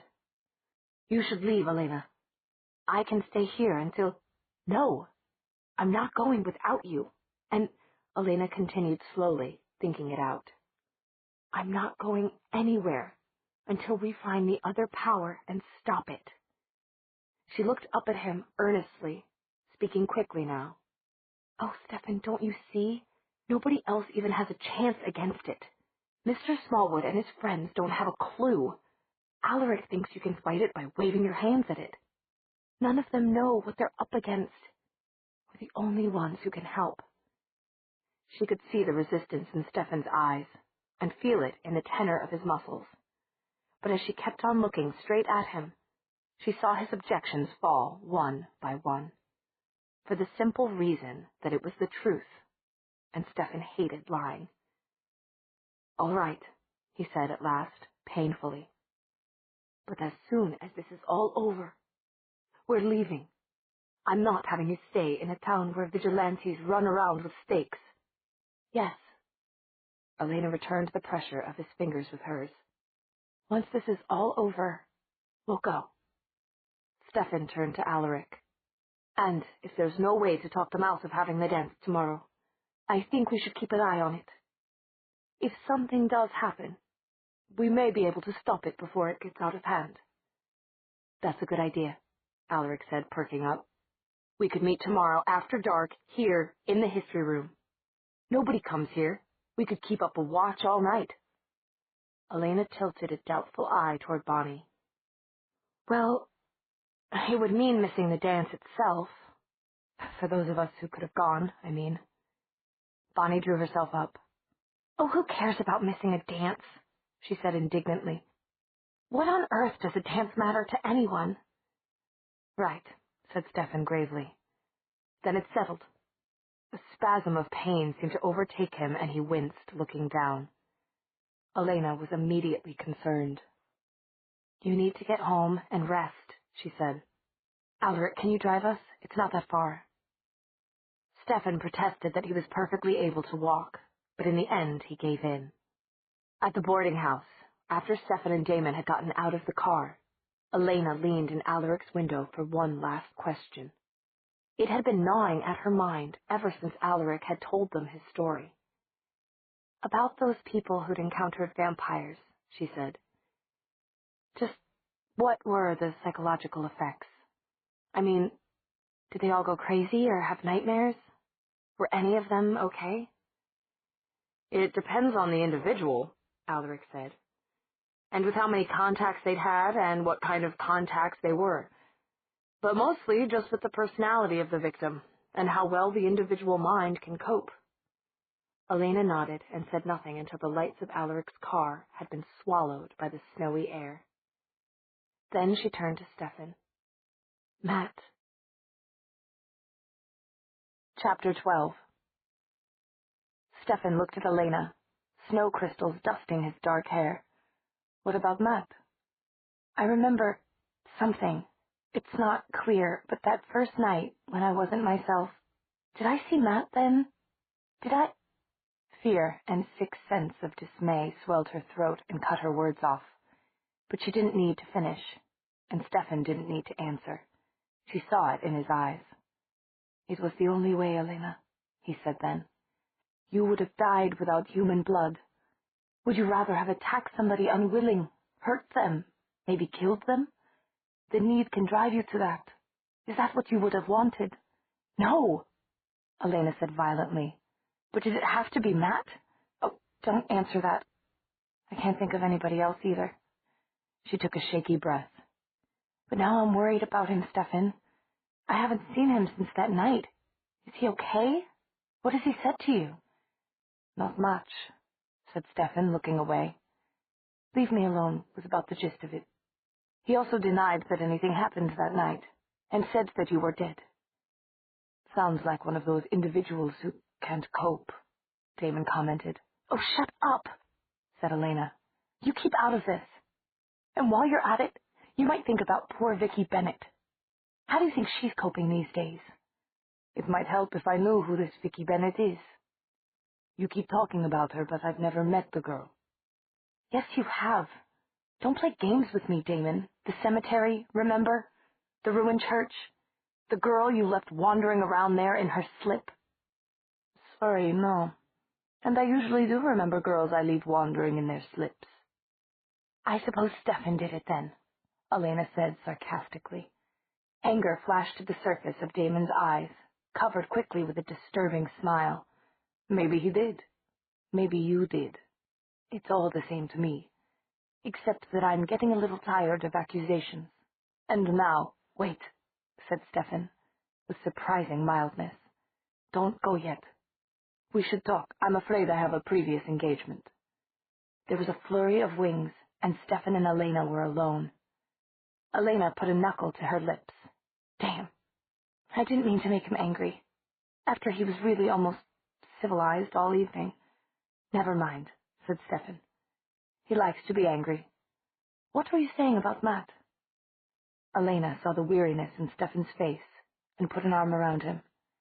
We won't talk about it now, but I think tomorrow maybe we should go see him, to tell him. Elena lifted her other hand helplessly. She didn't know what she wanted to tell Matt. She only knew that she needed to do something.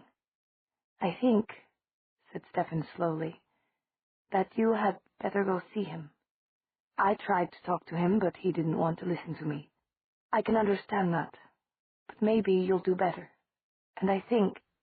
He paused, and then went on resolutely. I think you'd do better alone with him. You could go now." Elena looked at him hard. "Are you sure?" "Yes." "But will you be all right? I should stay with you." "I'll be fine, Elena," Stefan said gently. "Go on." Elena hesitated, then nodded. "I won't be long," she promised him. Unseen, Elena slipped around the side of the frame house with the peeling paint and the crooked mailbox labeled Honeycutt. Matt's window was unlocked. "Careless boy," she thought reprovingly. "Don't you know something might come creeping in?" She eased it open, but of course that was as far as she could go. An invisible barrier that felt like a soft wall of thickened air blocked her way. "Matt," she whispered. The room was dark, but she could see a vague shape on the bed. A digital clock with pale green numbers showed that it was 12:15. "Matt," she whispered again. The figure stirred. "Huh?" "Matt, I don't want to frighten you." She made her voice soothing, trying to wake him gently rather than startle him out of his wits. "But it's me, Elena, and I wanted to talk. Only you've got to ask me in first. Can you ask me in?" Come in." Elena was amazed at the lack of surprise in his voice. It was only after she'd gotten over the sill that she realized he was still asleep. "Matt, Matt," she whispered, afraid to go too close. The room was stifling and overheated, the radiator going full blast.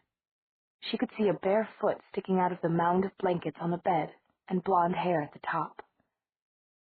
"Matt?" Tentatively, she leaned over and touched him. That got a response. With an explosive grunt, Matt sat bolt upright, whipping around. When his eyes met hers, they were wide and staring. Elena found herself trying to look small and harmless, non-threatening. She backed away against the wall. "I didn't mean to frighten you. I know it's a shock. But will you talk to me?" He simply went on staring at her. His yellow hair was sweaty and ruffled up like wet chicken feathers. She could see his pulse pounding in his bare neck. She was afraid he was going to get up and dash out of the room. Then his shoulders relaxed, slumping, and he slowly shut his eyes.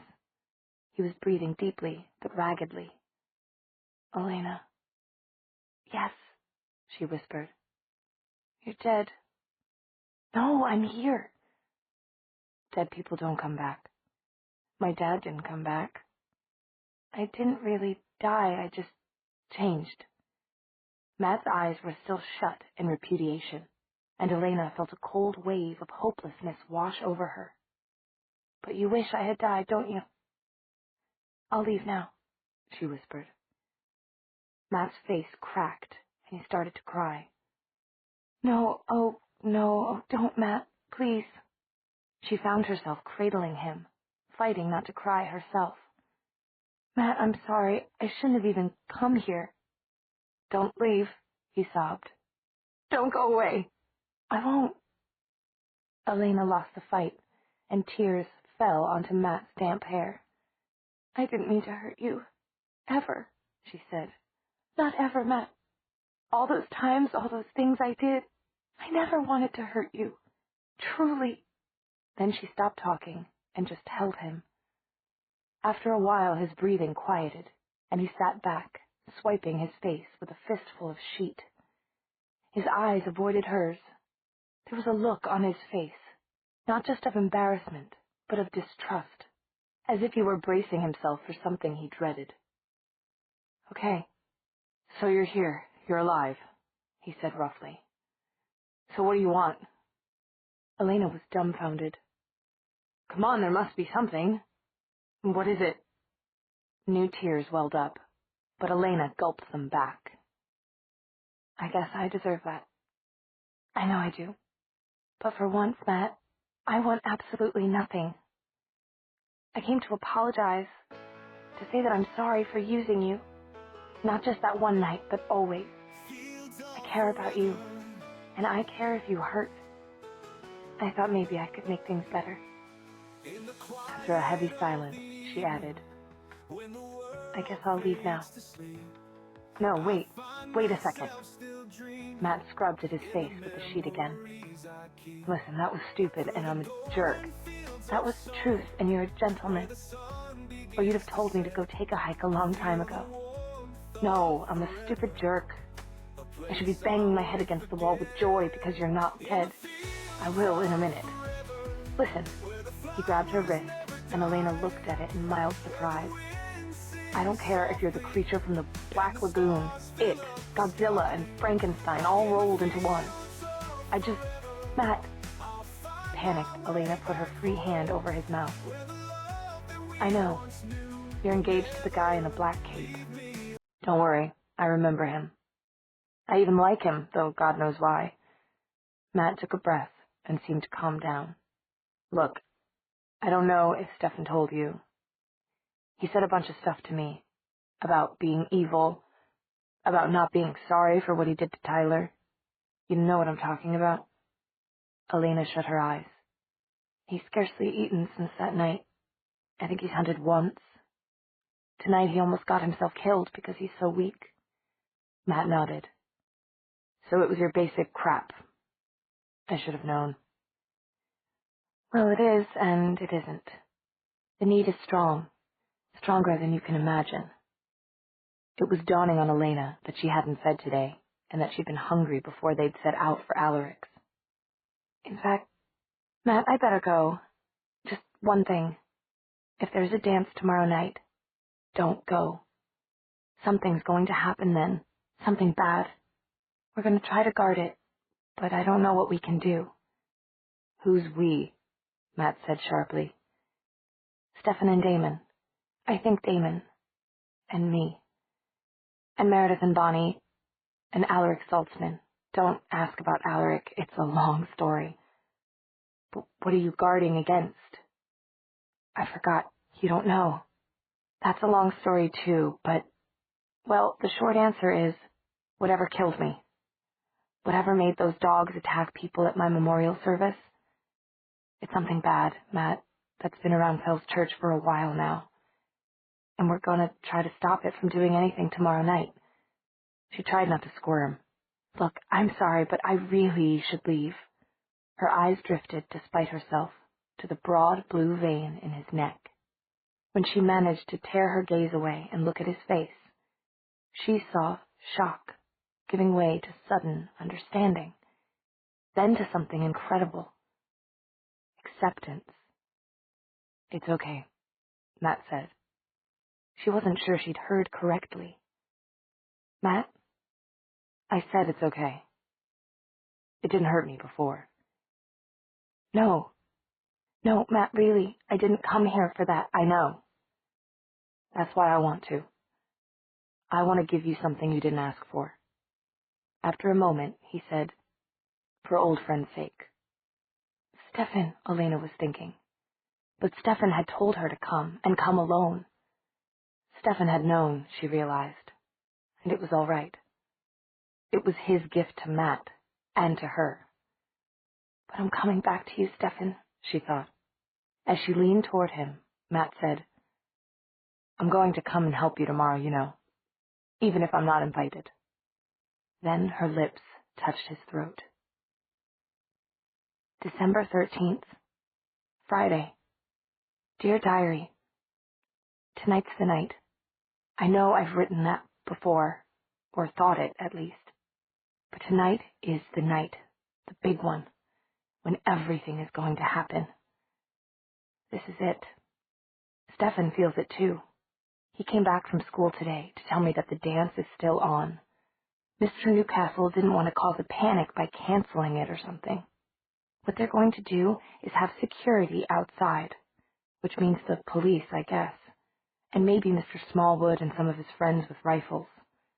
Whatever's going to happen, I don't think they can stop it. I don't know if we can either. It's been snowing all day. The pass is blocked, which means nothing gets in or out of town on wheels. Until the snowplow gets up there, which won't be until morning, which will be too late. And the air has a funny feeling to it. Not just snow. It's as if something even colder than that is waiting. It's pulled back the way the ocean pulls back before a tidal wave, when it lets go. I thought about my other diary today, the one under the floorboards of my bedroom closet. If I own anything anymore, I own that diary. I thought about getting it out, but I don't want to go home again. I don't think I could cope, and I know Aunt Judith couldn't if she saw me. I'm surprised anybody's been able to cope. Meredith, Bonnie, especially Bonnie. Well, Meredith too, considering what her family has been through. Matt, they're good and loyal friends. It's funny, I used to think that without a whole galaxy of friends and admirers I wouldn't survive. Now I'm perfectly happy with 3, thank you, because they're real friends. I didn't know how much I cared about them before, or about Margaret, or Aunt Judith even, and everybody at school.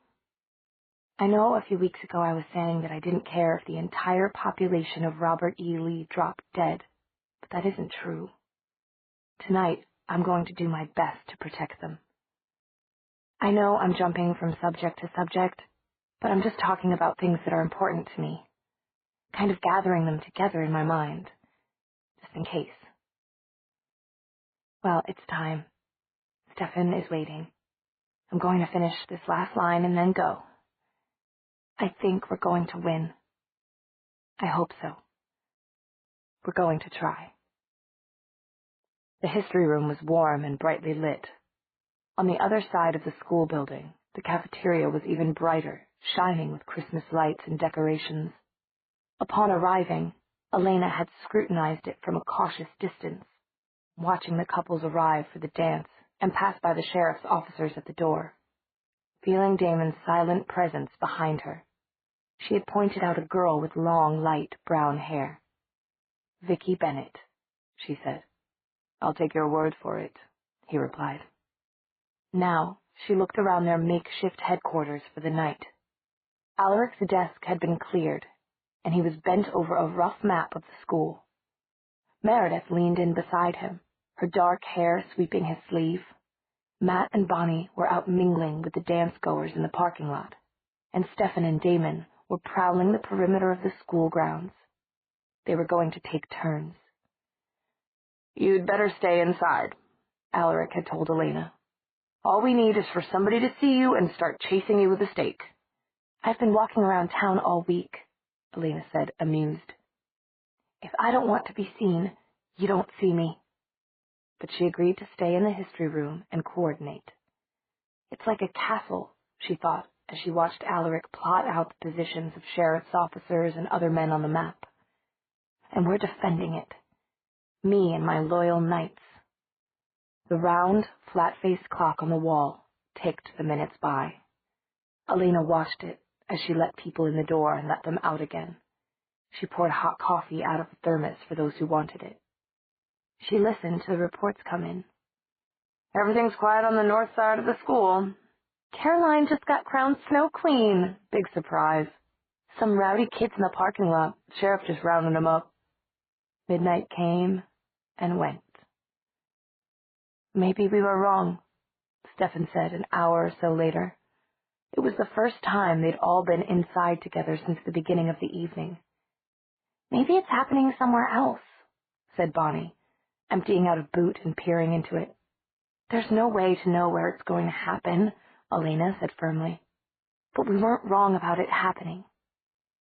"Maybe," said Alaric thoughtfully. "There is a way. To find out where it's going to happen, I mean."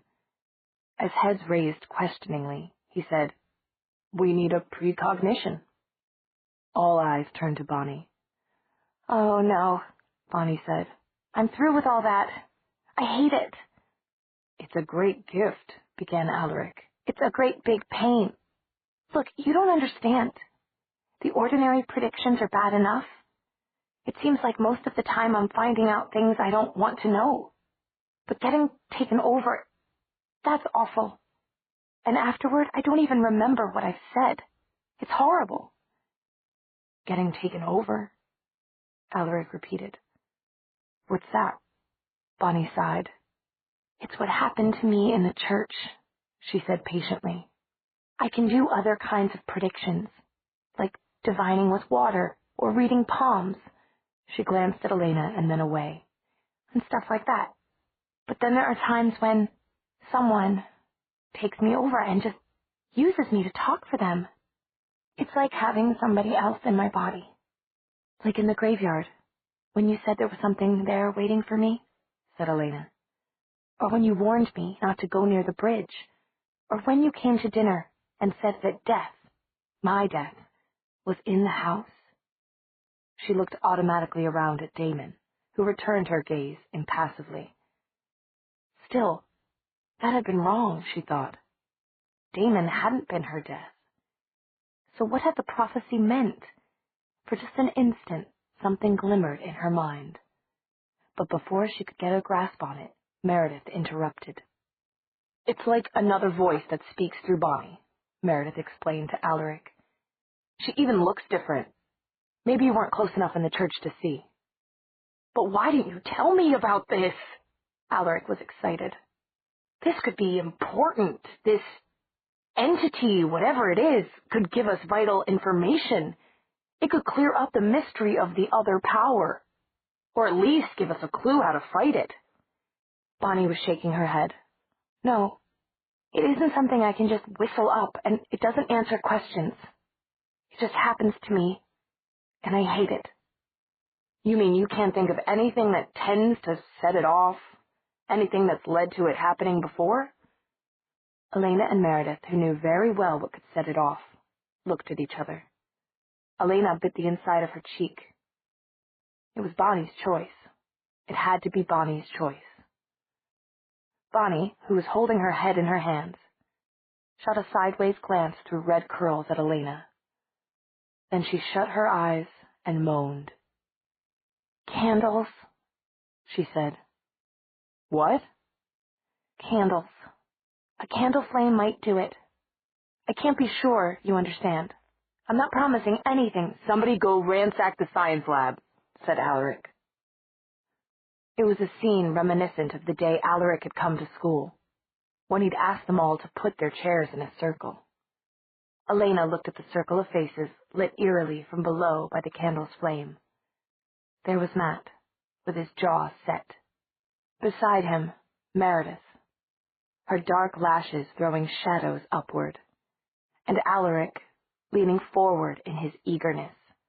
Then Damon, light and shadow dancing over the planes of his face, and Stefan, high cheekbones looking too sharply defined to Elena's eyes. And finally, Bonnie, looking fragile and pale even in the golden light of the candle. We're connected, Elena thought, overcome by the same feeling that she'd had in the church, when she had taken Stefan's and Damon's hands. She remembered a thin white circle of wax floating in a dish of water. We can do it if we stick together. I'm just going to look into the candle, Bonnie said, her voice quivering slightly. And not think of anything. I'm going to try to leave myself open to it. She began to breathe deeply, gazing into the candle flame. And then it happened, just as it had before. Bonnie's face smoothed out, all expression draining away. Her eyes went blank as the stone cherubs in the graveyard. She didn't say a word. That was when Elena realized they hadn't agreed on what to ask. She groped through her mind to find a question before Bonnie lost contact. Where can we find the other power? She said, just as Alaric blurted out, Who are you? Their voices mingled, their questions intertwining. Bonnie's blank face turned, sweeping the circle with sightless eyes. Then the voice that wasn't Bonnie's voice said, Come and see. Wait a minute, Matt said, as Bonnie stood up, still entranced, and made for the door. Where's she going? Meredith grabbed for her coat. Are we going with her? Don't touch her, said Alaric, jumping up as Bonnie went out the door. Elena looked at Stefan, and then at Damon. With one accord, they followed, trailing Bonnie down the empty, echoing hall. "Where are we going? Which question is she answering?" Matt demanded. Elena could only shake her head. Alaric was jogging to keep up with Bonnie's gliding pace. She slowed down as they emerged into the snow, and to Elena's surprise, walked up to Alaric's car in the staff parking lot and stood beside it. "We can't all fit." "I'll follow with Matt," Meredith said swiftly. Elena, her skin chilled with apprehension as well as cold air, got in the back of Alaric's car when he opened it for her, with Damon and Stefan on either side. Bonnie sat up front. She was looking straight ahead and she didn't speak. But as Alaric pulled out of the parking lot, she lifted one white hand and pointed. Right on Lee Street, and then left on Arbor Green. Straight out toward Elena's house, and then right on Thunderbird, heading toward Old Creek Road. It was then that Elena realized where they were going. They took the other bridge to the cemetery, the one everyone always called the New Bridge, to distinguish it from Wickery Bridge, which was now gone. They were approaching from the gate side, the side Tyler had driven up when he took Elena to the ruined church. Alaric's car stopped just where Tyler's had stopped. Meredith pulled up behind them. With a terrible sense of déjà vu, Elena made the trek up the hill and through the gate, following Bonnie to where the ruined church stood, with its belfry pointing like a finger to the stormy sky.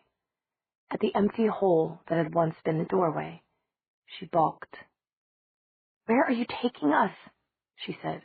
"Listen to me. Will you just tell us which question you're answering?" "Come and see." Helplessly, Elena looked at the others. Then she stepped over the threshold.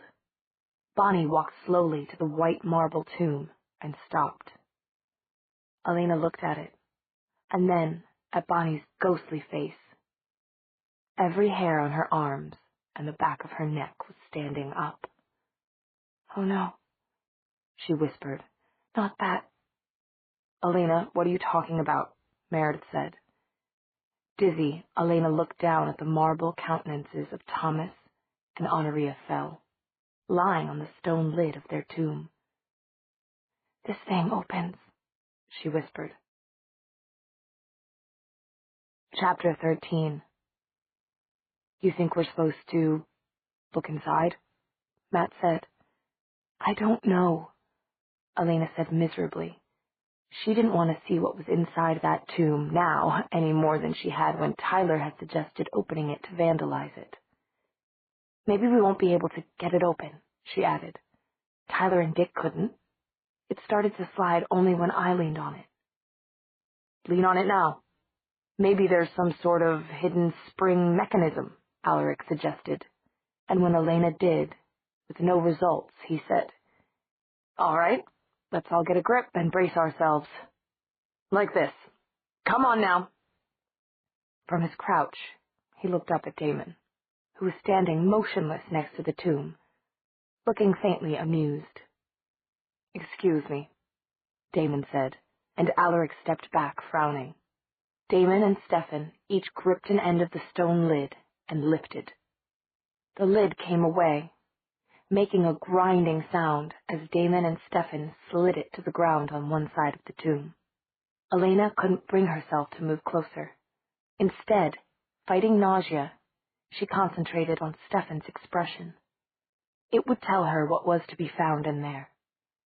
Pictures crashed through her mind, of parchment-colored mummified bodies, of rotting corpses, of grinning skulls. If Stefan looked horrified or sickened, disgusted. But as Stefan looked into the open tomb, his face registered only disconcerted surprise. Elena couldn't stand it any longer.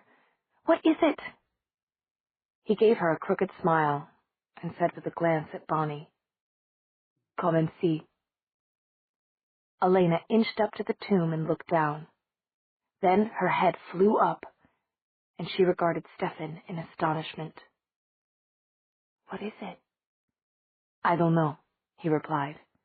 He turned to Meredith and Alaric. Does either of you have a flashlight? Or some rope? After a look inside the stone box, they both headed for their cars. Elena remained where she was, staring down, straining her night vision. She still couldn't believe it. The tomb was not a tomb, but a doorway. Now she understood why she had felt a cold wind blow from it when it had shifted beneath her hand that night. She was looking down into a kind of vault or cellar in the ground. She could see only one wall, the one that dropped straight down below her, and that one had iron rungs driven into the stone like a ladder. "Here you go," Meredith said to Stefan, returning. "Alaric's got a flashlight, and here's mine. And here's the rope Elena put in my car when we went looking for you." The narrow beam of Meredith's flashlight swept the dark room below. "I can't see very far inside, but it looks empty," Stefan said. "I'll go down first." "Go down?" said Matt. "Look, are you sure we're supposed to go down? Bonnie, how about it?" Bonnie hadn't moved. She was still standing there with that utterly abstracted expression on her face, as if she saw nothing around her. Without a word, she swung a leg over the edge of the tomb, twisted, and began to descend. "Whoa," said Stefan. He tucked the flashlight in his jacket pocket, put a hand on the tomb's foot, and jumped. Elena had no time to enjoy Alaric's expression. She leaned down and shouted, "Are you okay?" "Fine." The flashlight winked at her from below. "Bonnie will be all right, too. The rungs go all the way down. Better bring the rope anyway." Elena looked at Matt, who was closest. His blue eyes met hers with helplessness and a certain resignation, and he nodded. She took a deep breath and put a hand on the foot of the tomb as Stefan had. Another hand suddenly clamped on her wrist. "I've just thought of something," Meredith said grimly. "What if Bonnie's entity is the other power?" "I thought of that a long time ago," Elena said. She patted Meredith's hand, pried it off, and jumped. She stood up into Stefan's supporting arm and looked around. My God! It was a strange place. The walls were faced with stone. They were smooth and almost polished looking. Driven into them at intervals were iron candelabra, some of which had the remains of wax candles in them. Elena could not see the other end of the room, but the flashlight showed a wrought iron gate quite close, like the gate in some churches used to screen off an altar. Bonnie was just reaching the bottom of the rung ladder. She waited silently while the others descended. First Matt, then Meredith, then Alaric with the other flashlight. Elena looked up. "Damon?" She could see his silhouette against the lighter black rectangle that was the tomb's opening to the sky. "Well? Are you with us?" she asked. Not, "Are you coming with us?" She knew he would understand the difference. She waited 5 heartbeats in the silence that followed. 6, 7, 8. There was a rush of air, and Damon landed neatly. But he didn't look at Elena. His eyes were oddly distant, and she could read nothing in his face. "It's a crypt," Alaric was saying in wonder, as his flashlight sized through the darkness. "An underground chamber beneath a church, used as a burial place. They're usually built under larger churches." Bonnie walked straight up to the scrolled gate and placed one small white hand on it, opening it. It swung away from her. Elena's heartbeats were coming too quickly to count now. Somehow she forced her legs to move forward, to follow Bonnie. Her sharpened senses were almost painfully acute, but they could tell her nothing about what she was walking into. The beam from Stefan's flashlight was so narrow, and it showed only the rock floor ahead and Bonnie's enigmatic form. Bonnie stopped. This is it, thought Elena, her breath catching in her throat. Oh my God, this is it. This is really it. She had the sudden, intense sensation of being in the middle of a lucid dream, one where she knew she was dreaming, but couldn't change anything or wake up. Her muscles deadlocked.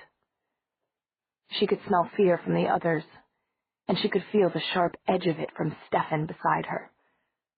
His flashlight skimmed over objects beyond Bonnie, but at first Elena's eyes could make no sense of them. She saw angles, planes, contours, and then something leaped into focus. A dead white face, hanging grotesquely sideways. The scream never got out of her throat. It was only a statue, and the features were familiar. They were the same as on the lid of the tomb above. This tomb was the twin of the one they had come through, except that this one had been ravaged, the stone lid broken in two and flung against the wall of the crypt. Something was scattered about the floor like fragile ivory sticks. Bits of marble, Elena told her brain desperately. It's only marble. Bits of marble. They were human bones, splintered and crushed. Bonnie turned around. Her heart-shaped face swung as if those fixed, blank eyes were surveying the group. She ended directly facing Elena. Then, with a shudder, she stumbled and pitched violently forward like a marionette whose strings have been cut. Elena barely caught her, half falling herself. Bonnie? Bonnie! The brown eyes that looked up at her, dilated and disoriented, were Bonnie's own frightened eyes. What happened? Elena demanded. Where did it go? I am here.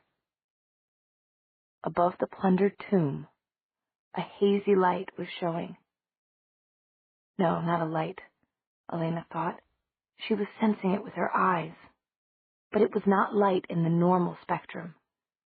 This was something stranger than infrared or ultraviolet, something human senses had not been built to see.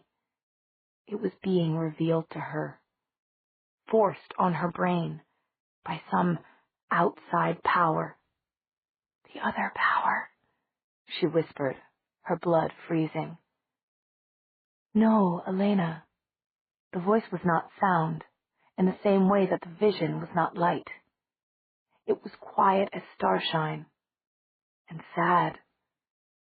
It reminded her of something. Mother, she thought wildly. But it wasn't her mother's voice. The glow above the tomb seemed to swirl and eddy, and for a moment Elena glimpsed in it a face, a gentle, sad face. And then she knew. I've been waiting for you, Honoria Fell's voice said softly. Here I can speak to you at last in my own form, and not through Bonnie's lips. Listen to me. Your time is short, and the danger is very great. Elena found her tongue. But what is this room? Why did you bring us here? You asked me to. I couldn't show you until you asked. This is your battleground. I don't understand. This crypt was built for me by the people of Fell's Church. A resting place for my body. A secret place for one who had secret powers in life. Like Bonnie, I knew things no one else could know. I saw things no one else could see. You are psychic? Bonnie whispered huskily. In those days they called it witchery, but I never used my powers for harm. And when I died, they built me this monument so that my husband and I could lie in peace. But then, after many years, our peace was disturbed. The eldritch light ebbed and flowed, Honoria's form wavering. Another power came to Fell's Church, full of hatred and destruction. It defiled my resting place and scattered my bones. It made its home here. It went out to work evil against my town, I woke. I have tried to warn you against it from the beginning, Elena. It lives here below the graveyard. It has been waiting for you, watching you. Sometimes in the form of an owl. An owl. Elena's mind raced ahead. An owl, like the owl she had seen nesting in the belfry of the church. Like the owl that had been in the barn. Like the owl in the black locust tree by her house. White owl, hunting bird, flesh eater, she thought. And then she remembered great white wings that seemed to stretch to the horizon on either side. A great bird made of mist or snow, coming after her, focused on her, full of bloodlust and animal hate. No, she cried, memory engulfing her. She felt Stefan's hands on her shoulders, his fingers digging in almost painfully. It brought her back to reality. Honoria Fell was still speaking. And you, Stefan, it has been watching you. It hated you before it hated Elena. It has been tormenting you and playing with you like a cat with a mouse. It hates those you love. It is full of poisoned love itself. Elena looked involuntarily behind her. She saw Meredith, Alaric, and Matt standing frozen. Bonnie and Stefan were next to her. But Damon? Where was Damon? Its hatred has grown so great that any death will do. Any blood spilled will give it pleasure. Right now, the animals it controls are slinking out of the woods. They are moving toward the town, toward the lights. The snow dance, Meredith said sharply. Yes. And this time they will kill until the last of them is killed. We have to warn those people, Matt said. Everyone at that dance. You will never be safe until the mind that controls them is destroyed. The killing will go on. You must destroy the power that hates. That is why I have brought you here. There was another flux in the light. It seemed to be receding. You have the courage if you can find it. Be strong. This is the only help I can give you. Wait, please, Elena began. The voice continued relentlessly, taking no heed of her. Bonnie, you have a choice. Your secret powers are a responsibility. They are also a gift, and one that can be taken away. Do you choose to relinquish them? Bonnie shook her head, frightened. I don't know. I need time. There is no time. Choose. The light was dwindling, caving in on itself. Bonnie's eyes were bewildered and uncertain as she searched Elena's face for help. It's your choice, Elena whispered.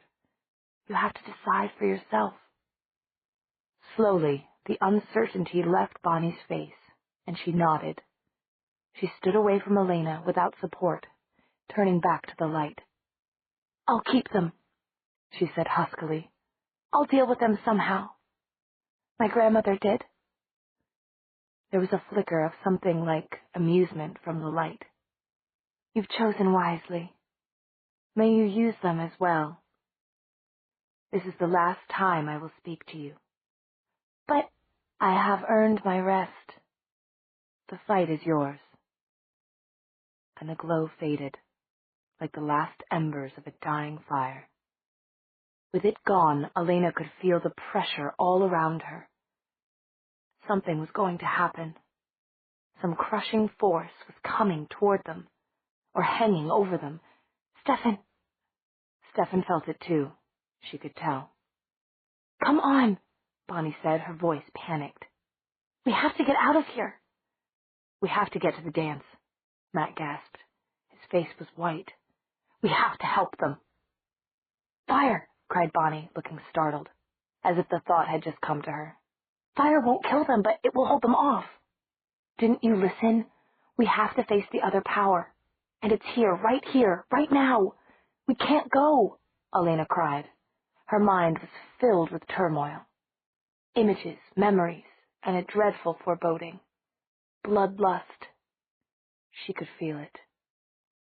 Alaric, Stefan spoke with the ring of command. You go back. Take the others. Do what you can. I'll stay. I think we all should leave, Alaric shouted. He had to shout to be heard over the deafening noise surrounding them. His weaving flashlight showed Elena something she hadn't noticed before. In the wall next to her was a gaping hole, as if the stone facing had been ripped away, and beyond was a tunnel into the raw earth, black and endless. Where does it go? Elena wondered, but the thought was lost among the tumult of her fear. White owl, hunting bird, flesh-eater, crow, she thought, and suddenly she knew with blinding clarity what she was afraid of. Where's Damon?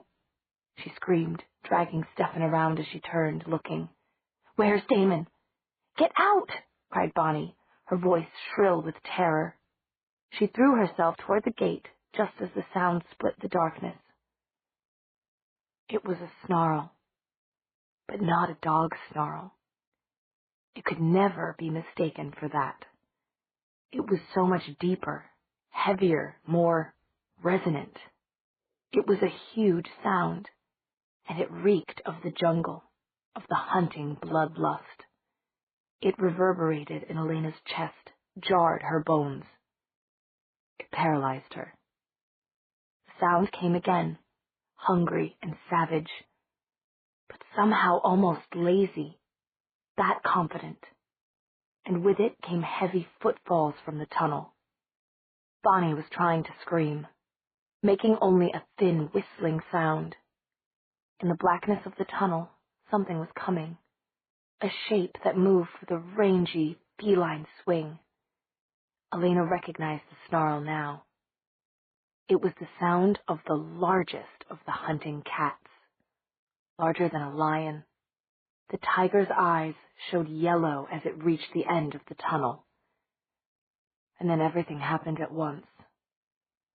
Elena felt Stefan try to pull her backward to get her out of the way, but her own petrified muscles were a hindrance to him, and she knew that it was too late. The tiger's leap was grace itself, powerful muscles launching it into the air. In that instant, she saw it as if caught in the light of a flashbulb, and her mind noted the lean, shining flanks and the supple backbone. But her voice screamed out on its own. Damon, no! It was only as the black wolf sprang out of the darkness to meet it that she realized the tiger was white. The great cat's rush was thrown off by the wolf, and Elena felt Stefan wrench her out of the way, pulling her sideways to safety. Her muscles had melted like snowflakes, and she yielded numbly as he put her against the wall. The lid of the tomb was between her and the snarling white shape now, but the gate was on the other side of the fight. Elena's own weakness was part terror and part bewilderment.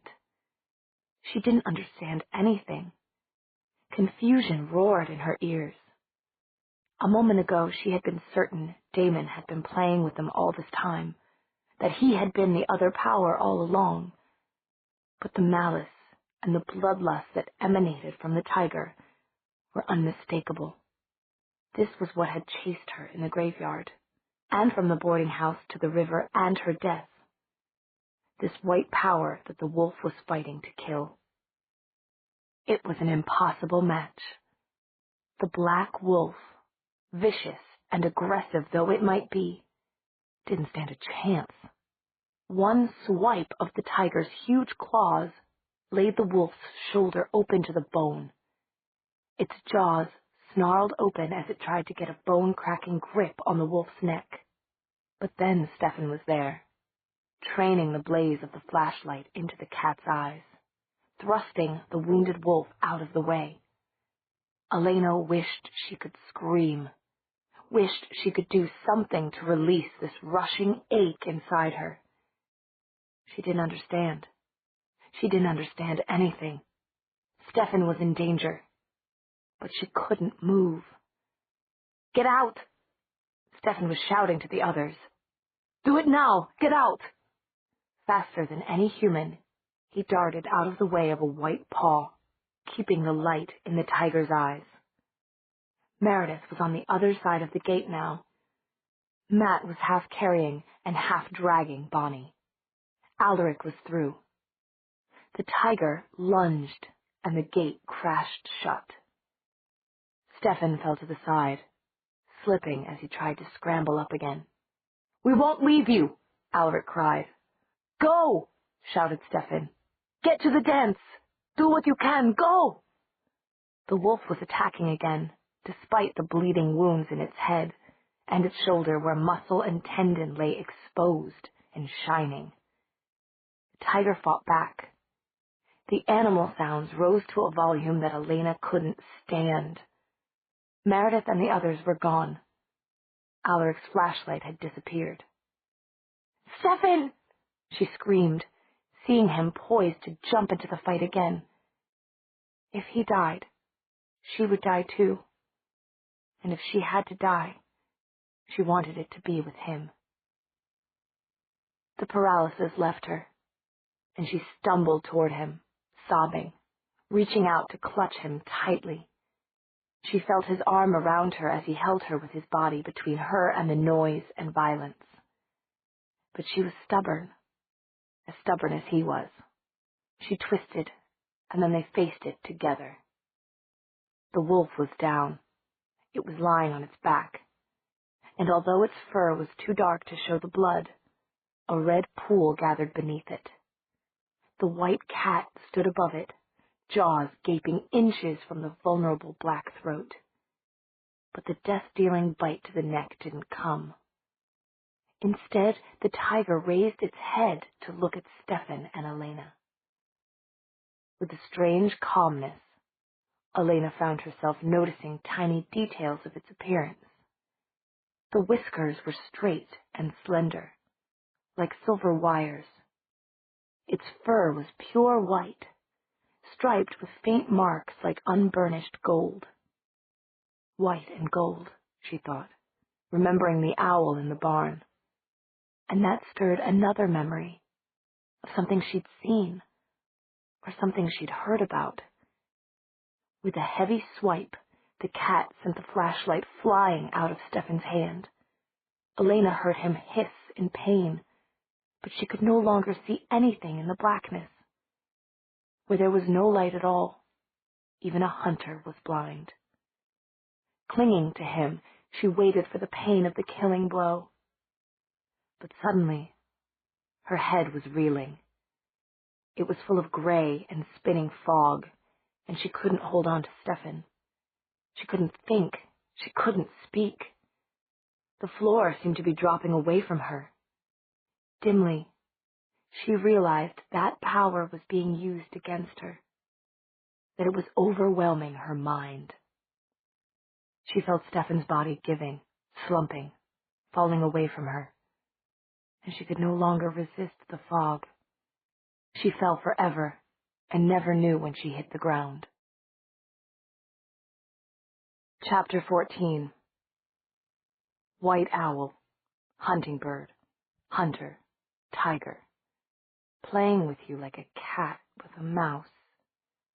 Like a cat, a great cat, a kitten, a white kitten. Death is in the house. And the kitten had run from Damon, not out of fear, but out of the fear of being discovered. Like when it had stood on Margaret's chest and wailed at the sight of Elena outside the window. Elena moaned and almost surfaced from unconsciousness, but the gray fog dragged her back under before she could open her eyes. Her thoughts seethed around her again. Poisoned love. Stefan, it hated you before it hated Elena. White and gold. Something white. Something white under the tree. This time, when she struggled to open her eyes, she succeeded. And even before she could focus in the dim and shifting light, she knew. She finally knew.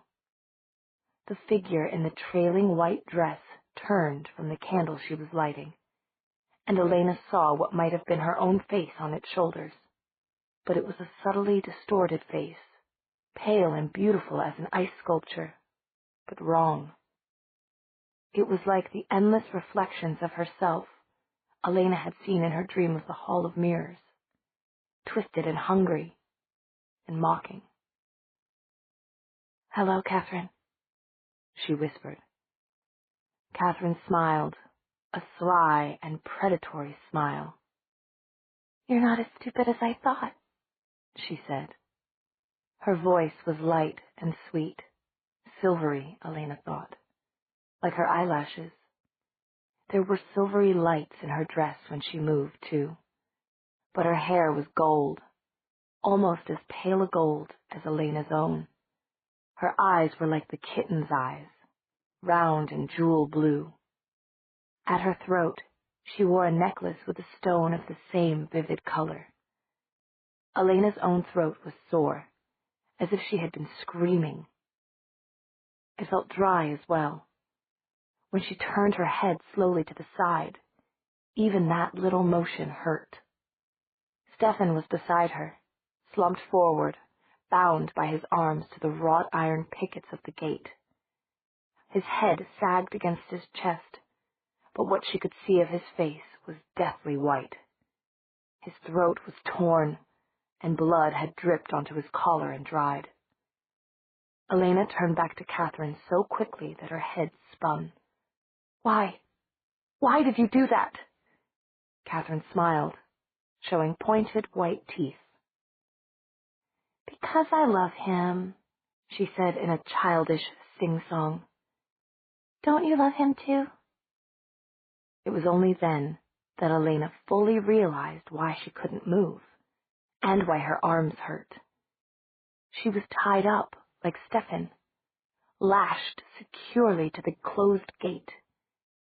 A painful turning of her head to the other side revealed Damon. He was in worse shape than his brother. His jacket and arm were ripped open, and the sight of the wound made Elena sick. His shirt hung in tatters, and Elena could see the tiny movement of his ribs as he breathed. If it hadn't been for that, she would have thought he was dead. Blood matted his hair and ran into his closed eyes. "Which one do you like better?" Catherine asked in an intimate, confiding tone. "You can tell me. Which one do you think is best?" Elena looked at her, sickened. "Catherine," she whispered, "please, please listen to me. Tell me. Go on." Those jewel blue eyes filled Elena's vision as Catherine leaned in close, her lips almost touching Elena's. "I think they're both fun. Do you like fun, Elena?" Revolted, Elena shut her eyes and turned her face away. If only her head would stop spinning. Catherine stepped back with a clear laugh. "I know. It's so hard to choose." She did a little pirouette, and Elena saw that what she had vaguely taken for the train to Catherine's dress was Catherine's hair. It flowed like molten gold down her back to spill over the floor, trailing behind her. "It all depends on your taste," Catherine continued, doing a few graceful dance steps and ending up in front of Damon. She looked over at Elena impishly. "But then I have such a sweet tooth." She grasped Damon by the hair and, yanking his head up, sank her teeth into his neck. "No, don't do that. Don't hurt him any more." Elena tried to surge forward, but she was tied too tightly. The gate was solid iron set in stone, and the ropes were sturdy. Catherine was making animal sounds, gnawing and chewing at the flesh, and Damon moaned even in unconsciousness. Elena saw his body jerk reflexively with pain. "Please stop. Oh, please stop." Catherine lifted her head. Blood was running down her chin. "But I'm hungry and he's so good," she said. She reared back and struck again, and Damon's body spasmed. Elena cried out. I was like that, she thought. In the beginning, that first night in the woods, I was like that.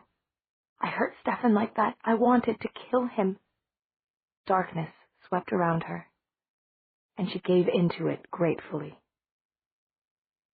Alaric's car skewed on a patch of ice as it reached the school, and Meredith almost ran into it. She and Matt jumped out of her car, leaving the doors open. Ahead, Alaric and Bonnie did the same. What about the rest of the town? Meredith shouted, running toward them. The wind was rising, and her face burned with frost. Just Elena's family, Aunt Judith and Margaret, Bonnie cried. Her voice was shrill and frightened. There was a look of concentration in her eyes. She leaned her head back as if trying to remember something, and said, Yes, that's it. They're the other ones the dogs will be after. Make them go somewhere, like the cellar. Keep them there. I'll do it. You three take the dance. Bonnie turned to run after Alaric. Meredith raced back to her car. The dance was in the last stages of breaking up. As many couples were outside as inside, starting toward the parking lot. Alaric shouted at them as he and Matt and Bonnie came pounding up. Go back in! Get everybody inside and shut the doors! He yelled at the sheriff's officers. But there wasn't time. He reached the cafeteria just as the first lurking shape in the darkness did. One officer went down without a sound or a chance to fire his gun. Another was quicker, and a gunshot rang out, amplified by the concrete courtyard. Students screamed and began to run away from it, into the parking lot. Alaric went after them, yelling, trying to herd them back. Other shapes came out of the darkness, from between parked cars, from all sides. Panic ensued. Alaric kept shouting, kept trying to gather the terrified students toward the building. Out here, they were easy prey. In the courtyard, Bonnie turned to Matt. We need fire, she said. Matt darted into the cafeteria and came out with a box half full of dance programs. He threw it to the ground, groping in his pockets for one of the matches they'd used to light the candle before. The paper caught and burned brightly. It formed an island of safety. Matt continued to wave people into the cafeteria doors behind it. Bonnie plunged inside, to find a scene just as riotous as outside. She looked around for someone in authority but couldn't see any adults, only panicked kids. Then the red and green crepe paper decorations caught her eye. The noise was thunderous. Even a shout couldn't be heard in here.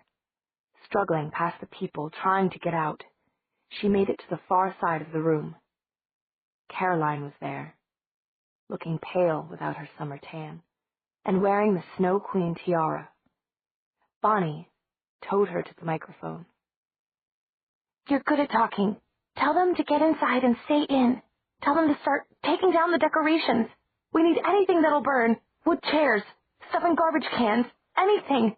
Tell them it's our only chance, she added, as Caroline stared at her, frightened and uncomprehending. You've got the crown on now, so do something with it. She didn't wait to see Caroline obey. She plunged again into the furor of the room.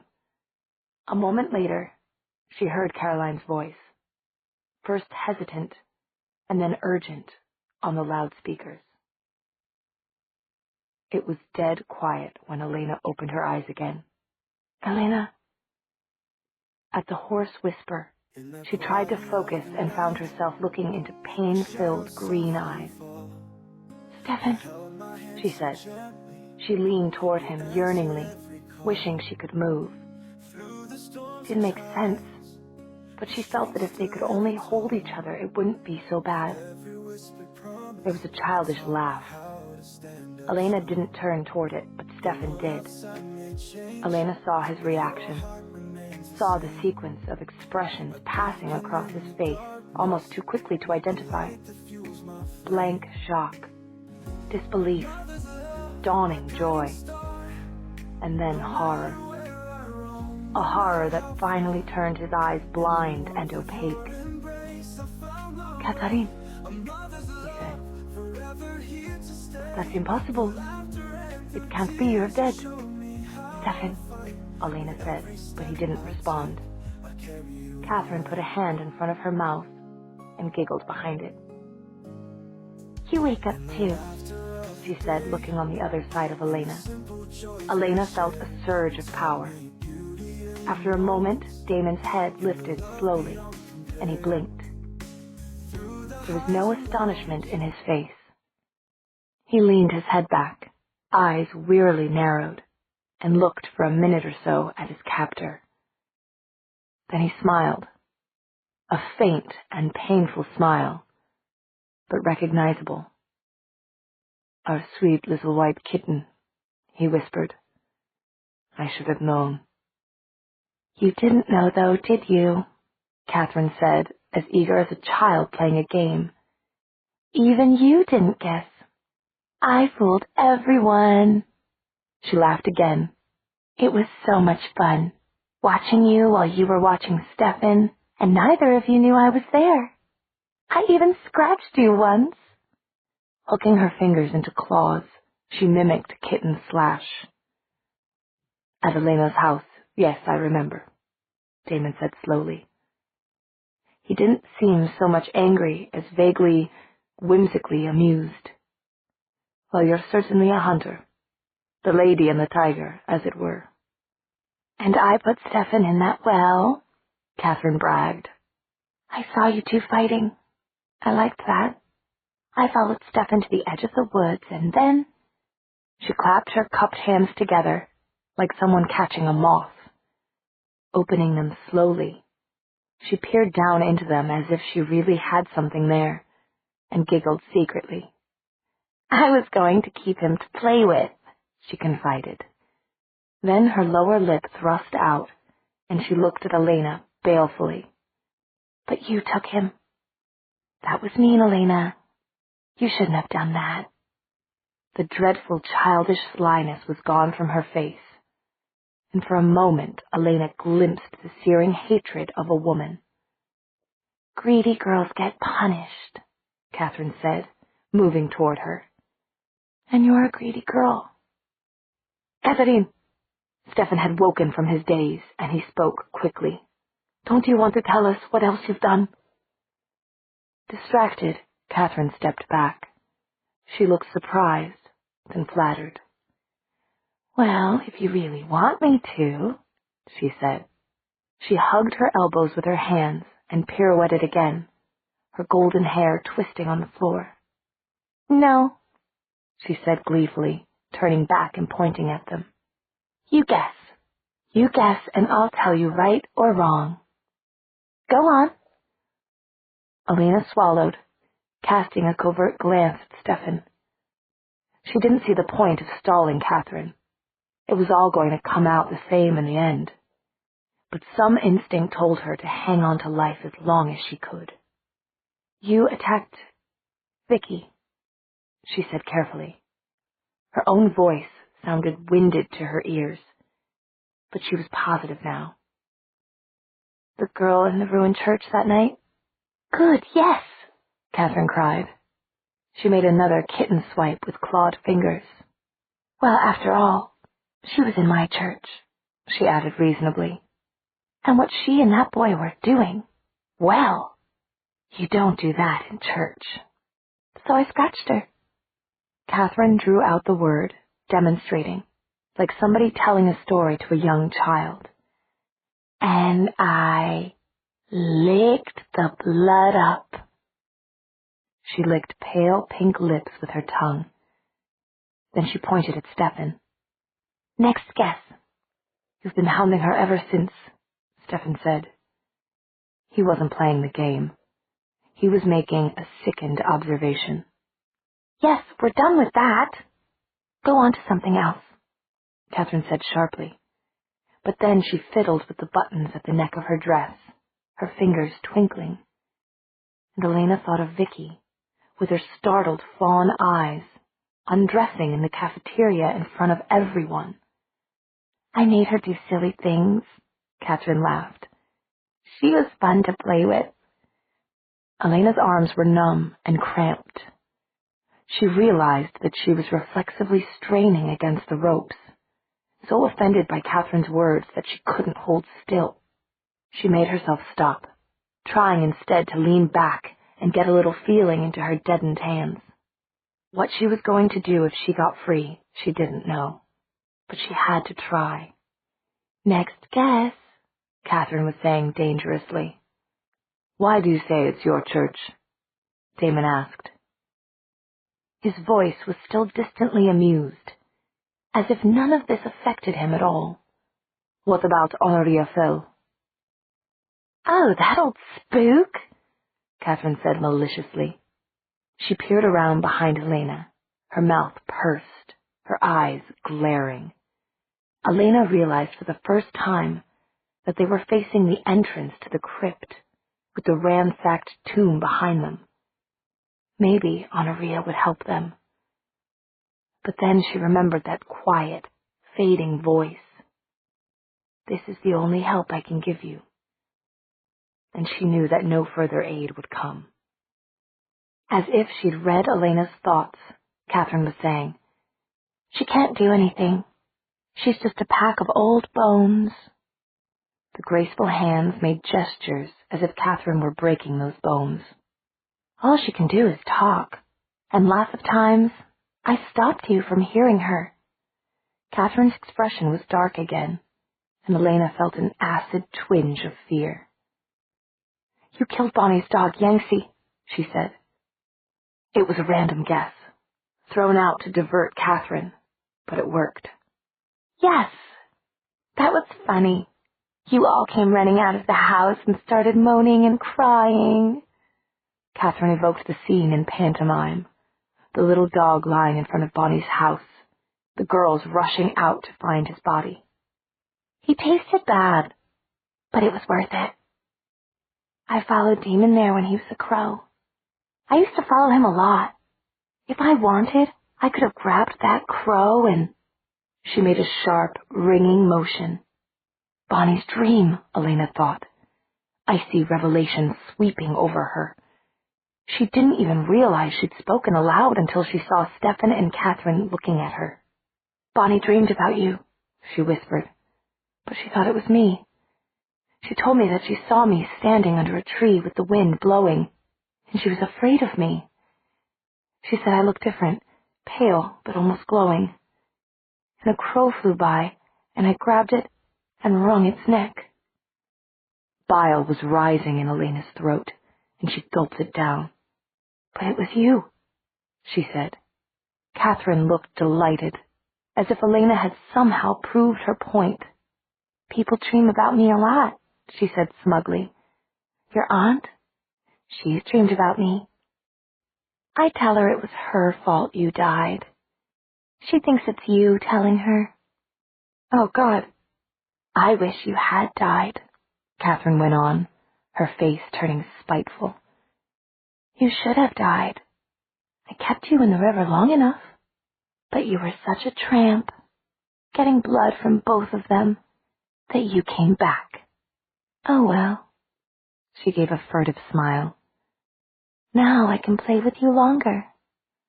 I lost my temper that day, because I saw Stefan had given you my ring. My ring! Her voice rose. Mine!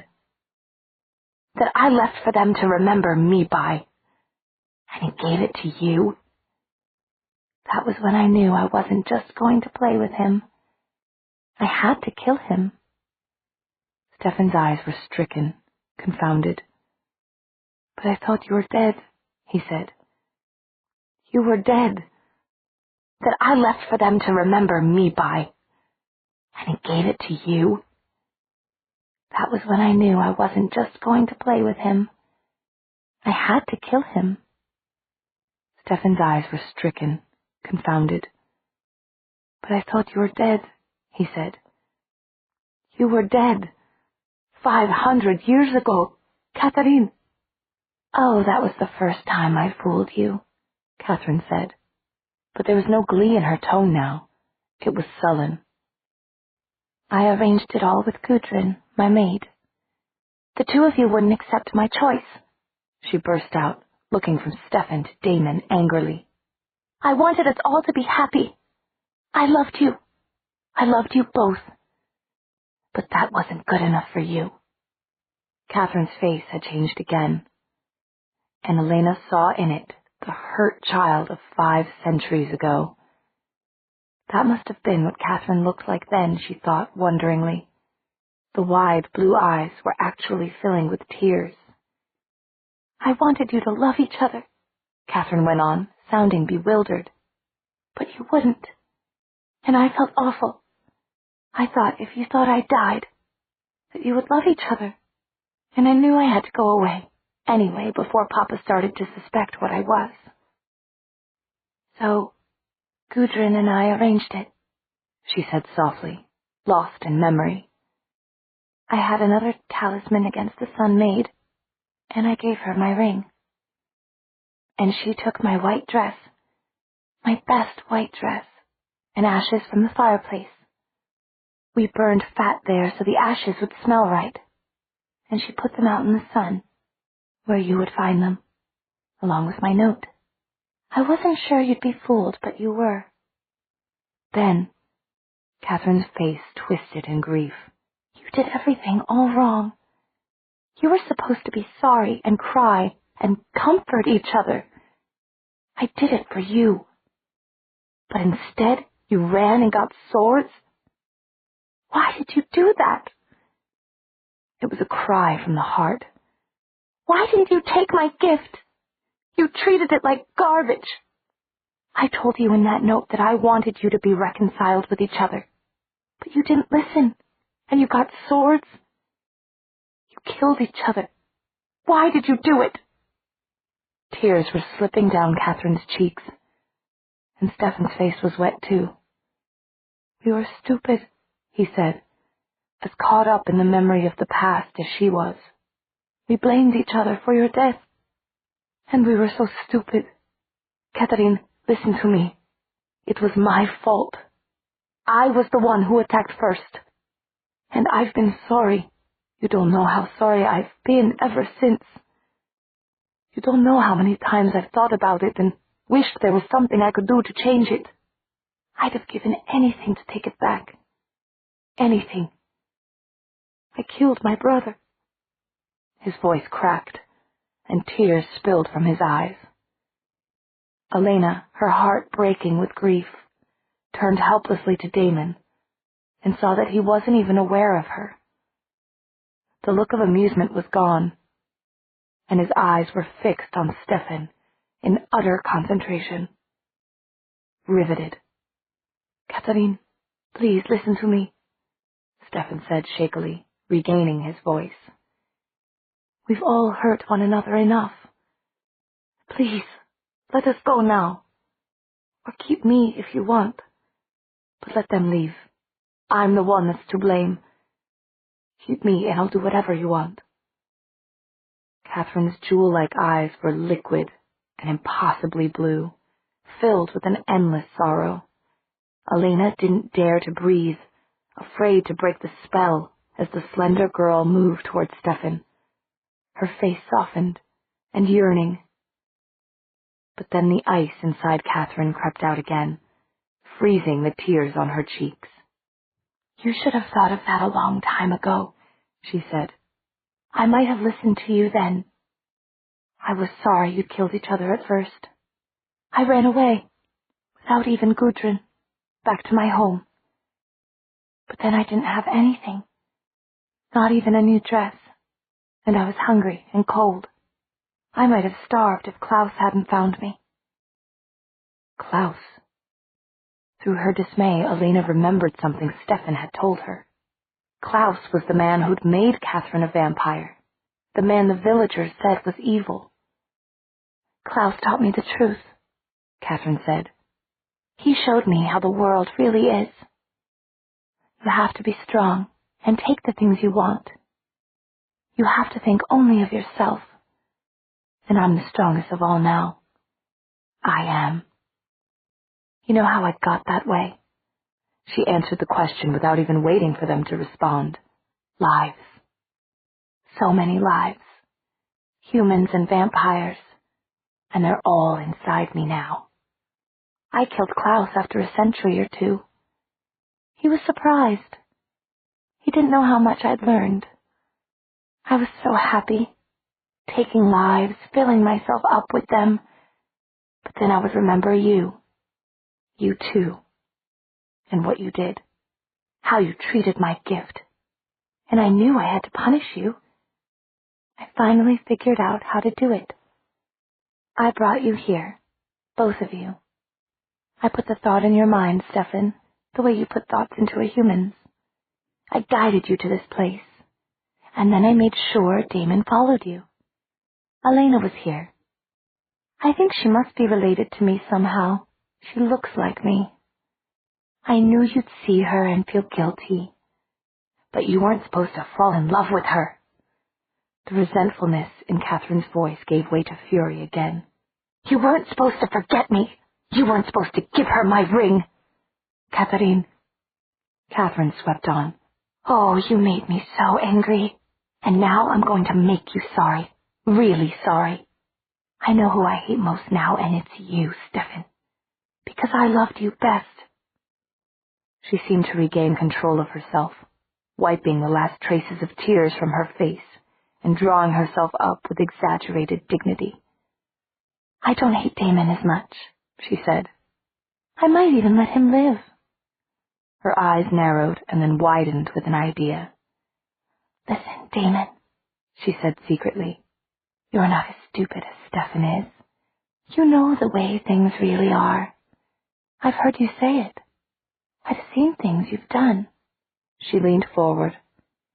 I've been lonely since Klaus died. You could keep me company. All you have to do is say you love me best. Then after I kill them, we'll go away. You can even kill the girl if you want. I'd let you. What do you think? Oh, God, thought Elena, sickened again. Damon's eyes were on Catherine's wide blue ones. He seemed to be searching her face, and the whimsical amusement was back in his expression. Oh, God, no, Elena thought. Please, no. Slowly, Damon smiled. Chapter 15. Elena watched Damon with mute dread. She knew that disturbing smile too well, but even as her heart sank, her mind threw a mocking question at her. What difference did it make? She and Stefan were going to die anyway. It only made sense for Damon to save himself. It was wrong to expect him to go against his nature. She watched that beautiful, capricious smile with a feeling of sorrow for what Damon might have been. Catherine smiled back at him, enchanted. We'll be so happy together. Once they're dead, I'll let you go. I didn't mean to hurt you. Not really. I just got angry. She put out a slender hand and stroked his cheek. I'm sorry. Catherine, he said. He was still smiling. Yes? She leaned closer. Catherine. Yes, Damon? Go to hell. Elena flinched from what happened next before it happened, feeling the violent upsurge of power, of malevolent, unbridled power. She screamed at the change in Catherine. That lovely face was twisting, mutating into something that was neither human nor animal. A red light blazed in Catherine's eyes as she fell on Damon, her fangs sinking into his throat. Talons sprang from her fingertips, and she raked Damon's already bleeding chest with it, tearing into his skin while the blood flowed. Elena kept screaming, realizing dimly that the pain in her arms was from fighting the ropes that held her. She heard Stefan shouting too, but above everything she heard the deafening shriek of Catherine's mental voice. Now you'll be sorry. Now I'm going to make you sorry. I'll kill you. I'll kill you. I'll kill you. I'll kill you. The words themselves hurt, like daggers stabbing into Elena's mind. The sheer power of it stupefied her, rocking her back against the iron pickets. There was no way to get away from it. It seemed to echo from all around her, hammering in her skull. Kill you! Kill you! Kill you! Elena fainted. Meredith, crouched beside Aunt Judith in the utility room, shifted her weight, straining to interpret the sounds outside the door. The dogs had gotten into the cellar. She wasn't sure how, but from the bloody muzzles of some of them, she thought they had broken through the ground-level windows. Now they were outside the utility room, but Meredith couldn't tell what they were doing. It was too quiet out there. Margaret, huddled on Robert's lap, whimpered once. "Hush," Robert whispered quickly. "It's all right, sweetheart. Everything's going to be all right." Meredith met his frightened, determined eyes over Margaret's tow head. "We almost had you pegged for the other power," she thought. But there was no time to regret it now. "Where's Elena? Elena said she'd watch over me," Margaret said, her eyes large and solemn. "She said she'd take care of me." Aunt Judith put a hand to her mouth. "She is taking care of you," Meredith whispered. "She just sent me to do it, that's all. It's the truth," she added fiercely, and saw Robert's look of reproach melt into perplexity. Outside, the silence had given way to scratching and gnawing sounds. The dogs were at work on the door. Robert cradled Margaret's head closer to his chest. Bonnie didn't know how long they had been working. Hours, certainly. Forever, it seemed like.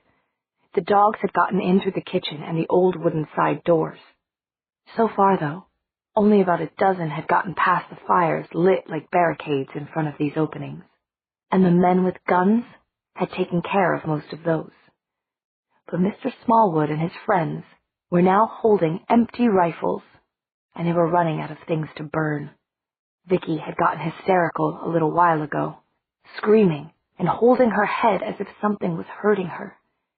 They'd been looking for ways to restrain her when she finally passed out.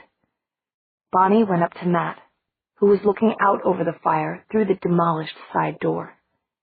He wasn't looking for dogs, she knew, but for something else much farther away, something you couldn't see from here. "You had to go, Matt," she said. "There was nothing else you could do." He didn't answer or turn around. "It's almost dawn," she said. "Maybe when that comes, the dogs will leave."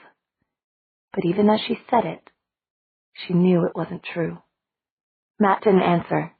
She touched his shoulder. "Stefan's with her. Stefan's there." At last, Matt gave some response. He nodded.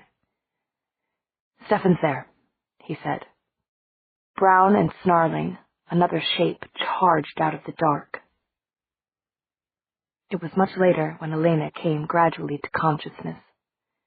She knew because she could see, not just by the handful of candles Catherine had lit, but also by the cold gray dimness that filtered down from the crypt's opening.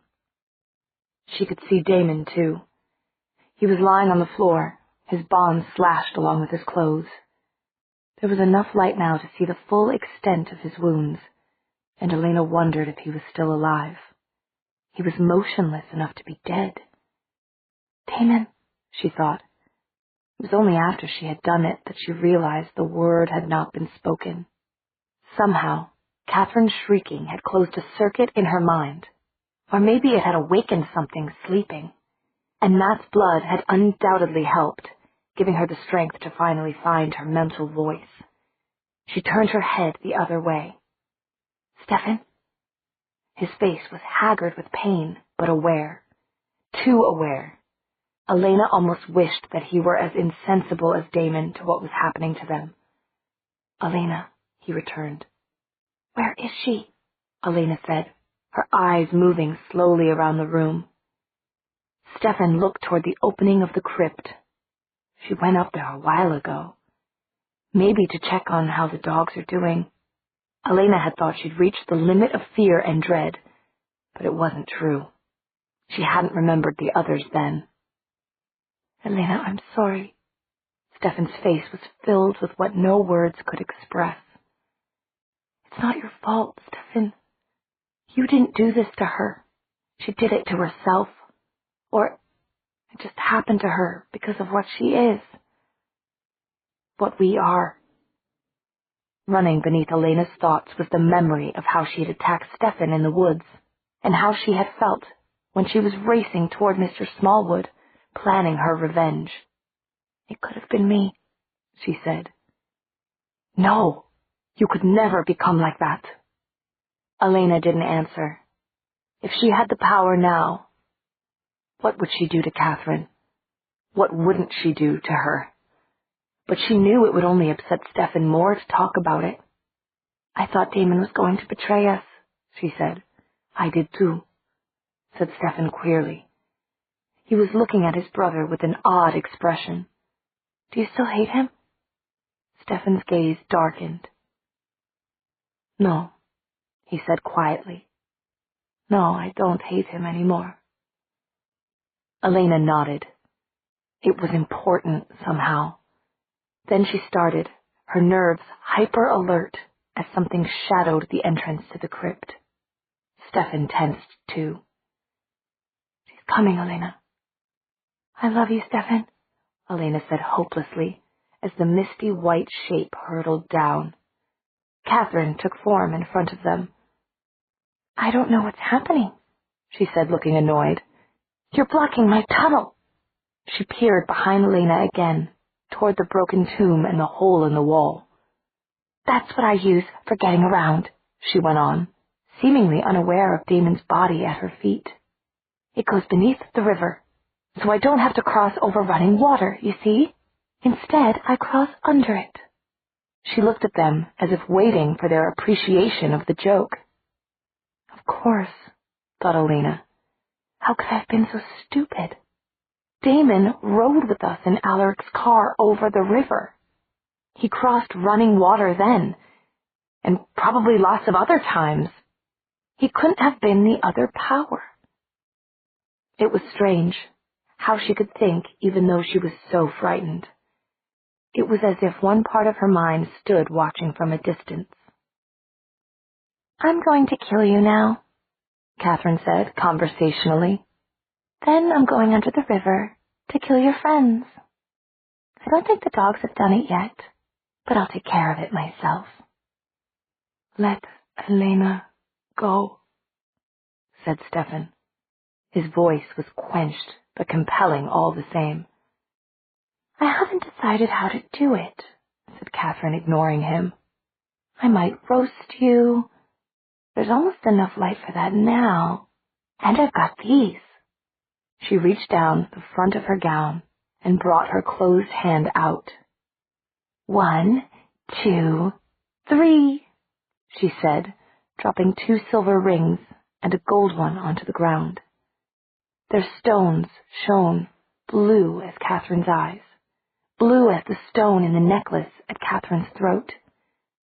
Elena's hands twisted frantically, and she felt the smooth bareness of her ring finger. It was true. She wouldn't have believed how naked she felt without that circlet of metal. It was necessary to her life, to her survival. Without these you'll die, Catherine said, scuffing the rings carelessly with the toe of one foot. But I don't know if that's slow enough. She paced back almost to the far wall of the crypt, her silver dress shimmering in the dim light. It was then that the idea came to Elena. She could move her hands, enough to feel one with the other, enough to know that they weren't numb anymore. The ropes were looser. But Catherine was strong, unbelievably strong, and faster than Elena, too. Even if Elena got free, she would have time for only one quick act. She rotated one wrist, feeling the ropes give. There are other ways, Catherine said. I could cut you and watch you bleed. I like watching. Gritting her teeth, Elena exerted pressure against the rope. Her hand was bent at an excruciating angle, but she continued to press. She felt the burn of the rope slipping aside. "Or rats," Catherine was saying pensively. "Rats could be fun. I could tell them when to start and when to stop." Working the other hand free was much easier. Elena tried to give no sign of what was going on behind her back. She would have liked to call Stefan with her mind, but she didn't dare. Not if there was any chance Catherine might hear. Catherine's pacing had taken her right up to Stefan. "I think I'll start with you," she said, pushing her face close to his. "I'm hungry again. And you're so sweet, Stefan. I forgot how sweet you were." There was a rectangle of gray light on the floor. Dawn light. It was coming in through the crypt's opening. Catherine had already been out in that light, but Catherine smiled suddenly, her blue eyes sparkling. "I know. I'll drink you almost up and make you watch while I kill her. I'll leave you just enough strength so you see her die before you do. Doesn't that sound like a good plan?" Blithely, she clapped her hands and pirouetted again, dancing away. "Just one more step," thought Elena. She saw Catherine approach the rectangle of light. Just one more step. Catherine took the step. "That's it, then!" She started to turn around. "What a good now!" Yanking her cramped arms out of the last loops of rope, Elena rushed her. It was like the rush of a hunting cat. One desperate sprint to reach the prey. One chance. One hope. She struck Catherine with her full weight. The impact knocked them both into the rectangle of light.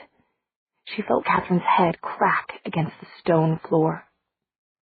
And felt the searing pain, as if her own body had been plunged into poison. It was a feeling like the burning dryness of hunger, only stronger. 1,000 times stronger. It was unbearable. "Elena!" Stefan screamed with mind and voice. "Stefan," she thought. Beneath her, power surged as Catherine's stunned eyes focused. Her mouth twisted with rage, fangs bursting forth. They were so long, they cut into the lower lip. That distorted mouth opened in a howl. Elena's clumsy hand fumbled at Catherine's throat. Her fingers closed on the cool metal of Catherine's blue necklace. With all her strength, she wrenched and felt the chain give way. She tried to clasp it, but her fingers felt thick and uncoordinated, and Catherine's clawing hand scrabbled at it wildly. It spun away into the shadows. "Elena!" Stefan called again in that dreadful voice. She felt as if her body were filled with light, as if she were transparent. Only light was pain. Beneath her, Catherine's warped face was looking up directly into the winter sky. Instead of a howl, there was a shrieking that went up and up. Elena tried to lift herself off, but she didn't have the strength. Catherine's face was rifting, cracking open. Lines of fire opened in it. The screaming reached a crescendo. Catherine's hair was aflame. Her skin was blackening. Elena felt fire from both above and below. Then she felt something grab her, seize her shoulders and yank her away. The coolness of the shadows was like ice water. Something was turning her, cradling her. She saw Stefan's arms, red where they had been exposed to the sun and bleeding where he had torn free of his ropes. She saw his face, saw the stricken horror and grief. Then her eyes blurred, and she saw nothing. Meredith and Robert, striking at the blood-soaked muzzles that thrust through the hole in the door, paused in confusion. The teeth had stopped snapping and tearing. One muzzle jerked and slid out of the way. Edging sideways to look at the other, Meredith saw that the dog's eyes were glazed and milky. They didn't move. She looked at Robert, who stood panting. There was no more noise from the cellar. Everything was silent. But they didn't dare to hope.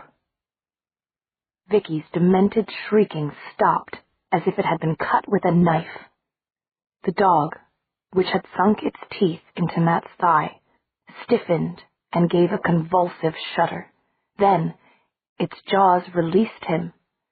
Gasping for breath, Bonnie swung to look beyond the dying fire. There was just enough light to see bodies of other dogs lying where they had fallen outside. She and Matt leaned on each other, looking around, bewildered. It had finally stopped snowing. Slowly, Elena opened her eyes. Everything was very clear and calm. She was glad the shrieking was over. That had been bad. It had hurt. Now nothing hurt. She felt as if her body were filled with light again, but this time there was no pain.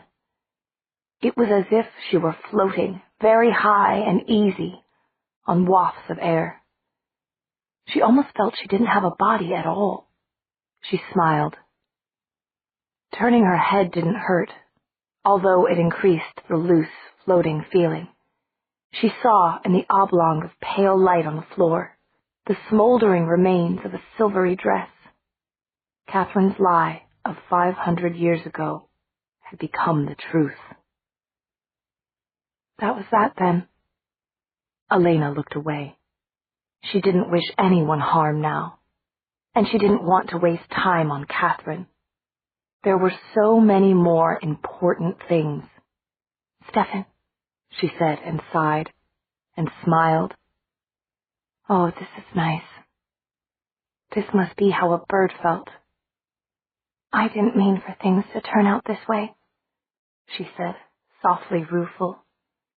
His green eyes were wet. They filled again, but he returned her smile. "I know," he said. "I know, Elena." He understood. That was good. That was important. It was easy to see the things that were really important now. And Stefan's understanding meant more to her than all the world. It seemed to her that it had been a long while since she'd really looked at him, since she'd taken time to appreciate how beautiful he was, with his dark hair and his eyes as green as oak leaves. But she saw it now, and she saw his soul shining through those eyes. It was worth it, she thought. I didn't want to die. I don't want to now, but I'd do it all over again if I had to. "I love you," she whispered. "I love you," he said, squeezing their joined hands. The strange, languorous lightness cradled her gently. She could scarcely feel Stefan holding her. She would have thought she'd be terrified, but she wasn't, not as long as Stefan was there. "The people at the dance. They'll be all right now, won't they?" she said. "They'll be all right now," Stefan whispered. "You saved them." "I didn't get to say goodbye to Bonnie and Meredith. Or Aunt Judith.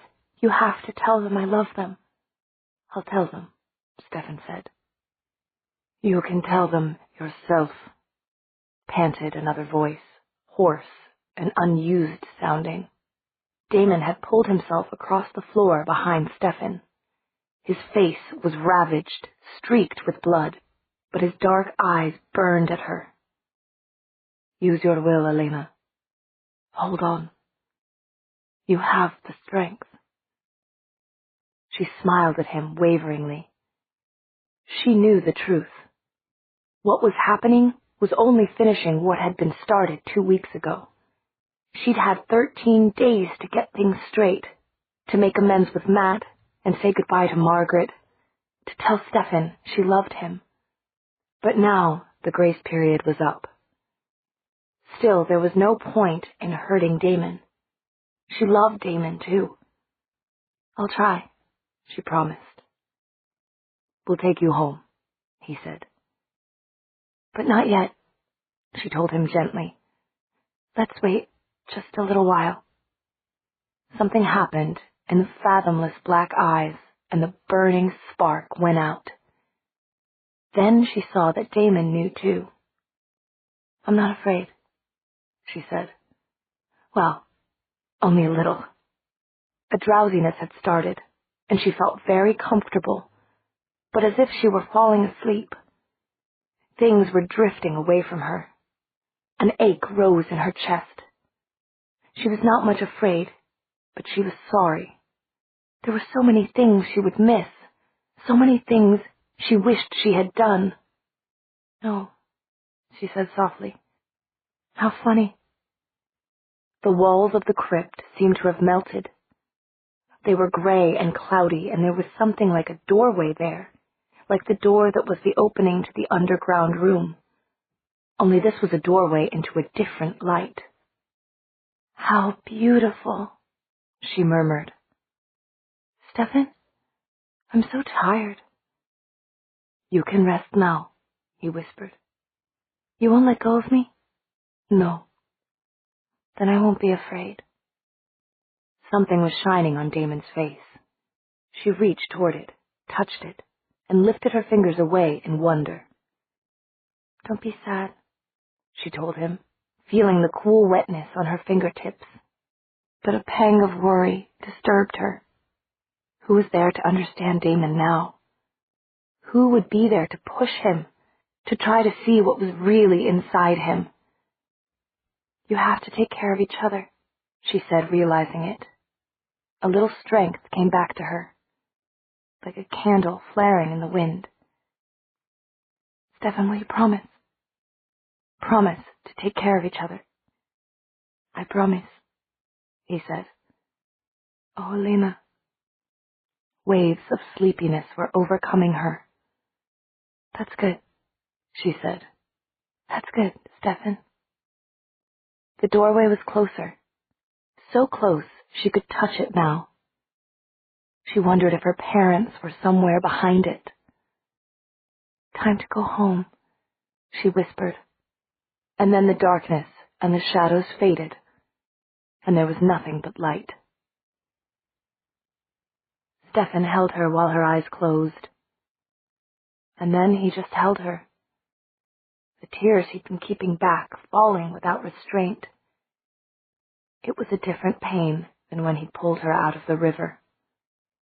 There was no anger in this, and no hatred, but a love that seemed to go on and on forever.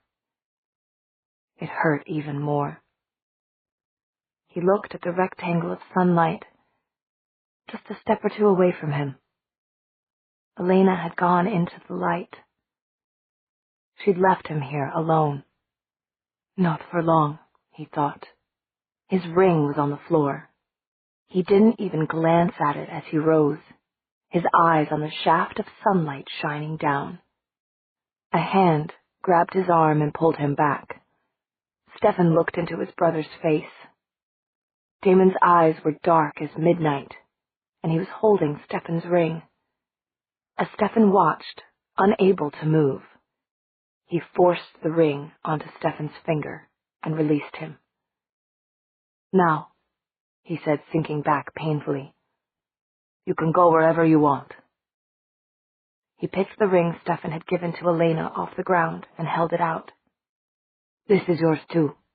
Take it and go." He turned his face away. Stefan gazed at the golden circlet in his palm for a long time. Then his fingers closed over it and he looked back at Damon. His brother's eyes were shut, his breathing labored. He looked exhausted and in pain. And Stefan had made a promise to Elena. "Come on," he said quietly, putting the ring in his pocket. "Let's get you someplace where you can rest." He put an arm around his brother to help him up, and then, for a moment, he just held on. Chapter 16. December 16th, Monday. Stefan gave this to me. He's given most of the things in his room away. I said I didn't want it at first because I didn't know what to do with it. But now I think I have an idea. People are starting to forget already. They're getting the details wrong and adding things they just imagined. And, most of all, they're making up explanations. Why it wasn't really supernatural, why there's a rational reason for this or that. It's just silly, but there's no way to stop them. Especially the adults. They're the worst. They're saying the dogs were hydrophobic or something. The vets come up with a new name for it. Some kind of rabies that's spread by bats. Meredith says that's ironic. I think it's just stupid. The kids are a little better, especially the ones who were at the dance. There are some I think we can rely on, like Sue Carson and Vicky. Vicky's changed so much in the last 2 days that it's like a miracle. She's not the way she's been for the last 2.5 months, but she's not the way she used to be either. She used to be pretty much of a bimbo, running around with the tough crowd, but now I think she's okay. Even Caroline wasn't so bad today. She didn't talk at the other service, but she talked at this one. She said Elena was the real Snow Queen, which was kind of cribbing off of Sue's speech from before, but probably the best Caroline could do. It was a nice gesture. Elena looked so peaceful. Not like a wax doll, but as if she were sleeping. I know everybody says that, but it's true. This time, it really is true. But afterward, people were talking about her remarkable escape from drowning and stuff like that, and saying she died of an embolism or something, which is absolutely ridiculous. But that's what gave me the idea. I'm going to get her other diary out of her closet, and then I'm going to ask Mrs. Grimsby to put them in the library. Not in a case like Honoria Fell's, but where people can pick them up and read them. Because the truth is in here. This is where the real story is. And I don't want anybody to forget it. I think maybe the kids will remember. I suppose I should put what happened to the rest of the people around here. Elena would want that. Aunt Judith is okay, although she's one of the adults who can't deal with the truth. She needs a rational explanation. She and Robert are going to get married at Christmas. That should be good for Margaret. Margaret's got the right idea. She told me at the service that she's going to go see Elena and her parents someday, but not now, because there were a lot of things she still had to do right here. I don't know what put that idea into her head. She's smart for a 4-year-old. Alaric and Meredith are also okay, of course. When they saw each other that horrible morning, after everything had quieted down and we were picking up the pieces, we practically fell into each other's arms. I think there's something going on there. Meredith says she'll discuss it when she's 18 and she graduates. Typical. Absolutely typical. Everybody else gets the guys. I'm thinking of trying one of my grandmother's rituals, just to see if I'll ever get married at all. There isn't even anybody I want to marry around here. Well, there's Matt. Matt's nice. But right now, he's only got one girl on his mind. I don't know if that will ever change. He punched Tyler in the nose after the service today, because Tyler said something off-color about her. Tyler is one person I know will never change, no matter what. He'll always be the mean, obnoxious jerk he is now. But Matt, well, Matt's eyes are awfully blue. And he's got a terrific right hook. Stefan couldn't hit Tyler because he wasn't there. There are still plenty of people in town who think he killed Elena. He must have, they say, because there was nobody else there. Catherine's ashes were scattered all over by the time the rescuers got to the crypt. Stefan says it's because she was so old that she flamed up like that. He says he should have realized the first time, when Catherine pretended to burn, that a young vampire wouldn't turn to ashes that way. She'd just die, like Elena. Only the old ones crumble. Some people, especially Mr. Smallwood and his friends, would probably blame Damon if they could get hold of him. But they can't. He wasn't there when they reached the tomb, because Stefan helped him get away. Stefan won't say where, but I think to someplace in the woods. Vampires must heal fast, because today when I met him after the service, Stefan said that Damon had left Fell's church. He wasn't happy about it. I think Damon didn't tell him. Now the question seems to be, what is Damon doing? Out biting innocent girls? Or is he reformed? I wouldn't lay bets on it either way. Damon was a strange guy. But gorgeous. Definitely gorgeous. Stefan won't say where he's going either. But I have a sneaking suspicion Damon may get a surprise if he looks behind him. Apparently, Elena made Stefan promise to watch out for him or something. And Stefan takes promises very, very seriously. I wish him luck, but he'll be doing what Elena wanted him to, which I think will make him happy. As happy as he can be here without her. He's wearing her ring on a chain around his neck now. If you think any of this sounds frivolous or as if I don't care about Elena, that just shows how wrong you are. I dare anybody to say that to me. Meredith and I cried all day Saturday, and most of Sunday. And I was so angry I wanted to rip things apart and break them. I kept thinking, why Elena? Why? When there were so many other people who could have died that night. Out of the whole town, she was the only one. Of course, she did it to save them. But why did she have to give her life to do it? It isn't fair. Oh, I'm starting to cry again. That's what happens when you think about life being fair. And I can't explain why it isn't. I'd like to go bang on Honoria Fell's tomb and ask her if she can explain. But she wouldn't talk to me. I don't think it's something anybody knows. I loved Elena, and I'm going to miss her terribly. The whole school is. It's like a light that's gone out. Robert says that's what her name means in Latin. Light.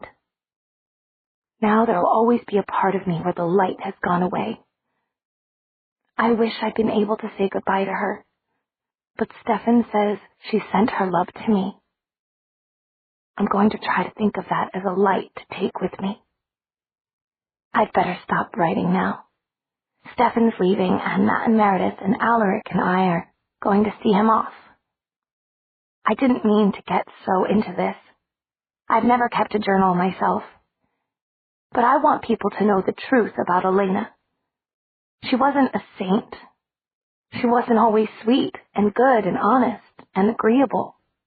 But she was strong and loving and loyal to her friends. And in the end, she did the most unselfish thing anybody could do. Meredith says it means she chose light over darkness. I want people to know that, so they'll always remember. I always will. Bonnie McCullough. 12/16/91